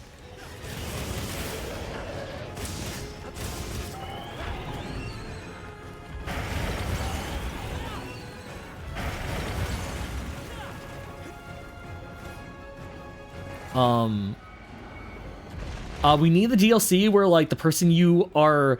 Well, what about this? What about instead of the DLC being the characters you can play as, the DLC is which character you are like, what kind of character you are all part of a harem for, right? So it's like, oh yeah, in like on its base, like the main character is like, you know, traditional harem or reverse harem or whatever harem character of your choice. Like it is like, you know, bog standard dude or gal, you know, that every character falls for. But it's like, if you buy the DLC, you could be all fighting for the affections of like Joker. I don't, you know, I said that as a joke, but honestly, I feel like that would sell some units. I won't lie. Like we get a collab with Persona 5 and then we immediately go bankrupt. Right?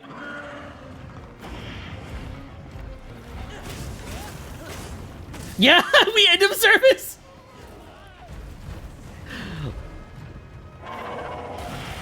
But you see the vision though, right? Like, yeah, people would love to play as different character types, but hey, man, the base vanilla guy and or gal and or non-binary pal Like, you're not into that? Well, all right. What about instead of that, you're all after, I don't know, like Master Chief.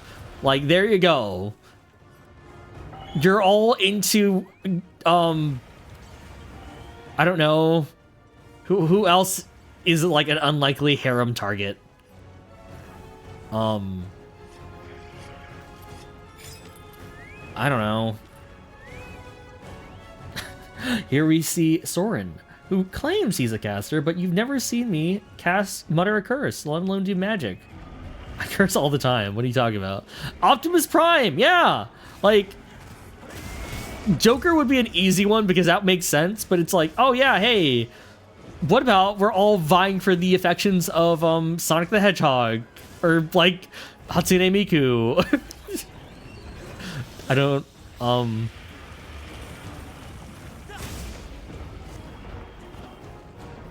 how about Bowser, guys? Come on. Bowser? Nintendo would never, but Sega, though, they're desperate enough. That's mean. They're in a good place right now. I shouldn't be mean. Ow.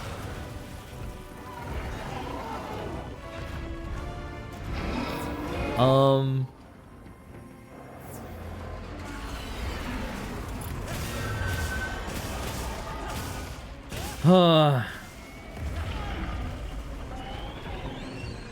getting more and more attached to this idea, and I don't know how I feel about that. Like, this kind of all stems from, like, hey, what if there was a board game where, like, Dokapon, but instead of, like, the focus being on solely getting money, it was, like, telling a compelling story with your character and your narrative, and, like, getting a bunch of units. Like, a bunch of, like, maybe it's, like, a party of 3. You and, like, 2 others, and it'd be, like, every time you get a party member on your team, they have, like, a secret,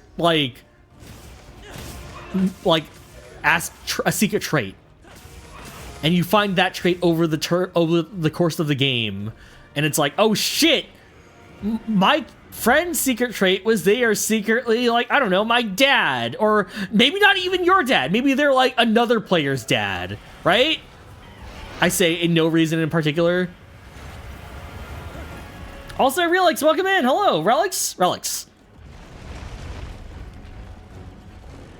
Welcome in. How you doing? How go the wilds? I am hanging out. I am doing my best to be casual while fighting a giant wyvern. It's going.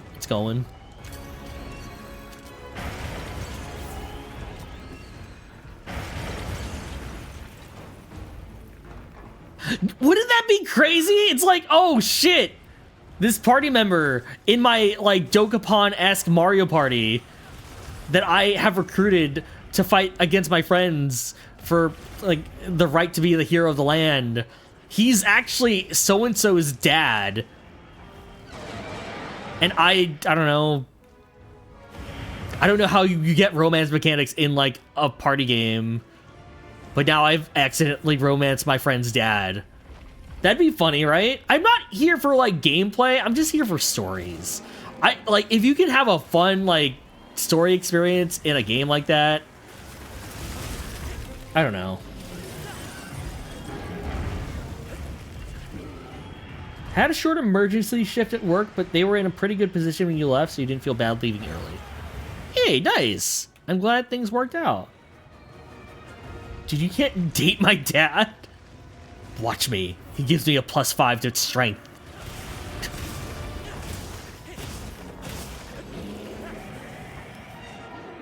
Like, you know, I feel like that'd be a fun way to play on, like, hey, all of these, like maybe so-and-so character is a party member, but they are actually so-and-so's son and or daughter from the future, right?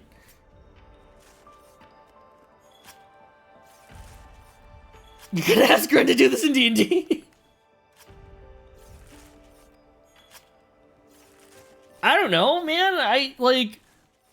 Hey, in lieu of play a Tales game, in lieu of, like, oh, I want a Tales game where so-and-so characters, like, if I can't get a Tales game where, like, if I'm in town and, like, I am doing story stuff and other people can, like, actively go do groceries or chores, like resupply or stock up, then this is what I want. Like, I am starved for like my caravan RPGs. We need more games where you are on a quest with friends. I know that's Baldur's Gate 3, but everyone wants to play like their own OCs and not play a role. And I'm just like, what if we just played? What if instead of having Astarion be an asshole to us, I played Astarion, and you played as Shadowheart, and you played as Will, and I don't know, like, and then we role play. I just want to play D&D. That's honestly it. Anyway. But like, I don't want a DM. Get them out of the picture. DMs, sorry, you're out of a job. I'm a DM. I'm saying that. I'm asking for my own like extinction. I don't know. Slugger, water attack, earplugs, power prolonger, offensive guard, fire attack, windproof.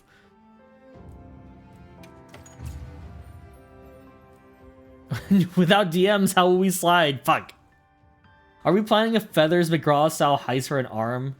Like, I don't know. I don't know what I want anymore. I was pitching the idea of a Dokapon / Mario Party / whatever have you, Sonic Shuffle.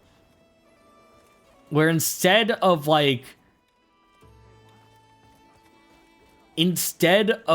you know, you being like just party member, like you are trying to go, you're a part of a harem, but you're all vying for the attention of the one person, and you're using either devious tactics or like whatever have you to like get the guy or the girl. Like, sorry, I feel like I just default to they are probably going to be a featureless person of interest. How do you do that? How would you make a character that everyone wants to get with? Hey, come here. How do you do that mechanically? Harem where we're all going after the same person, so we're Soren Caster. Hey guys, well, this is my game where you all vie for the attention of the main character. You know, also the harem protagonist looks like me. No reason. Anyway, no, that'd be insane. Just make the Ike Fire Emblem. Ike Fire Emblem, probably. Get in line. Damn it. More accurate, you think this is just a rookie stream. That is just a rookie stream. You're right. Never forget rookie ASMR, or RASMR.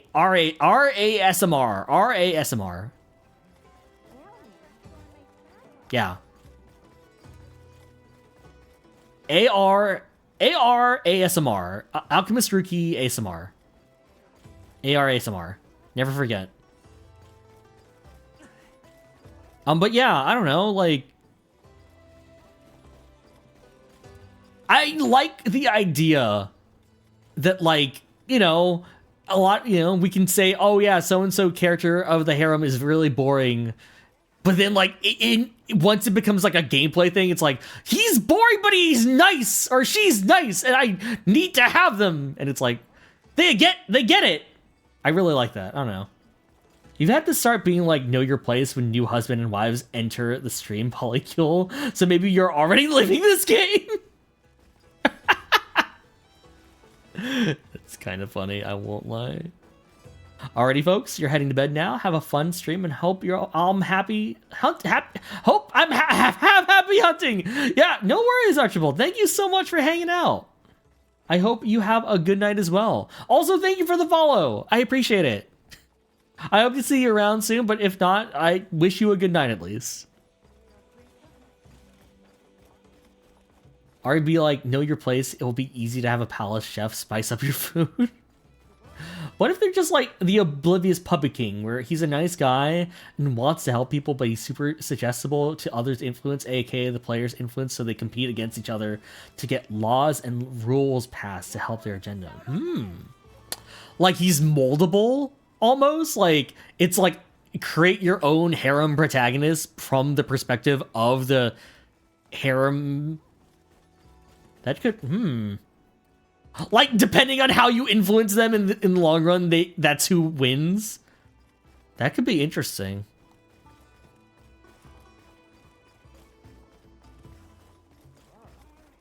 I don't know, like, I feel like...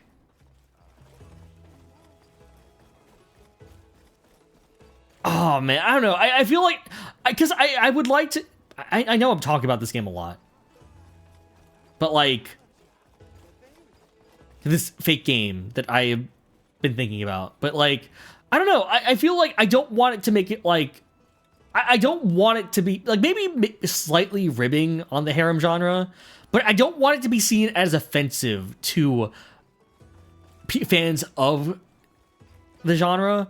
I want it to be like, this is a love letter to it, right? Like, yeah, there are aspects of the genre that are silly and are maybe not the best. But, you know, it's like, at the end of the day, there is something here, and I do want to get that across that, hey, really good harem series, you can get invested in. I want to make you guys invested into it as the, you know, a participant. You could have it set up where he or she has set stats, and as stuff happens, it changes their stats. Like a reverse dating sim, almost? That's kind of cool, actually. Like, where the stats are not meant to be, like... Wait, that's actually genius. Holy shit, wait. Like, you have a list of all the main character stats, and you are, like, having to adjust for them? That could be kind of cool. Yeah, like Princess Maker? Like a reverse Princess Maker? Huh. Maybe stats increase as a reaction ship grows out throughout the day. Yeah, I was thinking of something like that. I feel so... I sound like I'm crazed. Like I'm talking about a game that doesn't even exist. That will probably never exist. If there's a developer out there who's listening to this for some reason, feel free to steal this. I don't even want credit. I just want to play it.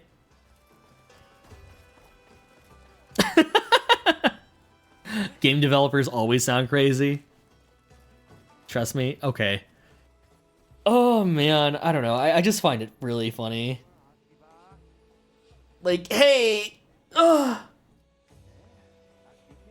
I just like the idea that, like, we all joke about, like, oh, yeah, look at all of these people falling for this cardboard cutout of a protagonist. And then it's like, hey, no, man. Like, if you actually met someone who was just nice to you, it's kind of, like, crazy how far that'll get you, right? Is that Sekiro? It's me. I am John Sekiro. I parry. I counter. That's it. That's all I do. I'll give an arrow. But yeah, I don't know. I like it when, like, that is maybe the most subversive thing I would want to do. Is like, hey, yeah, people make fun of, like, the generic harem protagonists, for valid reasons. But I think it would be very funny if now suddenly that is the character that everyone is, as players, everyone is vying for the attention of. You know, like, gameplay-wise and maybe, like, personality-wise as well. I don't know. How do we have to get, like, a board of people and then find the most basic traits that are just, like, everyone would accept as a reasonable thing to want in a significant other, and then make that the goal. I don't know. I'm thinking about this way too hard. I'm sorry. I'm scaring people away. Anyway, that's my if I was part of a game jam, that's way too ambitious for a game jam, but you know what? I want a competitive dating sim that isn't the Monster Prom series, you know? Like, I feel like those don't have to be competitive. You can play those games and it'd be like, you know, you can all go after your own person, and it's funny to see, like, whether or not, like, you get with them. But it's like the competitive aspect, I feel, should be we can screw each other over to get the same person. Or maybe you find a way to make it all work. Maybe that's like maybe that's like disabling all the nukes. That's the Civ, like the Civ 6 or Civ 7 or Civ 5, whatever. equivalent of like, hey, we all get along. You've never gotten any your monster prom romance without help from your friends. Yeah, see, right? It's like I'm happy that we can all be helpful, but sometimes I want some chaos. Also, am I winning? A little bit, Omega. I haven't failed a hunt yet. Like, I don't know.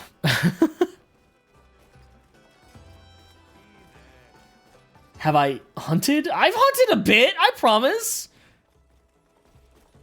Have I seen a game called Doomsday Paradise? I think I have. Is that the one where it's like a mystery, but it could potentially, like, anyone, it's a dating sim, but it's also a mystery solving thing? You've ironically landed in their romances, though. Like, that's kind of fun, you know? Trying to get Calculuser, and then for some reason you're fighting Damien. Okay, sure. Like, I feel like I don't need there to be a strong competitive angle.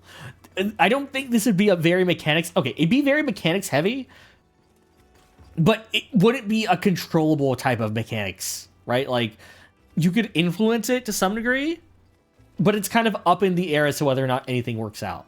I want you to feel... I would want it to be like, oh, this is more of a story creator than it is like, I'm out here to win, right? You could try. Let me see what this is. Doomsday Paradise.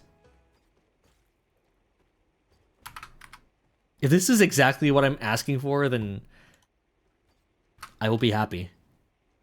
Hold on. Hold on. Can you get a date before the end of the world? Doomsday Paradise is a goofy multiplayer dating sim about finding love before the apocalypse with over 130 endings and 12 different singles to woo. Ooh, okay.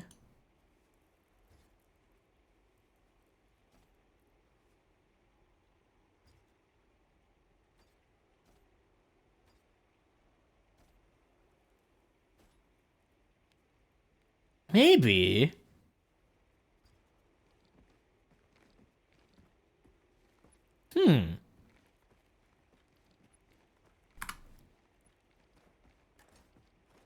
Okay, this is actually kind of cool. You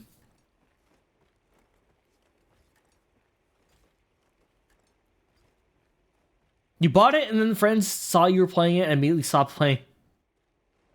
Oh, I see. Want to justify your purchase? Maybe. Interesting.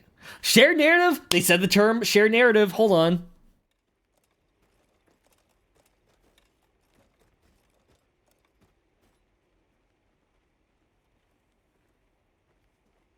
I don't know. We'll see.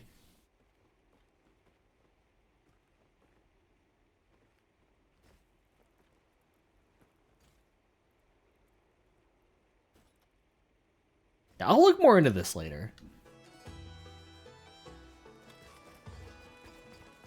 I'll either date a monster or slap one. Why not both? Wait. Never mind. How do I feel about a collab? What kind of collab? This collab? Maybe. Have we collabed already? I've been collabing with a lot of people recently, and I'm just like... I'm not really trying to network so much as just break out of my shell and, like, talk to people. We have not, okay? Because I'm just like... Unless Okage counts. I guess that does count. You should probably do that.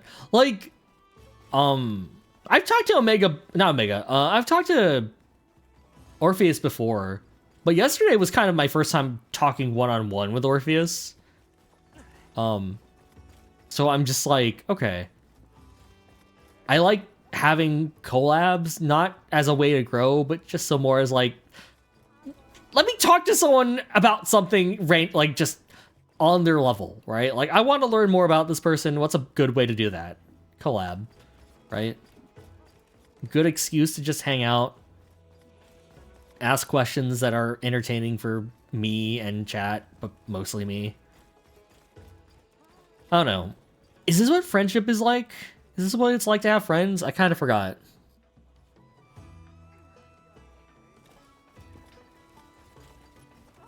We played Zomboid together. That's friendship. That's basically what... That basically means we're BFFs, right? If we played Zomboid. That's just friendship. Okay, maybe. Maybe. I'm new to this. It's been a while since I've just had, like, friends to hang out with, I guess. And I like seeing people who potentially get along well together. You know? Like, I bring this up a lot. Ari, but you and, like, Nano getting along so well has been such a, like, a boon for me. It's just like, yeah! Awesome! Holy shit! I didn't really think about these two hanging out, but the fact that they like each other's, like, they enjoy each other and, like, talk to each other, like, if only in the stream, I'm happy. People get along. It's awesome. Zomboid is how you made friends. It's true. Zomboid was really fun. Not gonna lie, it could have gone horribly. Like, now that I think about it, the idea of just randomly meeting into other people on stream, potentially, in Zomboid, could have been really bad. But it worked out, you know? Like, everyone got along. No one was kind of weird. Like, it all went well. Jesus Christ, we need to collectively touch more grass. It's still winter. It's fine. The grass is still wet. We're allowed to, like, not touch it for a bit longer. I don't know. Thanks for making you and Zon fight naked in a gas station parking lot. Your bond has never been stronger. Yeah, anytime.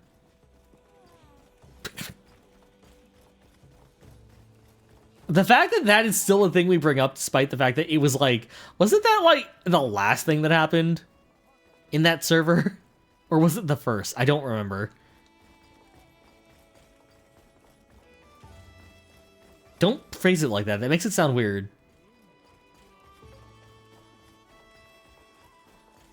It was one of the first memory serving. Okay. Because I want to say we were testing out the server. Oh, it was before I reset the server, right? Okay, that makes sense.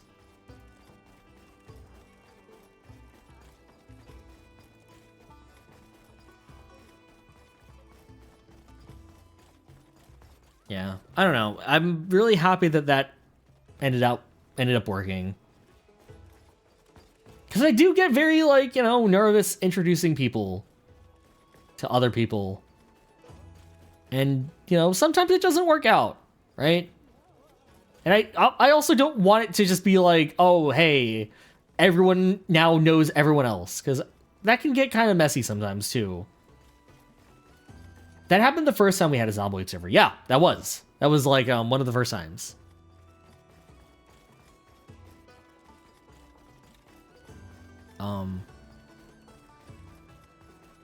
But yeah, I don't know. Again, I'm happy it all worked out in the end. And I won't lie, I am trying to learn, like, meet new people. Like, just kind of to find more people I vibe with and, like, feel like I could trust being in a server together with again, you know?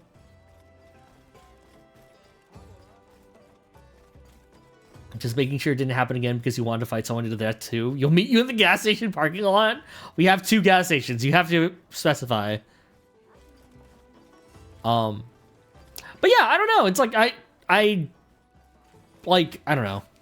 I feel like I've lost contact with a lot of people that I used to like have contact with 3 years ago. Not even friends that I'm like no longer friends with, just like in general, right? So I would like to like meet more and more people and, you know, see if we can start that up again. Because right now, Zomboid server, really fun, really good, really standing up strong. Not as much people as we have had before. And I'm not looking just to replenish my ranks. I'm also just like, who are other people we vibe with, right? I feel like I am, I feel like a single mother explaining how her dating life goes in reference to like whether or not they'll get along with their kids. I feel like that is kind of how I'm going about this, and I don't know. Like, it sounds accurate, but I feel like there's something different here. I don't know. Who knows? Okay. I am getting really hungry.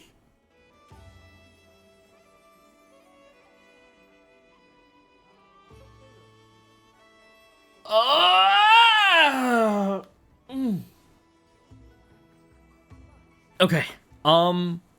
Monster Hunter stream went out well. I think next time I'll probably get back to Valkyria Chronicles and or Pengel, whichever one makes me go crazy less.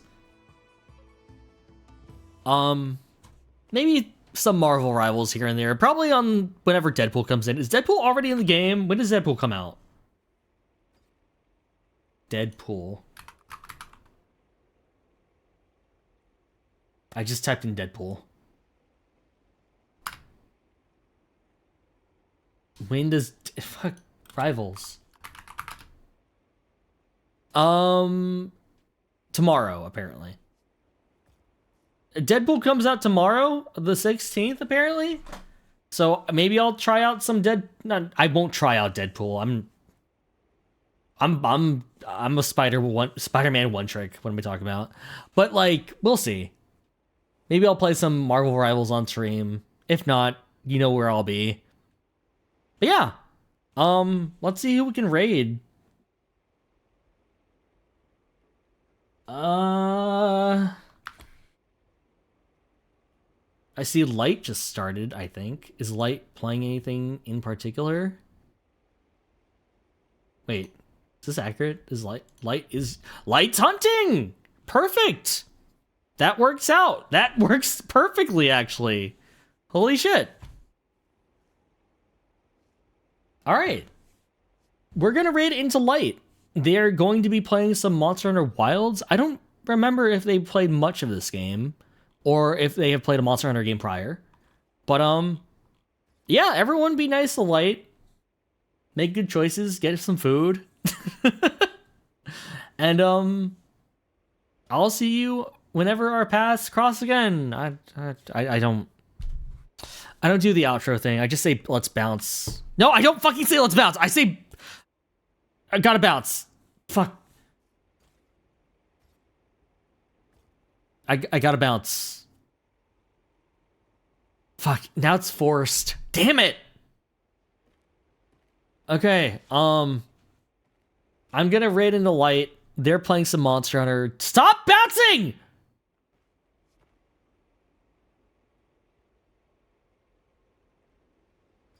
Anyway, I'm gonna go get food. You guys have fun over at Lights. If I don't know if he has open lobbies or if he's still going through the story or whatever, but I think you guys will enjoy him. Anyway, I'll catch you guys on the flip side. That's my outro. I do have an outro. That's not even like a conscious thing though. I just say that. Anyway, I'll catch you guys later. I gotta bounce. Bye-bye, friends. I hope you all have a good day. Bye-bye. Oh, there it is.